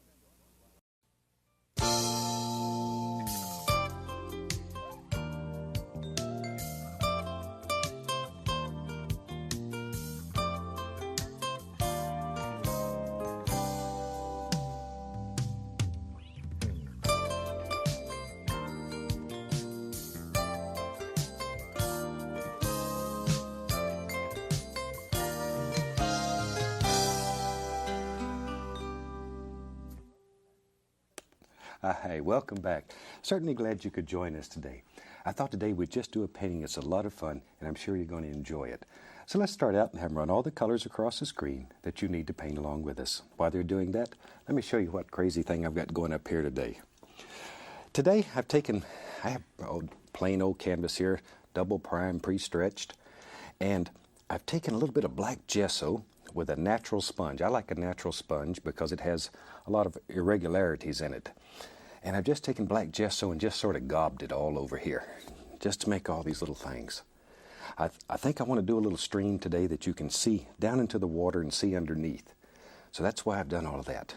We let the black gesso dry completely. It's totally dry. Then I went back and covered the entire canvas with a very thin, even coat of liquid clear. And it takes very little of this clear because you can't see it. You have a tendency to almost put too much. Now, I've started here in the center with a little bit of Indian yellow. It's very transparent, just a small amount. Just a little Indian yellow, then sap green. And then I made a mixture of sap green and alizarin crimson, which makes a gorgeous brown, and I went all the way around the edges. And that's all there is to it. Indian yellow, sap green and alizarin crimson around the edges. And that's all. Now this is a very simple painting, and you can do it even if you've never painted. So I tell you what, let me show you how to have just a good time. We're going to start a little bit today with some titanium white. We'll use a little touch of titanium white. There. Just put a little bit on the 2-inch brush. I want to create the illusion of a nice misty area back in the background. So the white is opaque against all this transparent color. But I'm going to use it very sparingly because I still want all these little details to show through. And these little details, they just sort of happen automatically when you take the sponge and go plop, plop, plop. There. So we're just dancing in a little bit of this titanium white. Now you won't see a whole bunch until we get the painting finished, and all of a sudden this will start becoming just gorgeous little misty areas that live all back here in the trees and the bushes. Just fun little places. There. Now you can put too much of this white on, and because it's opaque, it will cover this up totally. I don't want to cover it up. I just want to make it like mist in a nice glowy area that's shining back here. This will be our light source in this painting. There we go. This black gesso is one of the most fantastic things. If you've never painted with it, give it a try. It just makes your painting life so fantastic, and people will wonder how you got all this detail in your painting. Shh. There you go. Maybe a little more of the white. Maybe there's a little mist just floating right out of here. See, just drop it in. We're going to come back and put trees and stuff in there, but this little misty areas, I want some of them to sneak out, to show. I like little paintings that like you're deep in the woods and you have all this gorgeous mist. I'm a great hunter. I take my camera and I go out in the woods and just sit and take pictures. And this is the way I get a lot of these ideas. Just go out and talk to a tree, make friends with it. You don't actually have to go talk. Your neighbors and your friends will sort of look at you like you're a little strange, but that's okay. Painters are expected to be a little bit different. There. Okay, something about like that. Wherever. Now then, I have a little bit of that mixture left that I put on the canvas that's alizarin crimson and sap green in about equal parts. I'm just going to put some of that right on the same brush. Okay, let's go back up in here. I want a little dark area right in here. So we'll just take that, put a little area right across there.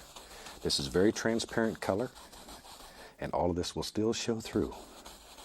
Then I'm just going to blend that up right into the mist.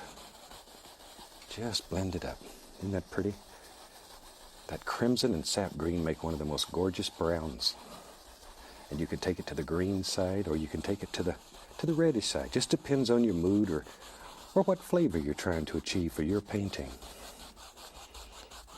There we go. All right. But already, I like the way that looks. It looks like light's just zinging through there. I get carried away. Tell you what, let's have a nice tree back here. For that, I'm going to go into, we'll get some sap green and a little bit of alizarin crimson mixed with it.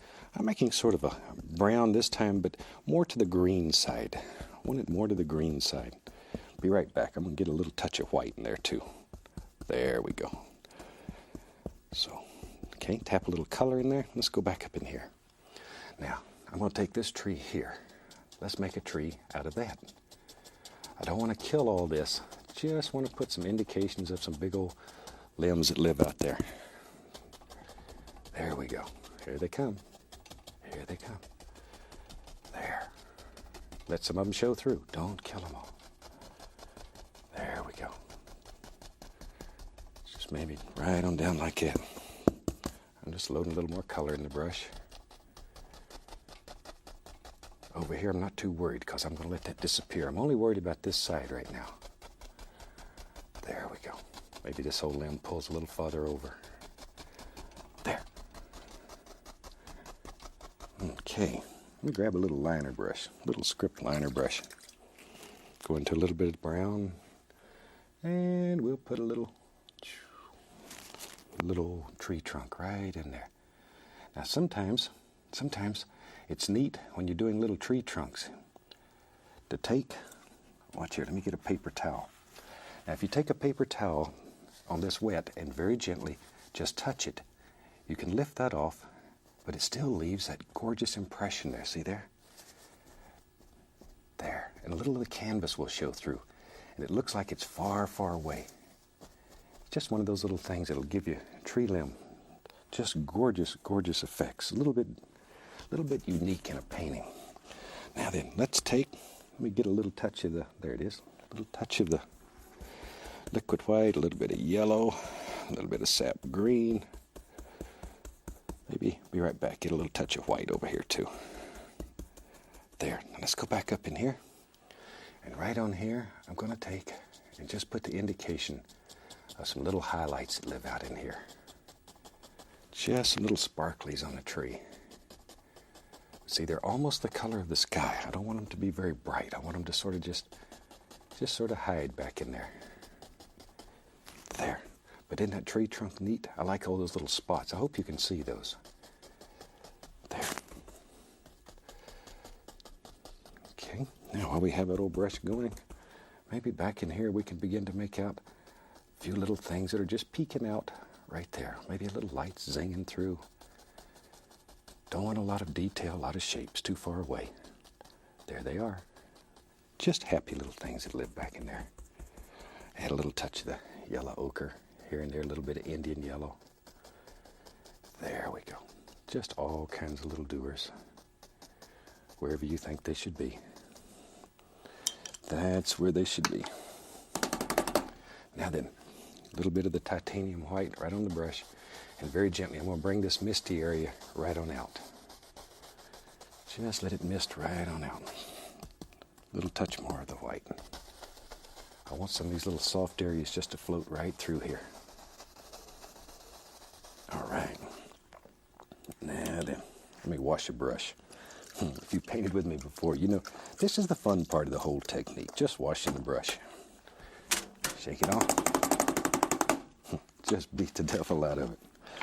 All right, let's take a little bit of midnight black, some Van Dyke brown. We'll put some dark sienna and crimson in there too. What the heck? Get a little sap green. Just mix them on the brush. Once in a while, get a little blue too. A little touch of the phthalo blue in there. Okay, just tap the brush. Let's go back up in here. I want a tree now that's closer. So for that, I'll use a much darker color. So when we put a light color on it, it'll show up better. There we are. About like that. I don't want to lose all this misty area. It's important to me. I think it's very pretty in there. So don't want to lose all that. I'm going to leave some of it in there. All right, here it comes. Maybe big old thing in here. Just let your imagination go. Let it go. Darker, darker, darker down in here.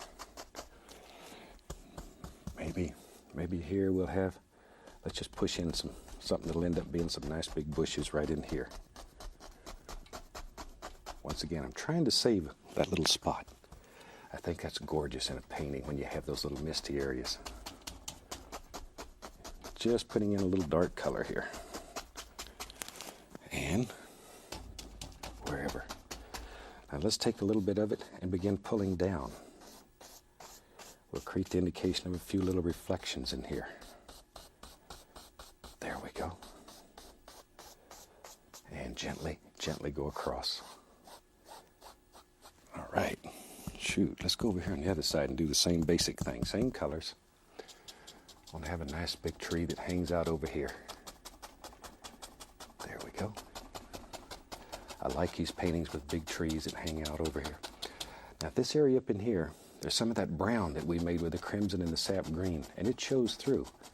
I want to leave those areas in there and leave them open. Some of them in there are gorgeous. Looks like light shining through the trees. And that black gesso will do that for you automatically.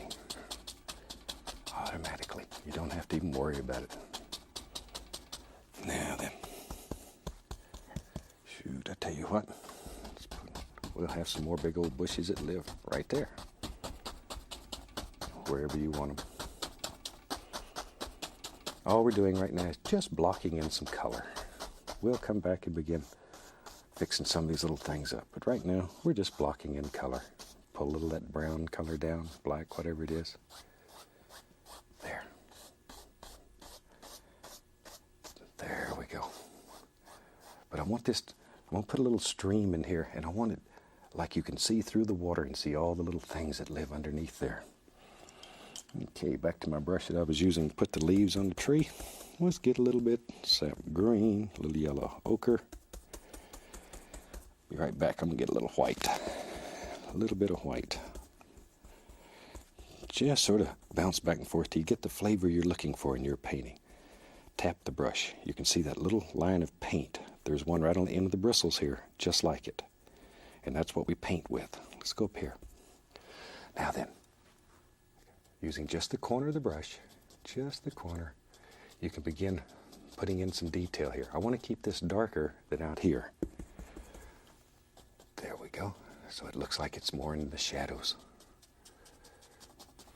There. Something about like you think about little individual shapes in there. There comes one. Got to make those little noises. It really helps. About like that. I tell you what we need in there. Shoot. Let's put a tree trunk in there. We need a tree trunk. I'll just take a little bit of brown. A little bit of brown on the liner brush. Doesn't show up very well. Put a little white with that brown. Make it a little lighter. Because in our world, we can do anything. There it comes. A wiggledy tree. Oh, wiggledy tree. There, we'll give him an arm or two. There, just sneaking through. I don't know how many's in here. However many you want. In your world, you make the decision. You decide. There we go. But if you have trouble making the paint flow, all you got to do is just add a little bit more of the paint thinner. Don't get too much. There's sort of a happy medium here.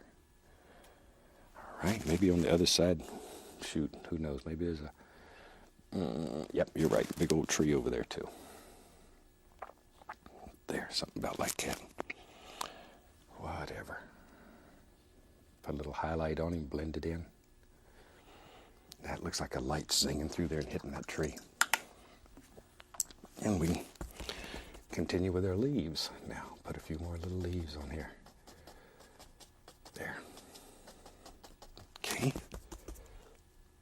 Right on out in here. But already, it looks like a place where there'd be a lot of mosquitoes living, a lot of little things. But at the same time, there'd be a lot of fantastic little creatures. My little squirrel could live in there. There. I still have a couple of squirrels that I maintain. There. Some of the earlier series, one of our favorite little squirrels was Peapod the pocket squirrel. He lives in my backyard now. We've turned him loose. We turned him loose quite a while back. But he won't go away. He's found out that begging for peanuts and stuff from me is much easier than going out there and working. So I take care of him. In fact, he just put a new hole right through my screen on the patio. And if I didn't like him so much, that'd upset me, but he's my little friend. So he comes to the back door, literally, and begs. And I open the door, he comes in the house, and he'll run all around the kitchen to see what I've got available. If he finds something he likes, that's his. There we go. I say, you don't have to be crazy to do this, but it does help. Something like that. Okay. I'm going to get a 1-inch brush, dip it in a little bit of the liquid white. Go into a little bit of yellow, some sap green, Indian yellow, yellow ochre. Now and then I'm going to hit a little touch of that bright red too. Just all those mixed together. Okay, let's go up in here. Now, in here, I want to start, putting the indication of little highlights. Little highlights, or the lights zinging through there. Touching all these things. Don't want to kill all my dark, though. I just want to put a few things going in there. Darker, darker, darker down here. Just to make it look like big old bushes and small trees, whatever. There, little rabbit's got to have a place to hide down in here. Because he lives down here. It's nice and safe and dark. Put a little black with my color. That'll dull it down. Make a darker green, much darker green. There. All right, on the other side, let's do, some little things right there. Right there. See how easy it is to make all these gorgeous little trees and stuff? There. But work one bush at a time. I know you get tired of hearing me say that, but it's so important. It's so important. Sometimes it just gets working well, and it's a tendency just to cover up everything with gorgeous little bushes, and then you have nothing. Work it one bush at a time. Do the one that's farthest away and come forward. Shoot, we need to figure out what we're going to have in this painting. I'll tell you what, if this is going to be a little stream here, I want some rocks in there. Let me clean off a space to work. Let me put some rocks. Show you a nice way to make some rocks easy. There. Let's take a big bunch of black, a little bit of Van Dyke brown in it, maybe even a little touch of blue. Mostly black though. Put a little crimson in it too, just for flavoring. There. Now, I'm going to go over here and get some paint thinner, and I'm going to thin this, make it very thin. So I'm just taking paint thinner and just mixing it with it to make the color much thinner, because our golden rule, a thin paint will stick to a thick paint. So I'm making a thin paint now. All right, that's getting pretty thin.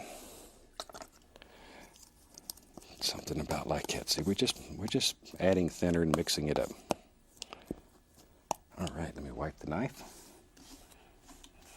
Now then, I want to make a highlight color. I'm going to make rocks. I'm looking for a highlight color. Take a little bit of white, black, mix it together. Looking for a gray, maybe even a little Van Dyke in there. Sort of a brownish gray, a little lighter. Ooh, that's getting pretty nice. Like that. All right, I'm going to go over here now and get some paint thinner. And I'm going to thin this pile of paint down. So all we're doing here is just making some thin paint so we can stick it right on top of that thick paint without becoming a mud mixer. Normally you would have to wait for paint to dry so that you can put layer on top of layer. Here, we just use thick and thin paint. Our original paint is very, very thick, very firm. It's not like traditional paints.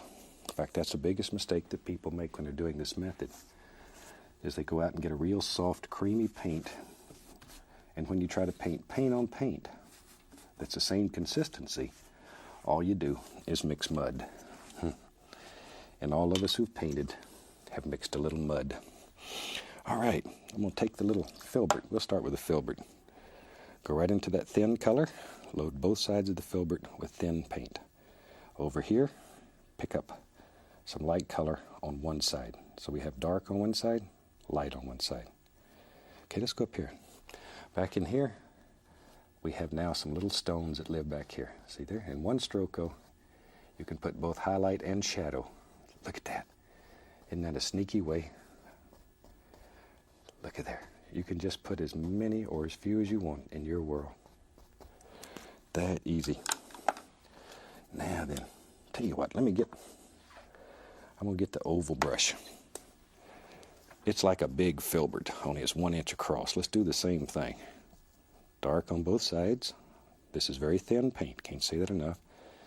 Back over here, pull it in one direction only, right through there. So you just pull it through one time and that'll give you light on top, dark on the other. Let's do it.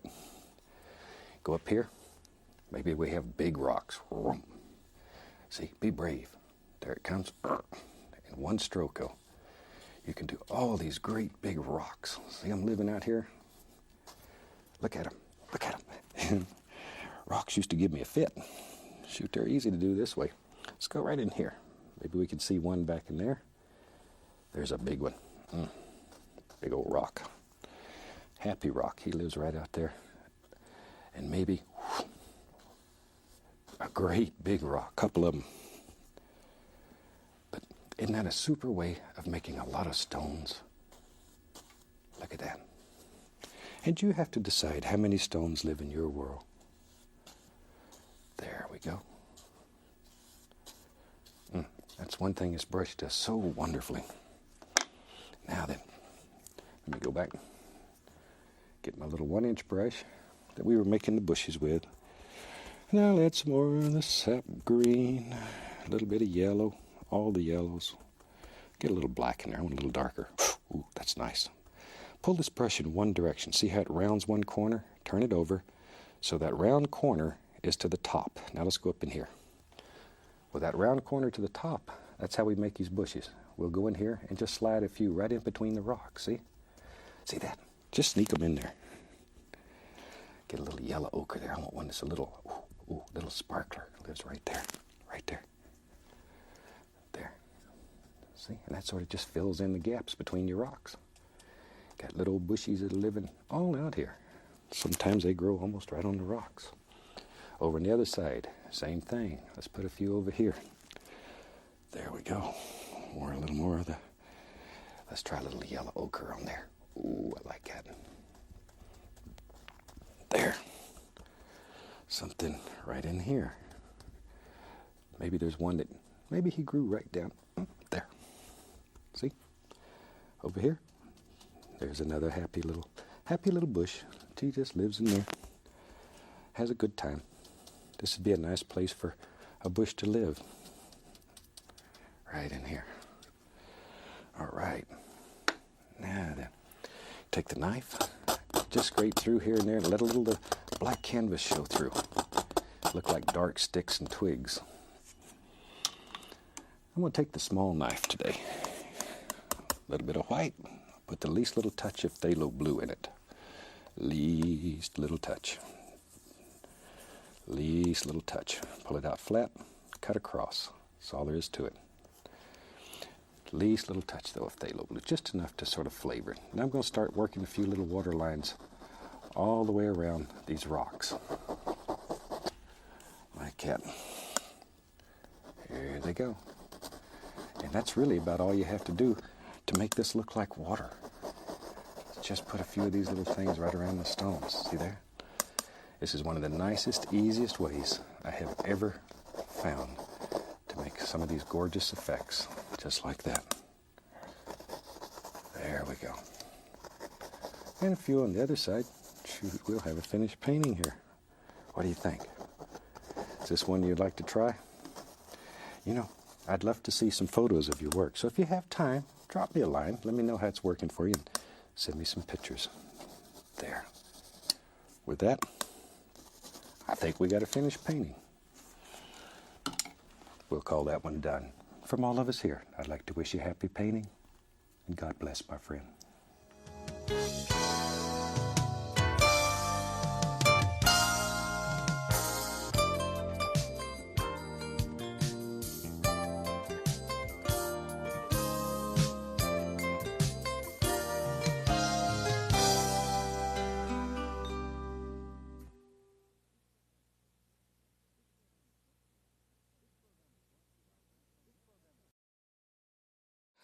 Hi, I'm certainly glad you could join us today. It's a fantastic day here, and I hope it is wherever you're at. Let's start out today and have run all the colors across the screen that you need to paint along with us. While they're doing that, I'll show you what I've got done up here. Today I have my standard old double prime pre-stretched canvas. I'm using 18 by 24, but you use whatever size is convenient for you. And I've covered the entire canvas with a very thin, even coat of the liquid white. And the liquid white is just designed to make the canvas wet. It's an oil-based medium that makes it wet, that's all. So we're ready to go. Today let's start with our little 2-inch brush, and we'll go right up here into the phthalo blue. I like phthalo blue. It's very, very pretty blue. We'll pull a little bit of that out, just a little phthalo blue. Let's go right up in the sky. And let's just dance in a beautiful little sky using this gorgeous, gorgeous color. There. See, we just work all the way across and then begin blending downward. And automatically, the color will blend with the liquid white that's on the canvas, and we get lighter and lighter toward the horizon. And as you know, in a landscape, that's exactly what we're looking for. We want the color to get lighter toward the horizon. There we go, something about like that. And then very gently we can just go across to take out the little brush strokes. But notice intentionally I have left some little light areas in here. That will come out looking like little clouds in the sky, or little wispy things that just float through the air. And what the heck, let's have a little water in this one. Let's take a little bit of the phthalo blue. I might even add a touch, a very small amount of the phthalo green and a little bit of black just to darken it. Okay, let's go back up in here. So I say maybe we'll have some water in here. I don't know exactly where it's going to be, but wherever, we'll already have our blue color down. And we just put water wherever we want it, and where it's not supposed to be, we'll just paint right over it. No big deal. There, because as you know, we don't make any mistakes. We have some happy accidents sometime, and we learn to work with those. Okay, now then, let me wash the old brush. I just like to get even with the camera people, and this is my time. All right, shake it off, and we got them. All right, that's the most fun part of this whole thing. If you want to put the indication of a happy little cloud in the sky, you could just take and tap a little white on your brush. I don't want big clouds in this painting, I don't think. Just a little. Be right back. Put a little touch of pink in there, just to warm it up. And you could go up in here. And as I say, if you wanted a cloud indication, you could do it just by doing something like this. A little bit of white with a touch of pink in it. But I don't want a lot of clouds in this painting. I think today, tell you what, let's try doing some fantastic mountains, something that's a little different and give you a little challenge in your life, and I think you'll enjoy it. There, I just pull those and blend them a little bit. And that's a nice way of making little wispy, soft clouds. There we go. And we're in business. And we get to wash the brush again. There. And we're back. All right, today, let's see. Let's take some midnight black, alizarin crimson, more crimson, maybe a little touch of the phthalo blue in it too. I want something in the reddish lavender hue. Shoot, let's get crazy. This is our world, and we can do anything in our world that we want. Cut off a little roll of paint, have it living right on the edge of the knife. Come right up in here. Maybe we got a big mountain. We do now. Lives right there. Just where. Let's have a lot of mountains. Let's play with some mountains today. Push that paint right into the fabric. Just get right in there and push it in. This is where you take out all your frustrations and hostilities. And there's another one. Just get up in there and push it in. And the only thing we're concerned with is this nice top edge. We don't even care what's happening down below, at least at this point. Maybe down through here. We'll have another one here. I didn't know we was going to make a whole range of mountains, but that's okay. Sometimes it starts working good and you just don't know when to stop. Okay, now let me get a big brush. I want to grab this and pull it I do this always nearly in mountains because it does two things. It removes excess paint and it blends that color down. It's mixing with the liquid white and automatically it gets lighter toward the base. And in the landscape, that's what we're looking for. There. And you can sort of use brush strokes here to figure out angles and highlights in your mountain. You can see these things. I don't know if they show up well on TV, but you can see them. And it's a super way of laying out your whole mountain without being committed in the least. There, just using the brush strokes. When you paint, you'll understand if you can't see it. Sometimes it's hard to make out on television. There. About like that. Okay, then we get to wash the brush again. That's really what I want to do today. This is your lesson in brush washing. We're ready now. Today, let's take titanium white, put a little bright red in it. Just don't want too much. Bright red is so strong, eat up your whole world in a heartbeat. There we go. Maybe I'll put a little of that mountain color we used in there to dull it down so it's not quite so bright. Yeah, that's better. I like it better. Sometimes it can get so bright it hurts your eyes. Have to wear sunglasses when you paint. There. Okay. Now, let's go this direction today. I just want a little hint. I don't want a bright mountain today. I just want a little hint of color in here. Very gentle, very gentle. See, just decide where these things are and let them go. There we are. Okay. There. Get that edge a little better. See there? Very gentle though. Just barely caressing the canvas. Barely caressing it. I made that a little brighter because in my mind maybe the light's zinging right through there. There we go. And if one's brighter than you want it, just rub it a little bit. It'll go away. It'll go away, no problem. A little bit over in here. Something about like that. All right. Now then, have to start making some big decisions. Where's all these things at? There. Just play with color. Painting is so much fun when you play with color. And you can make any kind of world you want. It can be real, it can be fantasy, it can be something that exists only in your mind.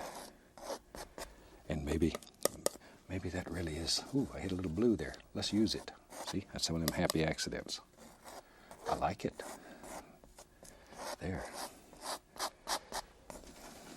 See, we can just do that.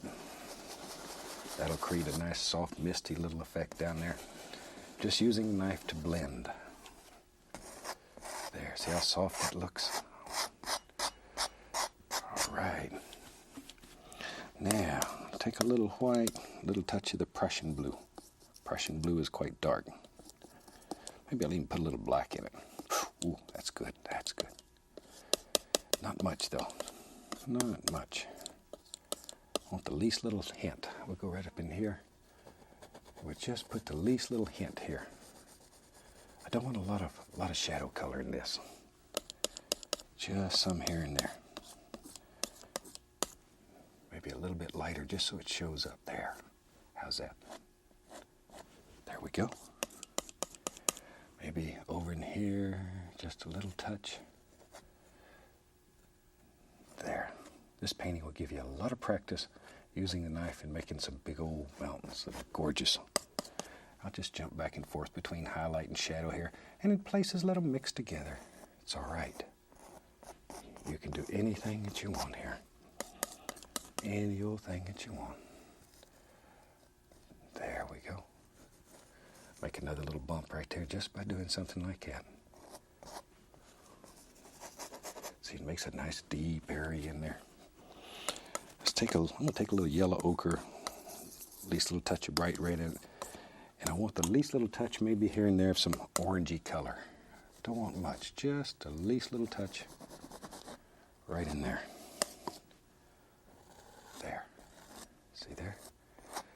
just to warm it up a little here and there.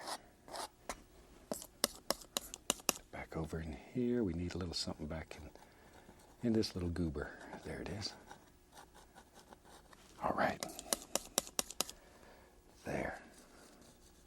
I have one of my favorite people in the world is my Aunt Susie, who lives in Georgia, and she's all the time saying there's a little goober right there. I think a little goober means a little peanut.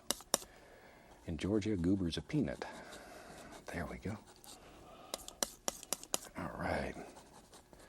And we can just put these wherever. Okay.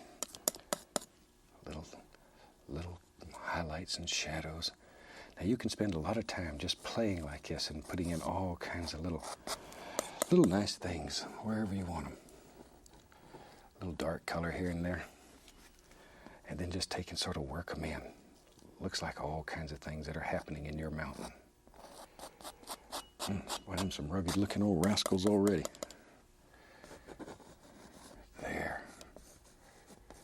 See there? Just sort of blend them with a knife.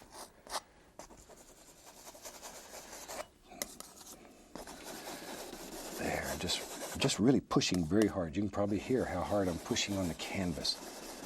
A little bit of that shadow color and just blending it in. There we go. Don't want to spend the whole show just playing with mountains, but I thought you'd like to see some mountains that are a little different and a little more fun. Sometimes these are just something different to do. There. I like to put these little dark areas in because it makes all kinds of nice things.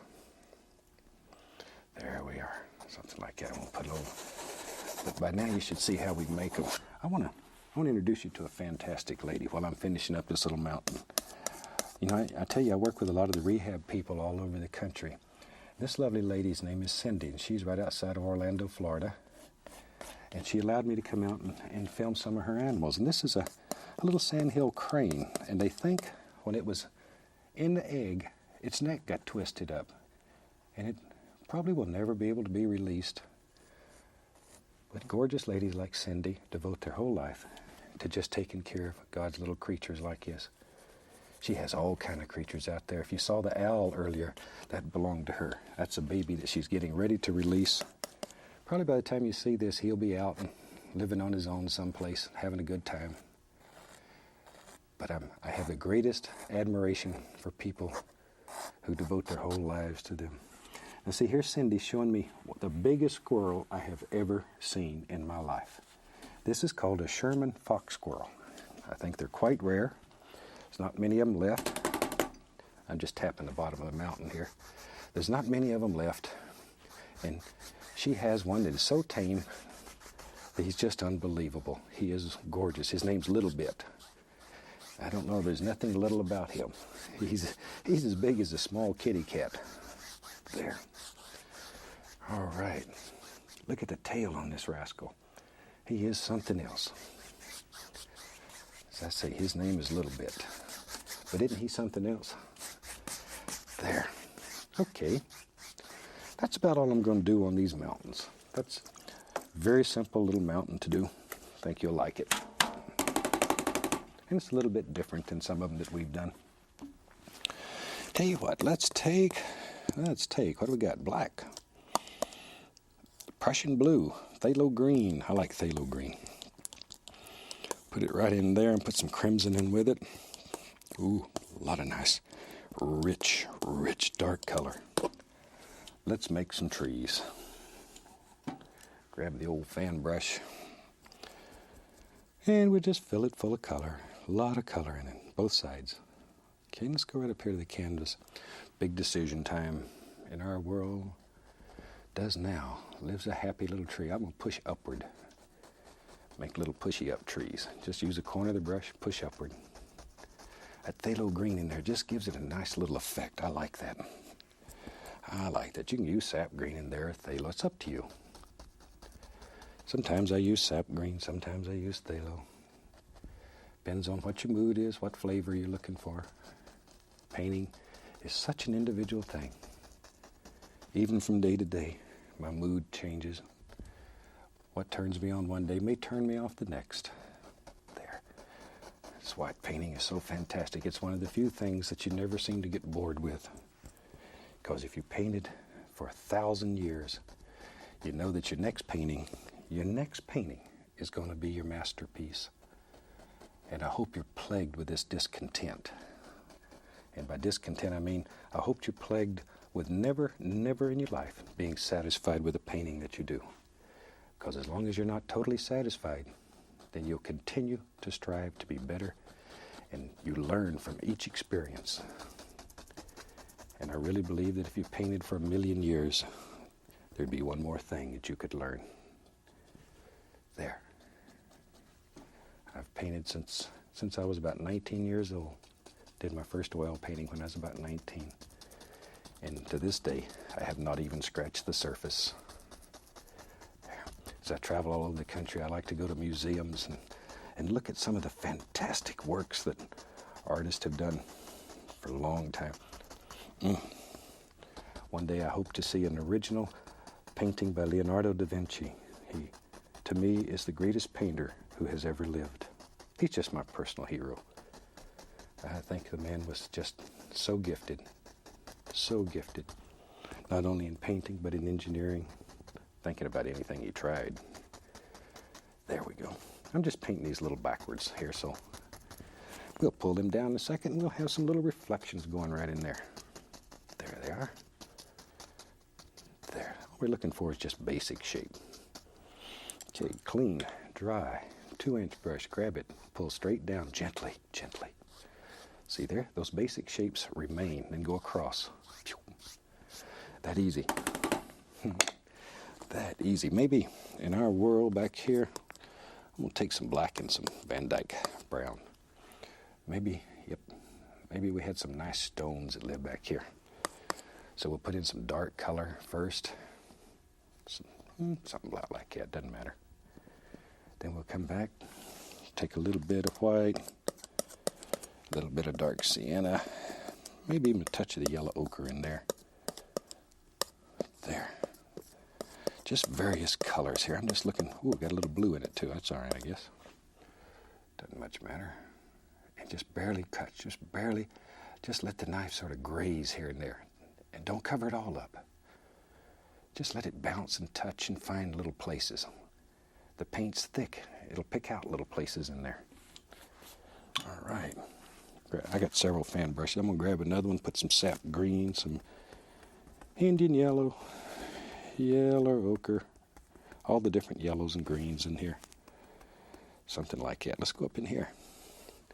And there and here and here and there. I'll pop in, just pushing upward, a few little bushy areas that live right along in here. Maybe there's a bush lives there. See, there he is. You put them wherever you want them. Take a little bit of brown and white on the knife, put the indication here and there of a little trunk, stick. You can scrape right through, put in a few things like that. Back to our brush that has the green on it. There we are. Make it a little darker. We come back in here and pop in a few little highlights. Don't want many. I want this to remain quite dark back in here. There. Just a few. There's one. See, a few little highlights on some of these little trees. Want it to stay dark, though. I like that back here. There, pushing upward, though, just bending it upward. All right. Shoot, we're coming right along here.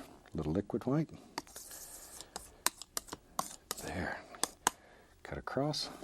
Let's come right in here and put the indication of a little water line. Something that, actually it's just a light color that breaks up between these two dark areas. There. See, just run it across like that.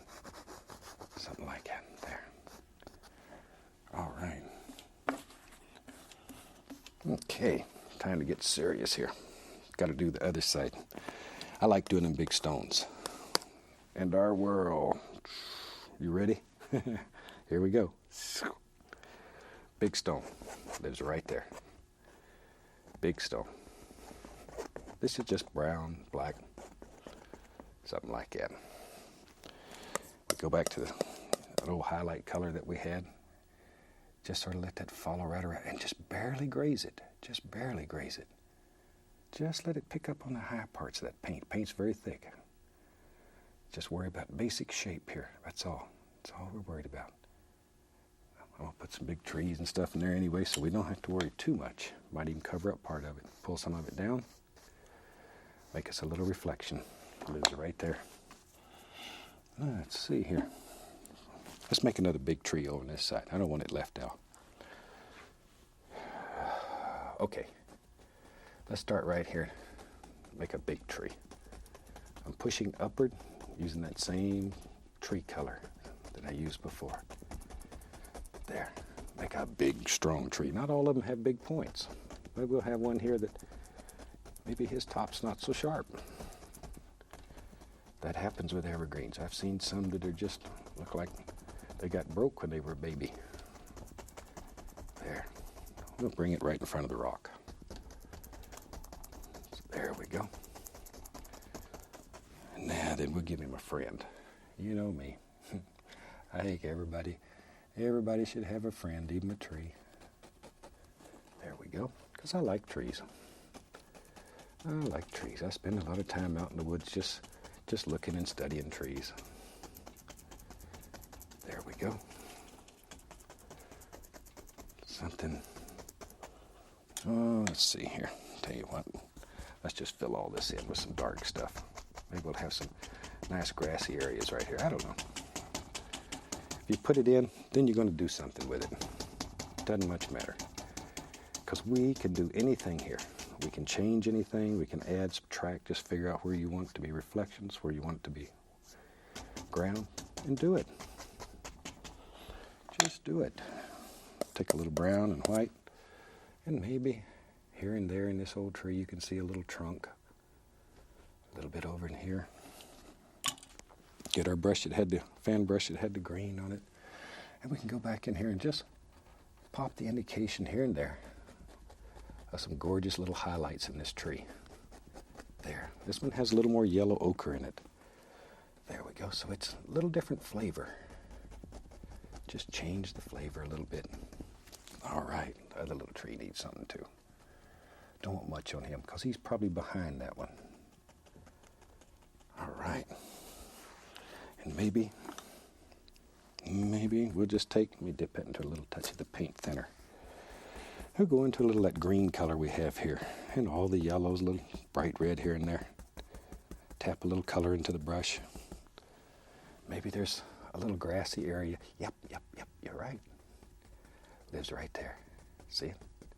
Just a happy little area. This is a nice place just to kick your shoe off and run through the grass here with bare foots. I like to do that. Just all kinds of little things going on in here. Wherever.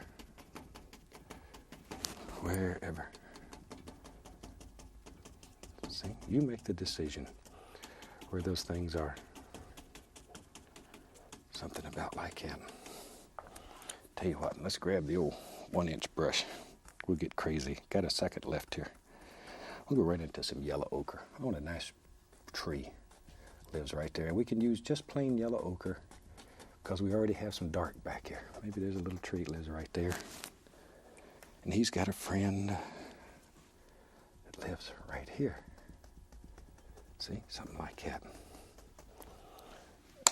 And take a little brown and just put a few little indications of some trunks in there, like that. Shoot, we're coming along pretty good here. Okay, take a little bit of the liquid white. Let's just come in here, put on a little water line, something like so. Shoot, I think we're about to have a finished painting. It's a very easy painting. I hope you try it because it's a good study in doing mountains. Scratch in a few little sticks and twigs, and your masterpiece is finished. Hope you've enjoyed this one.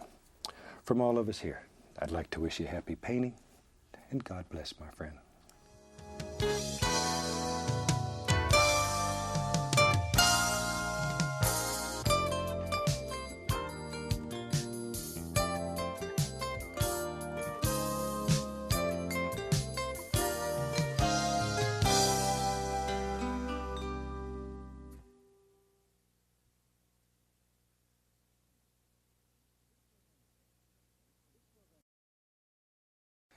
Hi, I'm certainly glad to see you today.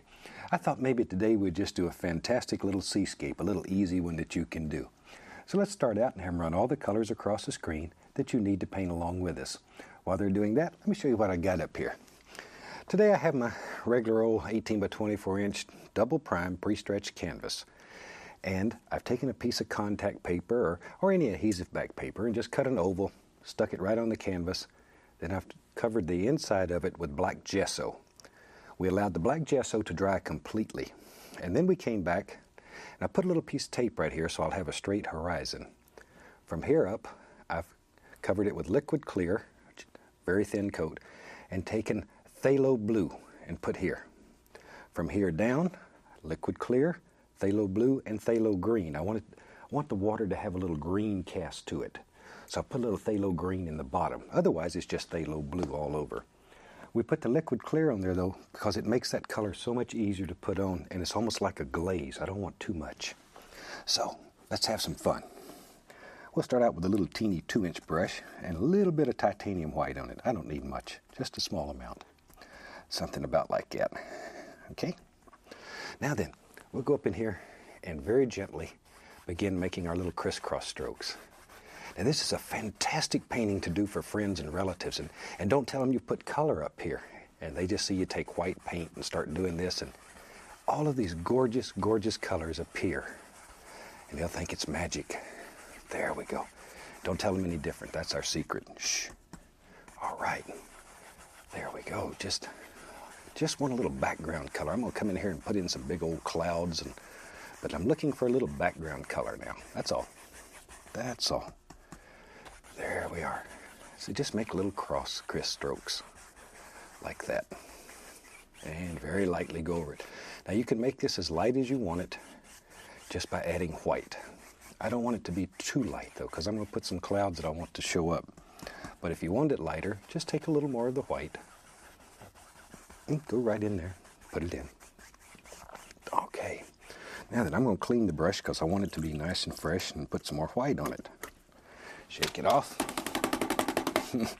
And just beat the devil out of it. Now then, I'm going back into titanium white. Just going to tap some into the bristles. It don't matter how you load it. Shoot, any old way you can get it on there. Let's go up in here. And maybe our little clouds, maybe they just live just taking the corner of the brush and making little circular patterns. See, just take the top corner and make little circular patterns. That's all we're looking for. There. Load a little more color on the brush. And in our world, yep, you're right. There's another little cloud. Lives right there. Work in layers though. Do one cloud at a time. So you got a darker edge here than you do at the top of this one. That's what we're looking for. Now then, let me grab our little blender brush. Very, very soft hair. Very soft. Just caresses the canvas. Very gentle. Very gentle. See there? Then you can blend right over that. Lift it, fluff it, and you can take it to any degree of brightness that you want. And that's all we need to make a little cloud. We'll blend this little one here. Just blend in the bottom of it. Now this blender brush has a round handle, so it's easy to spin around and to make all these little things happen. There. Very lightly. Just barely grazing the canvas. Okay. Now a little more white. I want another cloud in my world. I think, yep, you're right. Here comes one. But we finish those that are behind it first, and then come along and put the ones here in the foreground. There they are. A little more color. Okay, look at that. But you can make clouds with just a big old 2-inch brush and a little blender brush. That's all it takes. Shoot. Or you can do it with a fan brush. It doesn't matter. Whatever. There. Okay, back to my little blender. And there we go. Yeah, just blend it a little bit. Like that. Something like so. Okay, then we'll fluff it a little. And off we go. There. Okay. And as I say, in your world, you put as many layers of clouds as you want, or as few. It doesn't matter. It doesn't matter. Shoot, maybe we'll put one more right down here at the horizon. There. The only thing that little piece of tape does there, it'll make your horizon nice and straight. Nice and straight. And that's very nice sometimes. There we are. Okay, let me grab my little blender brush. And we'll just blend that right together again. As I say, this little blender brush, as my father used to say, it's tender as a mother's love. It's a very soft little brush. I asked him to make this one for me because the other ones they're a little stiffer for working with that old tough, hard paint. And this allows us to do some things that we couldn't with the other one. There. And very soon Annette's going to have her flower book out, and she's going to show you how to make fantastic flowers with this.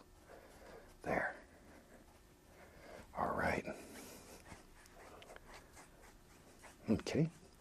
And that easy, we got a pretty good looking little sky. There. All right, now let's carefully take off this little piece of tape here. And see, we have a very straight horizon then. That easy. And we can take a clean brush and just push a little bit of that color right up to the horizon.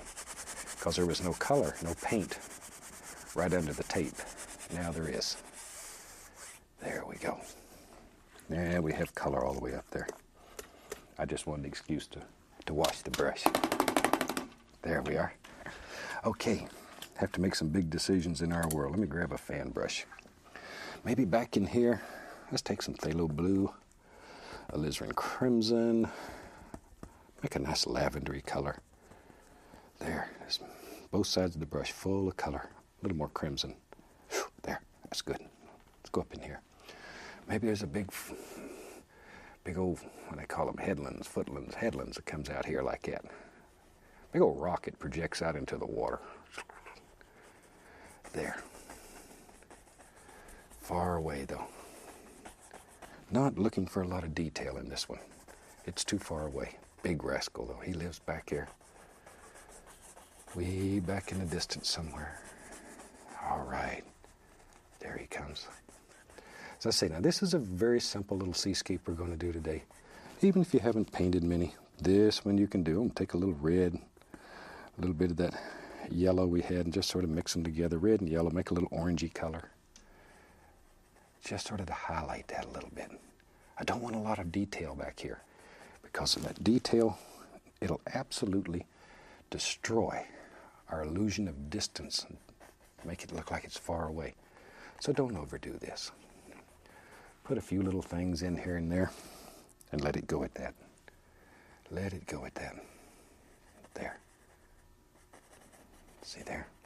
This is a little place that you can come and walk down here and get right up against the ocean and look at it and watch the dolphins play. I live in Florida and spend a lot of time in Daytona Beach, and there's some of the most gorgeous little dolphins there that play. And the manatees. If you've never seen a manatee, they're one of the neatest little animals. Not little animals now that I think about it, they're huge, but they're the most gentle creature God's ever made, I think. Gorgeous things. There. A little white just to sparkle that here and there. There. Okay, we'll wash that old brush. Now maybe in our world, there's some water back there. We better make a big decision though. We have to decide where if we're going to have a little crasher wave in here, where it's going to live. Put a little white on a filbert. Come right up in here. Now, let's decide, maybe our little crasher waves way back in the back. And I like to just sort of take the brush and put in a basic little shape here. So I know about where he's going to be, and I can paint around him a little bit. So let's just say he's right there. That's just to give us a little idea of where our wave's going to live. Okay. Get the old brush dried off a little there. I'm just drying that brush on a little paper towel. Okay, back to our fan brush. Now then, back in here, there's going to be some other waves that are just living. Just decide where you think they are. put in some basic little shapes. Way back in here, I'm just going to touch and start. Let me exaggerate. I'm making motions like that. Okay, but I'm exaggerating. They're much smaller. So automatically it begins to give the appearance of little waves way back in the background there. And we know this one here is going to come over like that. So we can go ahead and put some of that in just to give us an idea. Make those little noises. Think about water crashing. Here it comes. Just let it fall over. Now then, with a clean fan brush, I want to grab some of that little color. This fan brush is clean because I just want to pull some of that back. We're going to come back with a little liner brush and put in some little details. But this is just pulling some of that color back on this black canvas. This black gesso is wonderful for doing things like this. Just absolutely wonderful. Look at that. That color just jumps out at you. It's exciting. And already you're beginning to see the little choppiness of the water back there. Isn't that neat? All right, wash the old brush off. Now then, have to start making some big decisions. I'm going to take some white, put a little touch of the cad yellow in it. Little touch. So we got white and yellow. I'm using number 3 fan brush. You could use the filbert or number 6, whatever. It's up to you. And I'm just going to roughly, real strong, scrub in some color right there. I want this to be the eye of the wave. Let it sort of twinkle off like that. Now you can do that several times to make it brighter. Just to make it brighter, like so. Now, going back to my little blender brush, the one that's so soft, and come right up in here, use just the corner of it, and just begin blending that. Blend it, blend it, blend it. I mean, you can make this look as soft as silk. So gorgeous. Just blend it. Notice the hair is hardly turning. It's the handle that you're just going around in circles with. Soft, soft, soft. Right on out to nothing. There. Something like that. And then we just blend it right on out. Isn't that a beautiful color? It's just phthalo green and phthalo blue under there, and the little white and yellow you put on top of it. That's all. Now, let's redefine this a little bit. I want that just to crash right over. We don't want it just perfectly straight. This old wave's having a hard time in his life. Back to our filbert, I'm going to take a little bit of lavender. So that's just a little alizarin crimson, a little phthalo blue mixed together. Put it on the filbert brush here, about like that. Let's go right up in here. And with that, let's put some nice foamy things that are happening. As I say, it helps to make those little noises. Your friends will look at you like you're a little strange, but that's all right. Painters are expected to be a little different. So it's all right. It's all right. And those little noises, they really help me. I don't know if they help you, but they help me sort of, in my mind, see these little things. Okay, let me wipe the old brush and clean it off. There. Now I'm going back into the titanium white. And right above that, I'm going to do the same thing. I want those nice, sparkly little edges right up on top of that foam. Here they come. There. Give it a little push. Bend it. There we go. You could do this too with a fan brush. Today I thought I'd do it with a filbert, but it's up to you.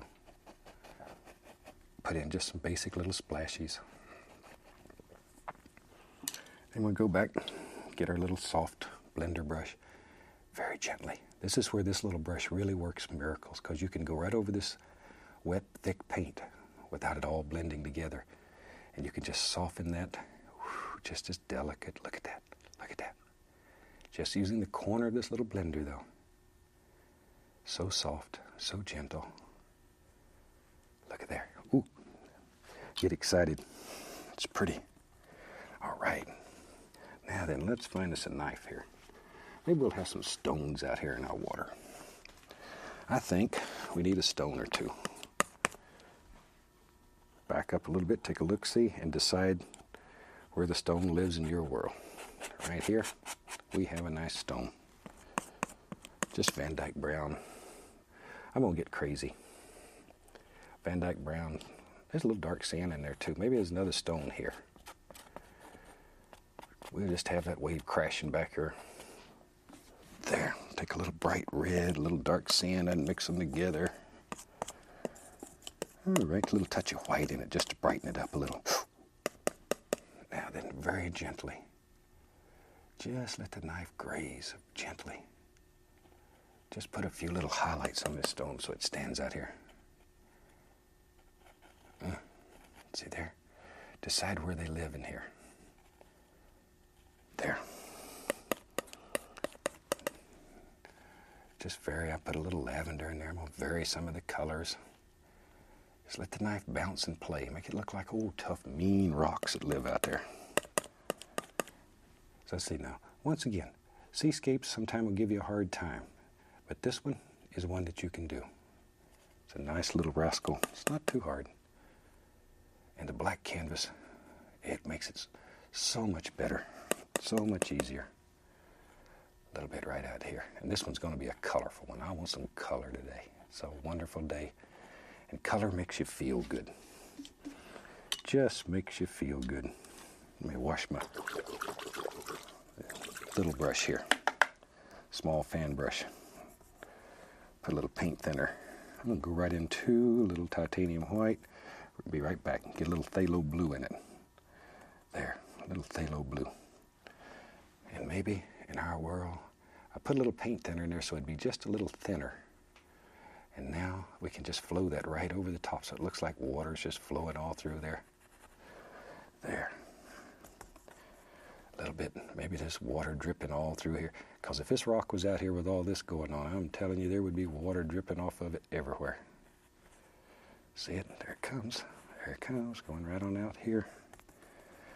We need some on this old big rock over here too. Waves are crashing on it, splashing and carrying on. Yeah, all kinds of things happen to it. But just let that flow right off there. Shoot, maybe in our world, maybe there's even water coming from way up. I don't know. Now, if you have a lot of time, try doing this with a liner brush because you can put in a lot more detail. A lot more detail when you have a lot of time. Least little touch of the white on a brush here, and let's make a big decision. Maybe there's something that lives right there, and we'll just blend it back. There. See, right up in between there. There we go. But isn't that color something else? I love these black canvases because color just appears. Excuse me, I get excited about this. I'm sorry. There, see, just blend it back. And what you're trying to save is the dark areas. You could really care less about the rest of it. It's the dark areas you're trying to save. They become the goodies in between. Maybe there's another one right in here. Just all kinds of little things are happening. See there? Keep these strokes pretty flat though. There, maybe, I know, we'll have a stone right up in the front, so let's not worry about that. Let me find my liner brush. Put it into a little paint thinner. We'll go into a little bit of that light blue, and let's begin highlighting some of these little things. Putting all kinds of little doers in there. Now these are the things that'll make your painting special. Spend a lot of time working with these. All these little foam patterns that happen in here. Here sometimes they come down, but they begin creating form and shape in here. All those little things. Okay. And back in here. See, they just climb right up. That's what shows the shape. A little darker color right on the brush. Sort of outline that. That'll make it stand out. And then bring some of them back. Little fish plays in there sometime. There. Now I'm going to go right into that yellow and white mixture. And let's brighten some of these back here. let's just begin to brighten some of those. Make them shine in the sun. There. See there? All those little things. Oh, they just play in there and have fun. And maybe light's coming right through here and right there. It's another little... Just think where light would come in. Put some little highlights in there. Makes your painting shine. Makes it exciting. People look at it and... Not that we're interested in selling paintings, but color a lot of times sells a painting as well as content. There we go. Just let those little rascals happen. We said we was going to put a stone down here, didn't we? I just keep messing around and putting all these in. Okay, I'll put a stone down there. Take a little Van Dyke brown. A little bit of black into it. I want a good strong stone, maybe. Old stone just lives right here on the edge. Something like that. Take a little bit of that highlight color. Just let it sort of bounce along here. Play a little bit. And then come back with our phthalo blue. Drip a little water over it. We got to have a little water on it. Everything in here should be wet. There. And we can pull a little bit back in here. Back to my liner brush. I'm just sort of jumping back and forth here as I see things. There we go. Bring it back and we have some little doers in here. Like so. All kinds of little things. As I say, when you're at home and you have unlimited time, you can just get in here and put all these little rascals in. They are so gorgeous. All right. Something like that. But seascapes can be one of the most fun things to paint. The black canvas will give you a whole new dimension in seascapes that normally you don't have. All right. You can take a little touch. Well, we just use a little black. Little black. We can go up here and maybe in our world there's doop, doop, maybe like a little M bird. I call them M's because it's like making M's. Little seagull that's way back here in the distance. Give them 3. Mama, pop head, and a little baby one. I'll take a little more of that phthalo blue. I want to just put a few little drippy downs on here. Phthalo blue and titanium white. Just some little drippy downs where water's going. That helps form your rock. There. But the paint needs to be very thin because you have a lot of paint up here. So put a lot of paint thinner with it. A lot of paint thinner. Just makes it flow right off there. Something like that. We need some over on the other side. Don't want him left out. About like that. Wherever you think they should be. But that's basically a nice way of doing a very effective little seascape. I think the moment of truth is here, though. Let's bring the camera up and let's take the old contact paper off here. Take a look and see if we need to piddle around with anything. Look at that. There it comes. But isn't that a nice way of doing a little seascape? Shoot, I tell you what, let's do. Let's just load a little bit of bright red on here. We'll just sign this one, call it done. But when you're painting seascapes, give this black gesso a try. I think you're going to find it one of the most exciting mediums that you've ever run into. It will paint half your painting for you before you even get started. And I think in one of the paintings we showed you how you could use the gesso to do underpaintings and then just come back and glaze them. It works for this too. Give it a try. I'd love to hear from you. I'd love to see some photos of your success. From all of us here, I'd like to wish you happy painting, and God bless, my friend.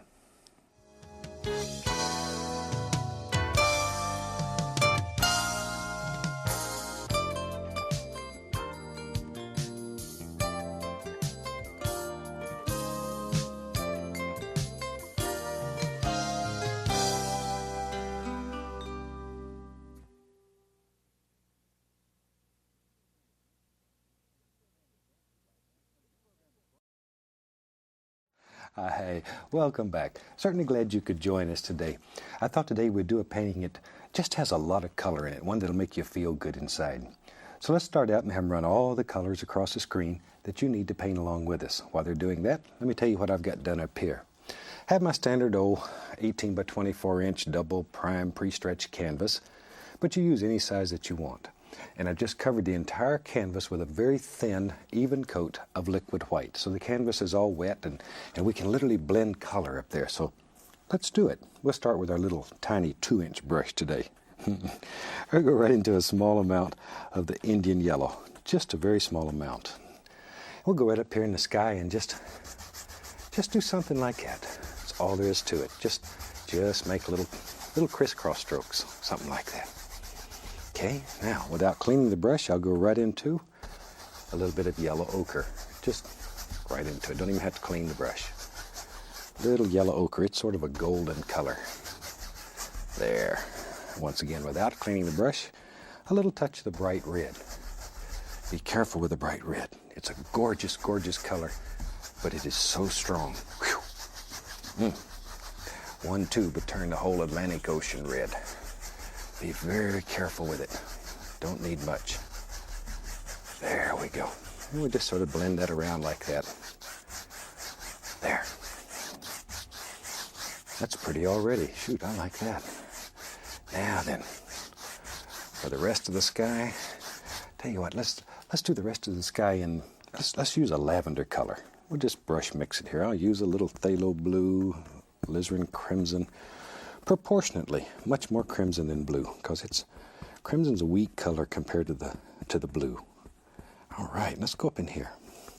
Now then, I just want to sort of dance this around a little bit. Just let it play and bounce. Here and there, and there and here. There. Just wherever.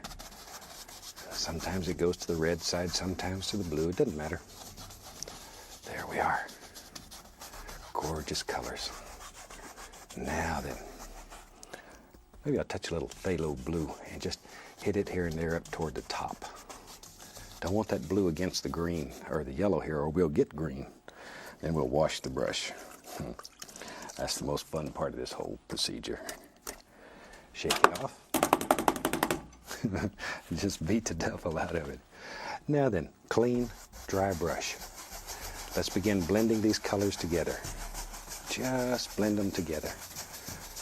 There. Because the liquid white's under there, you can literally move and blend color.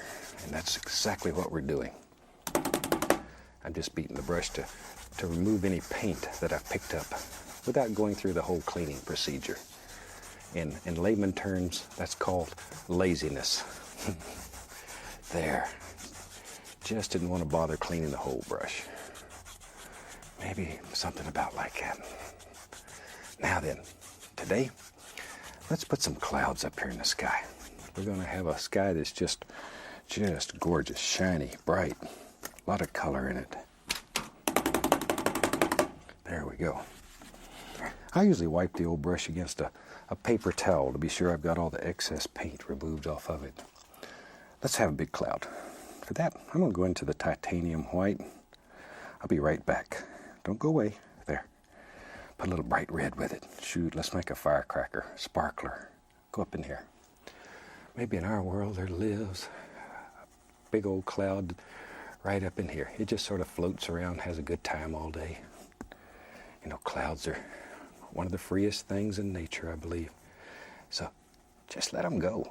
Shoot, let them have fun. Let them have fun wherever you want them. Let them go. There. Maybe, I don't know. Just decide where these clouds live in your world and put them in. Put them in. And don't just try to copy what we're doing here. Shoot. This is a very free style of painting. We don't use any patterns. We don't trace anything. We just let it happen. And that really is the beauty of all this. We'll just pull a little bit down in here. But notice I'm not covering up all this nice yellow color. I want some of it to show through the cloud. There. Maybe over in here there's some more. Whatever.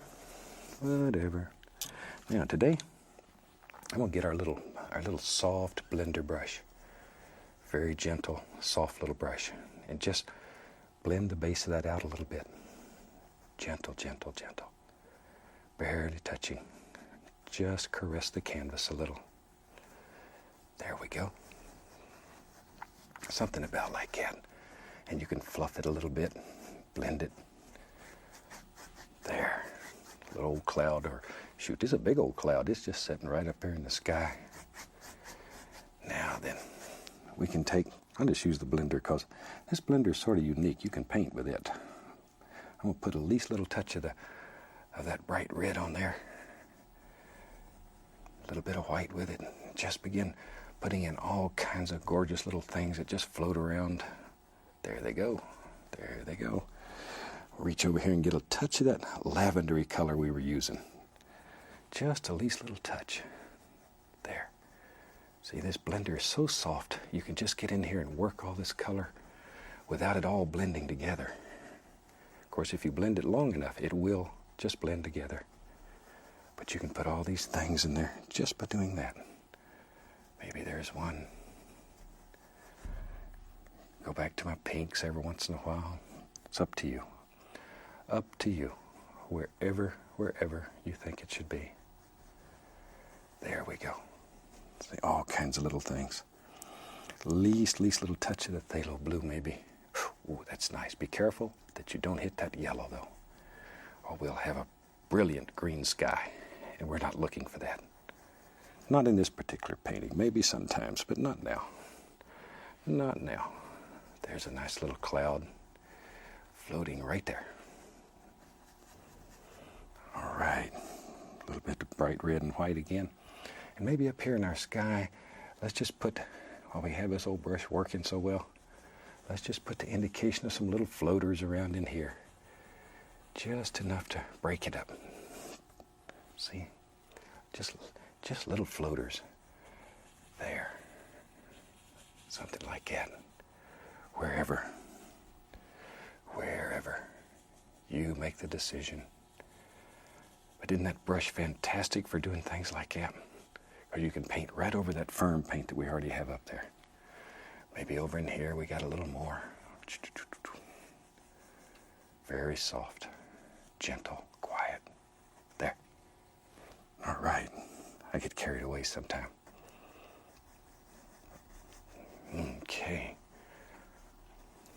Now maybe, I tell you what, maybe in our world, maybe, let me grab a fan brush. There's one. Let's take a little bit of that lavender color. That was just phthalo blue, alizarin crimson, right on the fan brush here. And maybe, let's go up in here. All right, let's do this. Let's put a nice dark cloud in here. That contrast it'll sparkle. It'll absolutely sparkle. There. Maybe we'll put a wild shape on this one. There we go. Got a little bump that lives right there. When I was a kid, I used to sit around and my brother and I, we'd look at clouds and we'd pick out all kinds of shapes. We'd see the mean old witch or the candy man or whatever. And they all lived in the clouds. You can see all kinds of shapes in there if you just spend a little time and study it, and you got a good imagination. All kinds of things.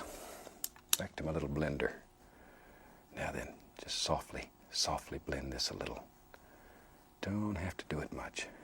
And you can just bring it all together. Looks like that old cloud just sort of floats right around the corner there. Just like that. There we go. All right. Come right on out like that.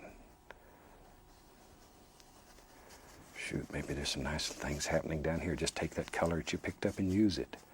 Let these things happen. Let them happen. And very lightly. That's where the blender brush really works well. And sometimes you can take a little of that bright red and white, and you can put a few little highlights up here just to dull everything down so it's not quite as distinct. A few little areas right along in here somewhere, so you can make out a little detail in this cloud. Don't want much though. We don't want to lose that gorgeous darkness. It really works in this painting. I like that darkness. There. Something about like that. Now sometimes, let's take some pure titanium white. Maybe in our world, maybe the sun lives right behind that big cloud there. So we can just take pure titanium white, and I'm just going to use the knife. You could take your finger or you could take a brush, but I want to push forcibly some white paint right into there. I want this to be very bright. I'm just going to go right over that, and I'll put it back in if I decide I want it, because we don't make mistakes. There. Now, we can take our blender brush and very gently just blend that right in, and that'll end up being a nice, gorgeous, bright spot in our painting when it's done. See there? Just blend it all together. Look at that. See that contrast? It just jumps right out at you. And that's what we're looking for. There. Shoot. Tell you what, while we got the old blender brush going, watch here, watch here, watch here. Let's take a little bit of that nice lavender color. And let's paint in maybe the indication of just a happy cloud that lives right here. Very soft, very soft. Very, very soft. See, we're just working in layers. I want this cloud to look like it's in front of that.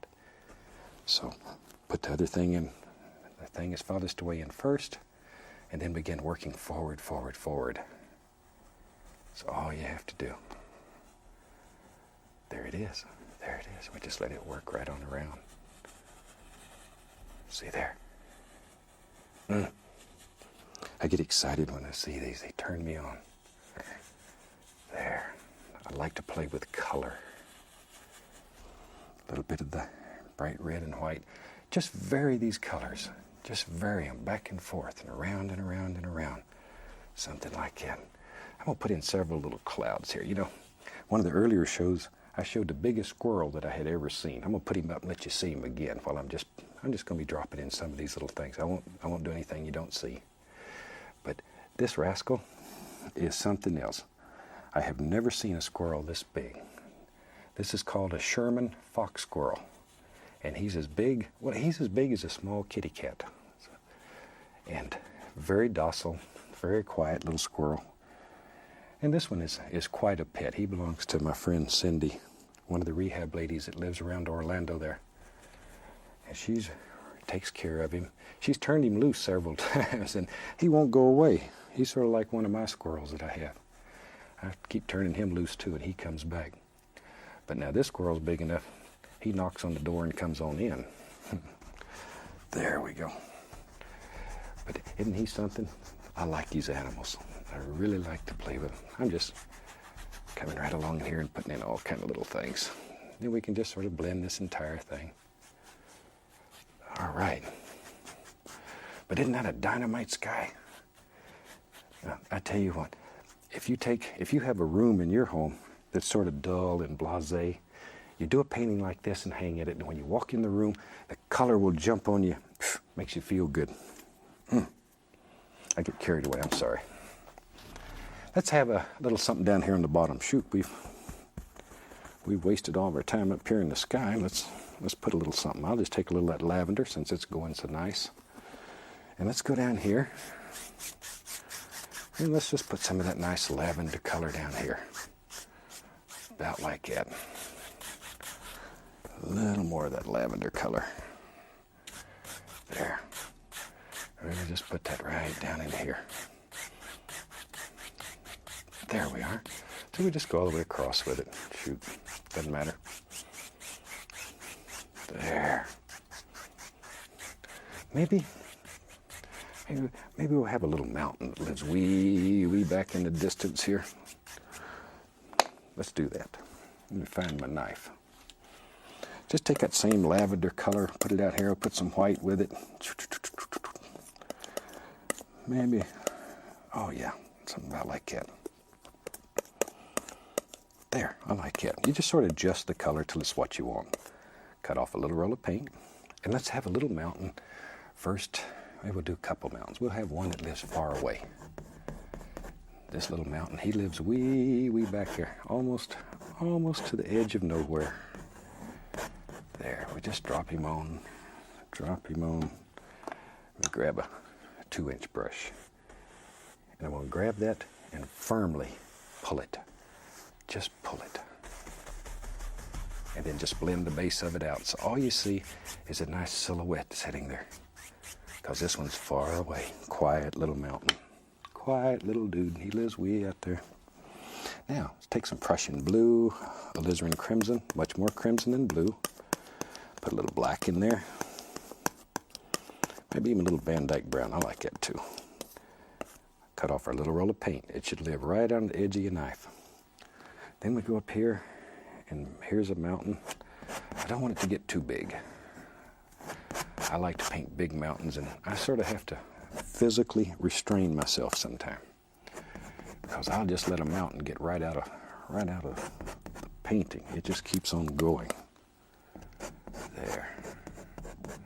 I do like to paint mountains, though. But I've got one young feller that outpaints me when it comes to mountains. That's my son, Steve. You might have saw him on some of the other shows. He's just one of the most dynamite mountain painters I've ever seen. There we go. Pull that. And he was out teaching. We didn't get him on this series. Maybe next series I'll get him back in here. We rent Steve out. He travels all over the country and teaches classes to literally hundreds and hundreds of people. So he's tied up right now. There we go. Just blending that out. Tell you what, let's put a little bit of highlight. I'll use a little bit of that bright red, a little white. I don't want much highlight, just enough so we see a little sun zinging right across there. Tiny little amount. There it goes. Zoom. There it goes. A little bit more. Zoom right there. And I'm just going to blend it down. By down, I mean just work it in so it's not so distinct. I want it to be very quiet. Don't want much. That's really about all we're going to do. Just enough to give the indication of a little highlight here and there. Maybe there's another little peninsula right there. I don't know, wherever you want it. And then grab it and go down. And that's good enough. Let's see. I don't want much back here, or it'll ruin that illusion of distance. Maybe in our world we have a little, just touch, pull down. Maybe there's just a little footy hill that lives back here, right below that mountain. Somewhere like that. Just pull straight down. And right below it, same color. Decide where you want reflections to be. Pull them down. Like that. See? And then go gently across. And we have instant reflections. A little white. Put a little bright red in it. Just a little. Just enough to warm it up. And we'll go right up there. And we'll just put in a happy little water line. Lives right along in there. There. See? But that little bit of pink that you put in that just sort of makes it go with the painting and sort of makes it just stand out. I like that. There we go. All right. Shoot, we're coming right along here. Let's have some fun. You know me. I like trees. Let's make a tree. Clean off a spot to work here. Take some black, Prussian blue, some Van Dyke brown. Put some crimson in there. All those good, dark, rich colors. Let me clean the old knife off here. Good, dark color. Should look black on the palette. And we'll take a fan brush today. Load it full of color. A lot of paint. A lot of paint. Let's go over here. Maybe in our world, there is now. Maybe there's a little tree, happy little tree, and he lives right there. There he comes. This would be very dark, though. With this kind of sky, you'd almost have silhouettes here. Very dark. Very, very dark. And that dark contrast is gorgeous against the sky. There. Maybe? Yeah. Why not? Have another one that lives right there. There he is. Boy, that tree looks a little sickly. We may have to work on him. By sickly, I mean he looked like he had a bad year. Didn't get much water one year or something. Times are rough. There. Shoot, while we have that color there, let's take a little of it and just put down here. I'm going to have some reflections in the water, and you can put them in any old way you want them. Shoot, see there? Just take the brush, pull straight down, go across. Instant reflections. And we just use that brush and go ahead and put in a little bit of land for them to set on. What the heck? There. I want some trees on the other side. You know me. I like a old tree here and there. And maybe in our world there's a couple of trees live right there. Now there's 3. See?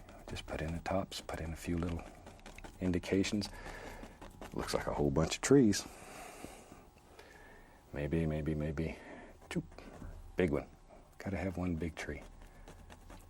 There. There we go. Big old tree. Big strong tree. He lives right up here. Looks out over this gorgeous, gorgeous scene. Something like that. Maybe back here we can see the indication of a couple more little trees. They're sort of hid behind. And all we're doing right now is just putting on the background color. I'm going to come along with a few highlights and we'll bring all those together. Okay. Let me see here. There's one. Got too many brushes going today. I'm going to take a 2-inch brush because that's what was handy. Maybe there's a bush that lives right there. And a lot of nice bushy areas. Really and truly, you can just put anything in here. I just wanted to show you mainly today how to do a fantastic sky. Very easy, very quick. There. We just fill that up with color. There. All right. I'll take a 1-inch brush. Let's go into, we'll get a little white, a little bit of that same color. There. I'm just looking for a little highlight color, but I want it to be mostly in the lavender hues. There. Oh, that's nice. It's not too bright, but it's just enough to pull it out so it shows a little bit. Maybe that bush lives in the background. So that's all we have to do if it does. All right. Let me see. There's one. Looking for a clean brush again. I'm going to take a little sap green, a little yellow ochre. This is cad yellow. Grab the Indian yellow too. Now I want this, get a little black in there too. I want this to be a dark green. Dark green. I'm going to come right along in here. Dark green though. Don't make a bright shiny thing this dark. And put the indication here and there and there and here. Some little highlights. Same thing over here. Something like that. See there? All right. A little bit of the liquid white. We'll put in a little indication of some water line right underneath there. Something like it. Don't need much. Okay, put a little of that green on a fan brush here. And I'm just going to put the indication here and there. Not much. A little bit of highlight on some of these trees. Just enough so you know there's a little green over here too. There's a little bit. There's a little bit. Just drop it in. There. Darker down here toward the base. All right, maybe we'll have a little path right there. Just a little path. All right. Take a little bit of that green color. Fill that up. Just to finish up the little painting. Just to give you an idea. As I say, the big thing in this painting is a gorgeous sky. I hope you try it because you'll like it. The old clock on the wall tells me it's about time to finish this one and call it a day.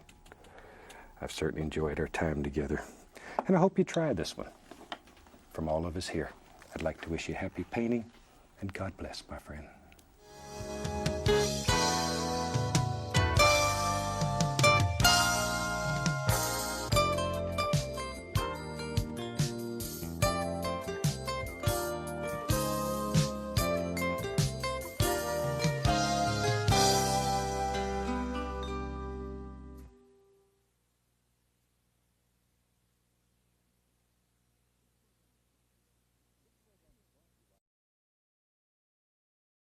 Hi, welcome back. Well, here we are with the last show of the 26 series. So let's have a lot of fun today. Tell you what, let's start out today and have them run all the colors across the screen that you need to paint along with us. While they're doing that, let me show you what I've got done up here. I have my regular old pre-stretched double prime canvas, and today I've painted the entire canvas with black gesso and allowed that to dry completely. After the gesso was completely dry, then I've covered it with liquid clear, just a very thin coat of the clear. And on top of that, we've just applied a very, very thin coat, not a whole lot of paint, a very thin coat of midnight black and Prussian blue. The entire canvas is absolutely covered with it. And with that, I'm going to show you how to do a fantastic little painting. Let's just start out today with a small amount of the titanium white on the old 2-inch brush. Do just a very quick, simple little sky up here. I think maybe today, we'll do just a happy little waterfall. I like waterfalls. There we go. So I'm just going back and forth, making sort of little crisscross strokes, but using the brush this way. Something maybe like that. So I say in this one, I want a very simple, quick little sky. Just something to throw in a little background color, and then we can get on to the serious business, because I want to play with a big waterfall. All right. Let's clean our old brush. I just really like to clean the brush, as you know. There. Shake it off. Just beat the devil out of it. Now then, clean, dry brush. All I'm going to do is just blend this. Just blend it. About like that. There, because I'm going to put things way up to the top of this, and I'm not looking for a lot of color. Maybe just a touch more right there. Not looking for a lot of color in this sky.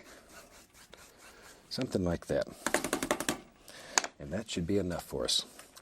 Now, way back in the background here, I think we'll have some little trees that live way up on the side of a hill somewhere. So we'll take blue and black and, maybe a little more black than blue, but pretty close to equal proportions.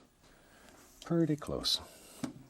You just sort of decide in your world which way you want it. Now, you'll probably have to put a little white with it if you want to really check the color, because it's impossible to tell if that's toward the blue side or the opposite direction, toward the black side. Now I'm just going to tap down.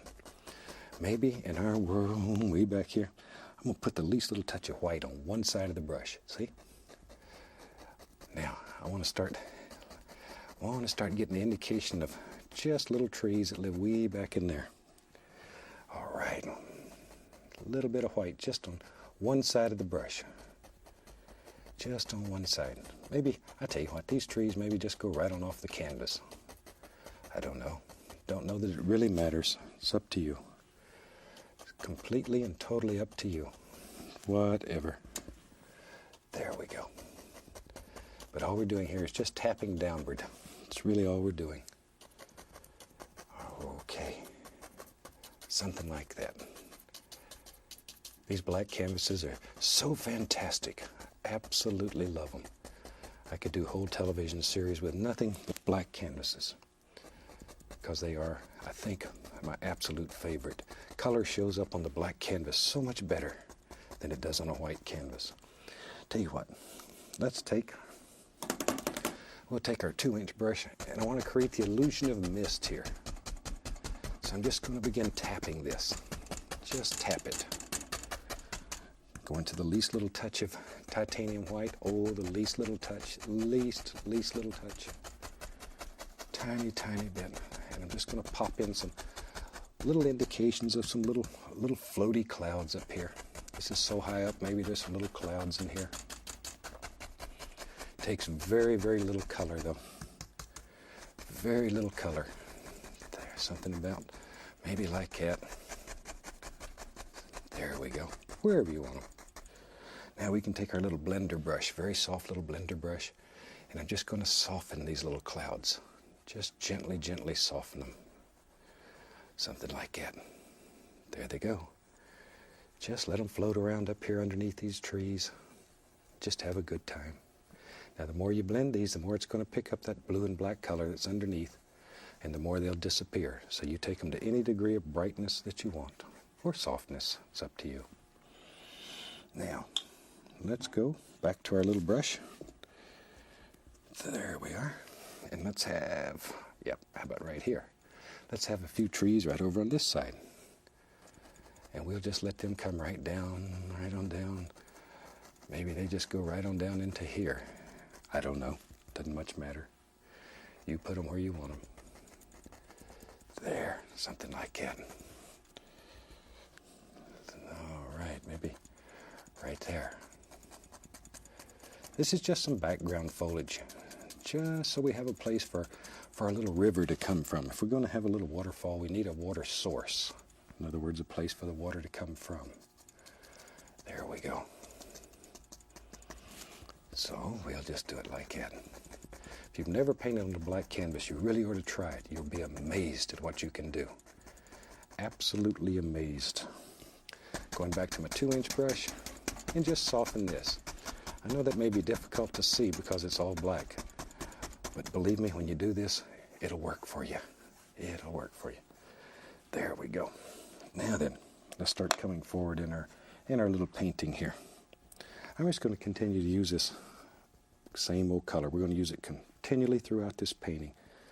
Load the fan brush full of paint, a lot of paint. Let's go right up in here. Now maybe, see, I wanted this cloud here because it's a little lighter, and when we come back and we begin putting some little trees in here, there's just enough contrast that they'll show up. Just enough so they'll show up. Maybe in our world there lives a little tree right there. And there's another one. There's another one. You knew. You knew. If you've painted with me before, you know I love to paint trees and bushes and mountains and all these kind of things. There we are. That's really where I'm the happiest, is in a landscape painting. There. All right, maybe. Oh, what the heck. Let's make a forest out here. It's our world. We literally can put anything in it that we want. Anything that we want. Okay. Maybe there's another one over here too then. This painting will give you a lot of practice doing some gorgeous little trees. There we go. We have to start making some decisions here. Have to start deciding if we're going to have a little river in here, we got to start deciding where it comes from. I'm going to take some of that black, blue, little white, something like that. Looking for a bluish gray color. Cut off a little roll of paint, lives right on the edge of the knife there. And maybe in our world, our river bank is right about here. I don't know. See, it takes almost no paint here. Almost no color. Just to do all these fantastic things. Get a little more paint. There. And all I'm doing is just rubbing with a knife. I'm just literally rubbing color right on there. And here and there I'm going to give it a little upward push. Just so it blends with all that's already on there. I don't even know where that goes. Don't know that I care right now. Now we could take a clean fan brush and just grab a little of that and pop it up. Make it look like, see, looks like little bushy things. Sneaky, huh? There they go. There they go. Just wherever you want them. Wherever you want them. Wherever you want them. A little bit of that dark color. I want a little dark edge there. I know you can't see that, but it's there, and I know it's there. I need it, because I'm going to put some water right along in here. We know it's there. There we go. Something about like that. All right. Now, let's take some white. I want a lighter color. Won't add white. So there's white, blue, and black, but it's much lighter. Once again, cut off that little roll of paint, and we'll go right up in here. Got to make a big decision. Where is our water coming from? There it comes. There it comes. Maybe a little lighter so it shows up better. Yeah, there. There it is. It just meanders down right along through here and comes around. We don't know where it comes from. And maybe it gets out here and, uh-oh. Somebody pulled the cork right out. Somebody pulled it out right there. Right there. There, here we go. It's coming down again. This is almost down, and then it gets over here and shoom. See there? And there's the base of our waterfall right there. We just made a big decision. This is where our waterfall is going to live in this painting. There. And sometimes it's fun just to paint the whole waterfall with a knife. Shoot, maybe we'll just do that. Sometimes that's fun too. Take a little of that white color in here and there. Just sort of highlight it a little bit so it shows up a little better. There. As I've mentioned before in this series, you can do entire paintings using nothing but the knife. This knife, once you make friends with it, it does take a while to make friends with it, just like anything else in life. There. Now, see we have a little background color. Maybe let's take pure titanium white. I'm going to get a little roll of paint right on the edge of the knife, just like before. But this is just pure white. And I'm going to come right in here and let it break. Whew. Let that color break. Let it break. See there? Just go over. Don't overdo though. It gets feeling good. And you don't know when to stop.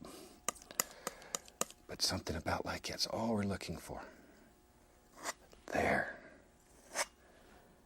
Isn't that a neat way to do a little watery fall?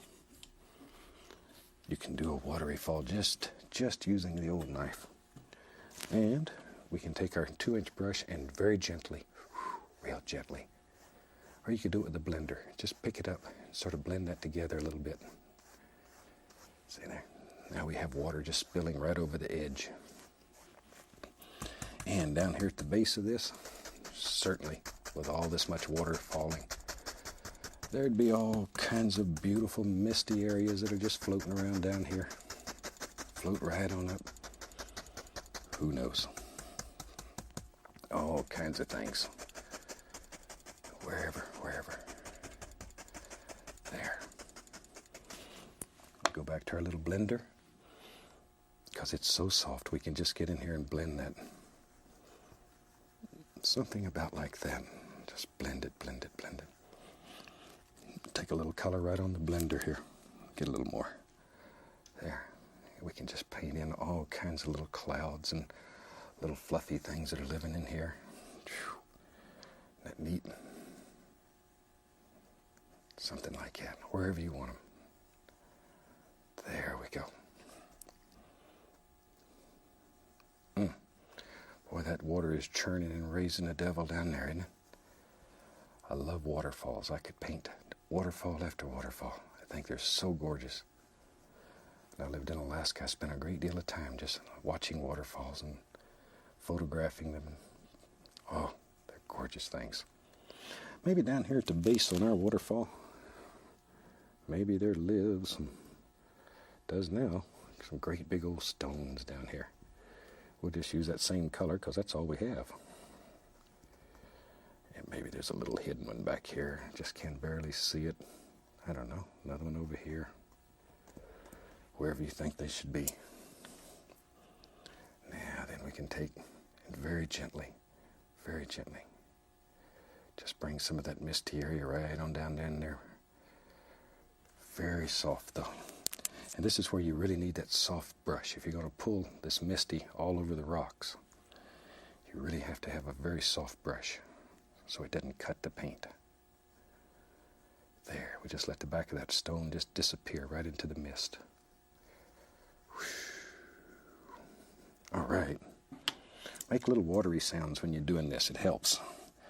I'm going to dip the brush into a small amount of the liquid clear. Go into the titanium white. The clear is in there only to thin the paint a little bit. And maybe sneaking right out of here comes a little watery fall. It comes down, splashes. The water's beginning just to creep out of the mist here. There it comes. A little more paint. Just let it sneak right out of there. We can take the knife, bunk, put another little stone here and there. Just at least a little touch of highlight on some of these stones. Don't want much, too dark down here. Want to save that beautiful contrast. And then here water comes, maybe it comes right over the top. Little splashes going on. I don't even know where this is going. Doesn't much matter at this point. There we go. All right, we need to close up the waterfall somehow. Need something on the sides, keep it contained so it doesn't just run right out of the painting. Maybe, yep, how about right there? Let's have, maybe there's a nice tree, lives right there. There he is. And there's another one. There we go. A little bit more color on the brush. Hope you can see those. Maybe I'll add at least a little touch of white to it. There they go. Now you can see some of those little shapes. Sometimes it gets so dark here it's hard to see them. Maybe. Yep, there's one. Put a little detail. Some of them I'm just making just little pulley down trees. Some of them I'm putting some detail in. Just up to you. Whatever you think should be there. Whatever you think should be there. There comes one. Boy, this one has quite a view, doesn't it? Just leans right over the old waterfall there. What a view. Gets plenty of moisture in its life. There. Maybe all kinds of little things living right down here. Just wherever you think they should be. Now then, I want to create a little mist down at the base of this. So I'll just take a little of that lighter color, a little titanium white. Tap in some nice soft misty areas. I'll show you why I want that mist down there in just a second. Now then, let's go over here on the other side of the old painting. We need something to contain the other side. Maybe there's a big old stone lives right out here. Comes right down. Just comes right on down. Disappears right into that mist. We don't even know where it goes. Little light color. Put it right around there so it has something on top. There we go. I'm going to grab just the least little touch of it and pull it down. Just enough so you can see it a little bit. There we go. Our little blender brush. I want to blend this right together. So you can't tell where the mist stops and the rocks come together. Just blend it all together. Back to our little fan brush. There we go. A little white on it so it shows up against it. There we are. Just a few little things that live right in there. There. Something like that. And maybe up here, let's have, yep, big tree. He lives right here. There. Big old tree. I really hope you can see that. I'll put some highlights on it. We'll put a little green on it. Maybe that'll help. These dark canvases on TV sometimes don't show up as well as some of the other ones. There we go. But they are gorgeous. What's neat about these, if you're doing these in public, show them to people with a light on them and then show them the same painting without the light. It's unbelievable, the difference. Unbelievable. There we go. Put the indication of a few little trunks here and there. Not much. Now then, let's take a little bit of sap green, tiny little bit of yellow. I want this to be very dark. Very, very dark. Very dark. A little color on there. Okay, let's go up in here. Now then, maybe we can see them. I don't want them to get too bright, though. That bothers me if it gets too bright. Just enough so they'll stand out a little bit. Like so. And as I say, this is the last show in the 26 Joy of Painting series. My gosh, there's almost 340 shows now. We'll put some over here, too. There. Isn't that fantastic, though, that the Joy of Painting has produced that many shows? You made an old man's dream come true. You know, somebody asked me the other day, they said, what should I do if I hadn't got a chance to see all the shows? If you hadn't got to see them, well, call your local station. Just let them know. And if you want the show to continue, give them a call. Let them know that you like it. Because they only know if you tell them. There we are.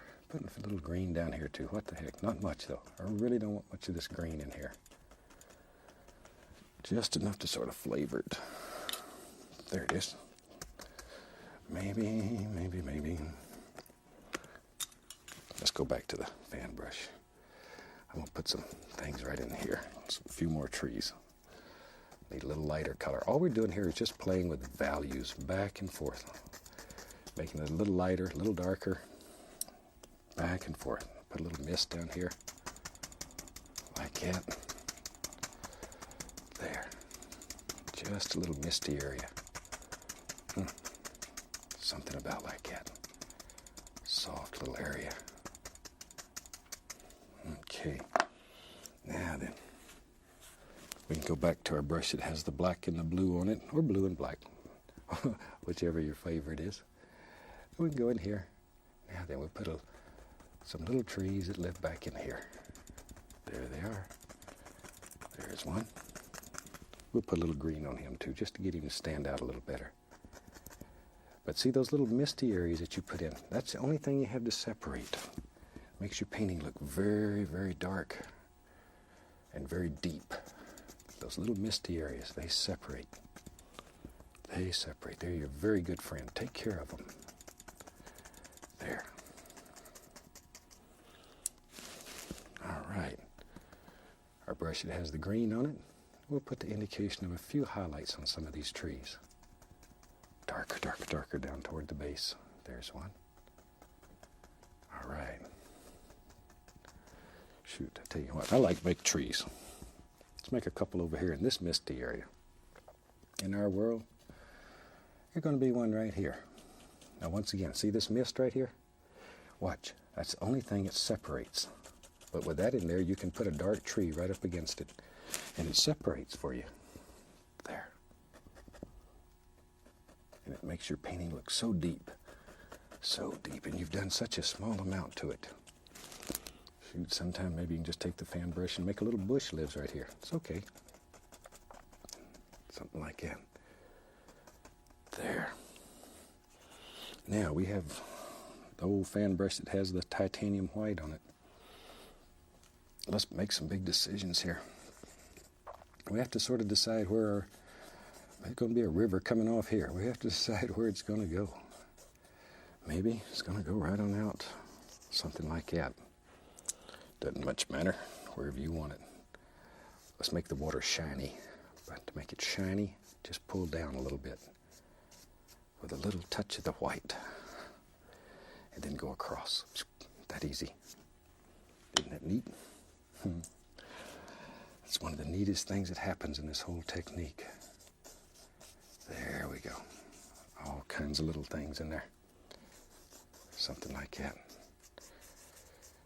Tell you what, let me take the little filbert brush here, dip it in some paint thinner. Going to make a thin paint. Got paint thinner I'm going right into, blue and black. Then I'm going to go over here and pull one side through a light color. So it's lighter on one side, so you get it against there, and dark on the other. And maybe in our world here, maybe there's just gobs of little stones that live right along in here. Like so. Just wherever you want them. All kinds of happy little stones. There.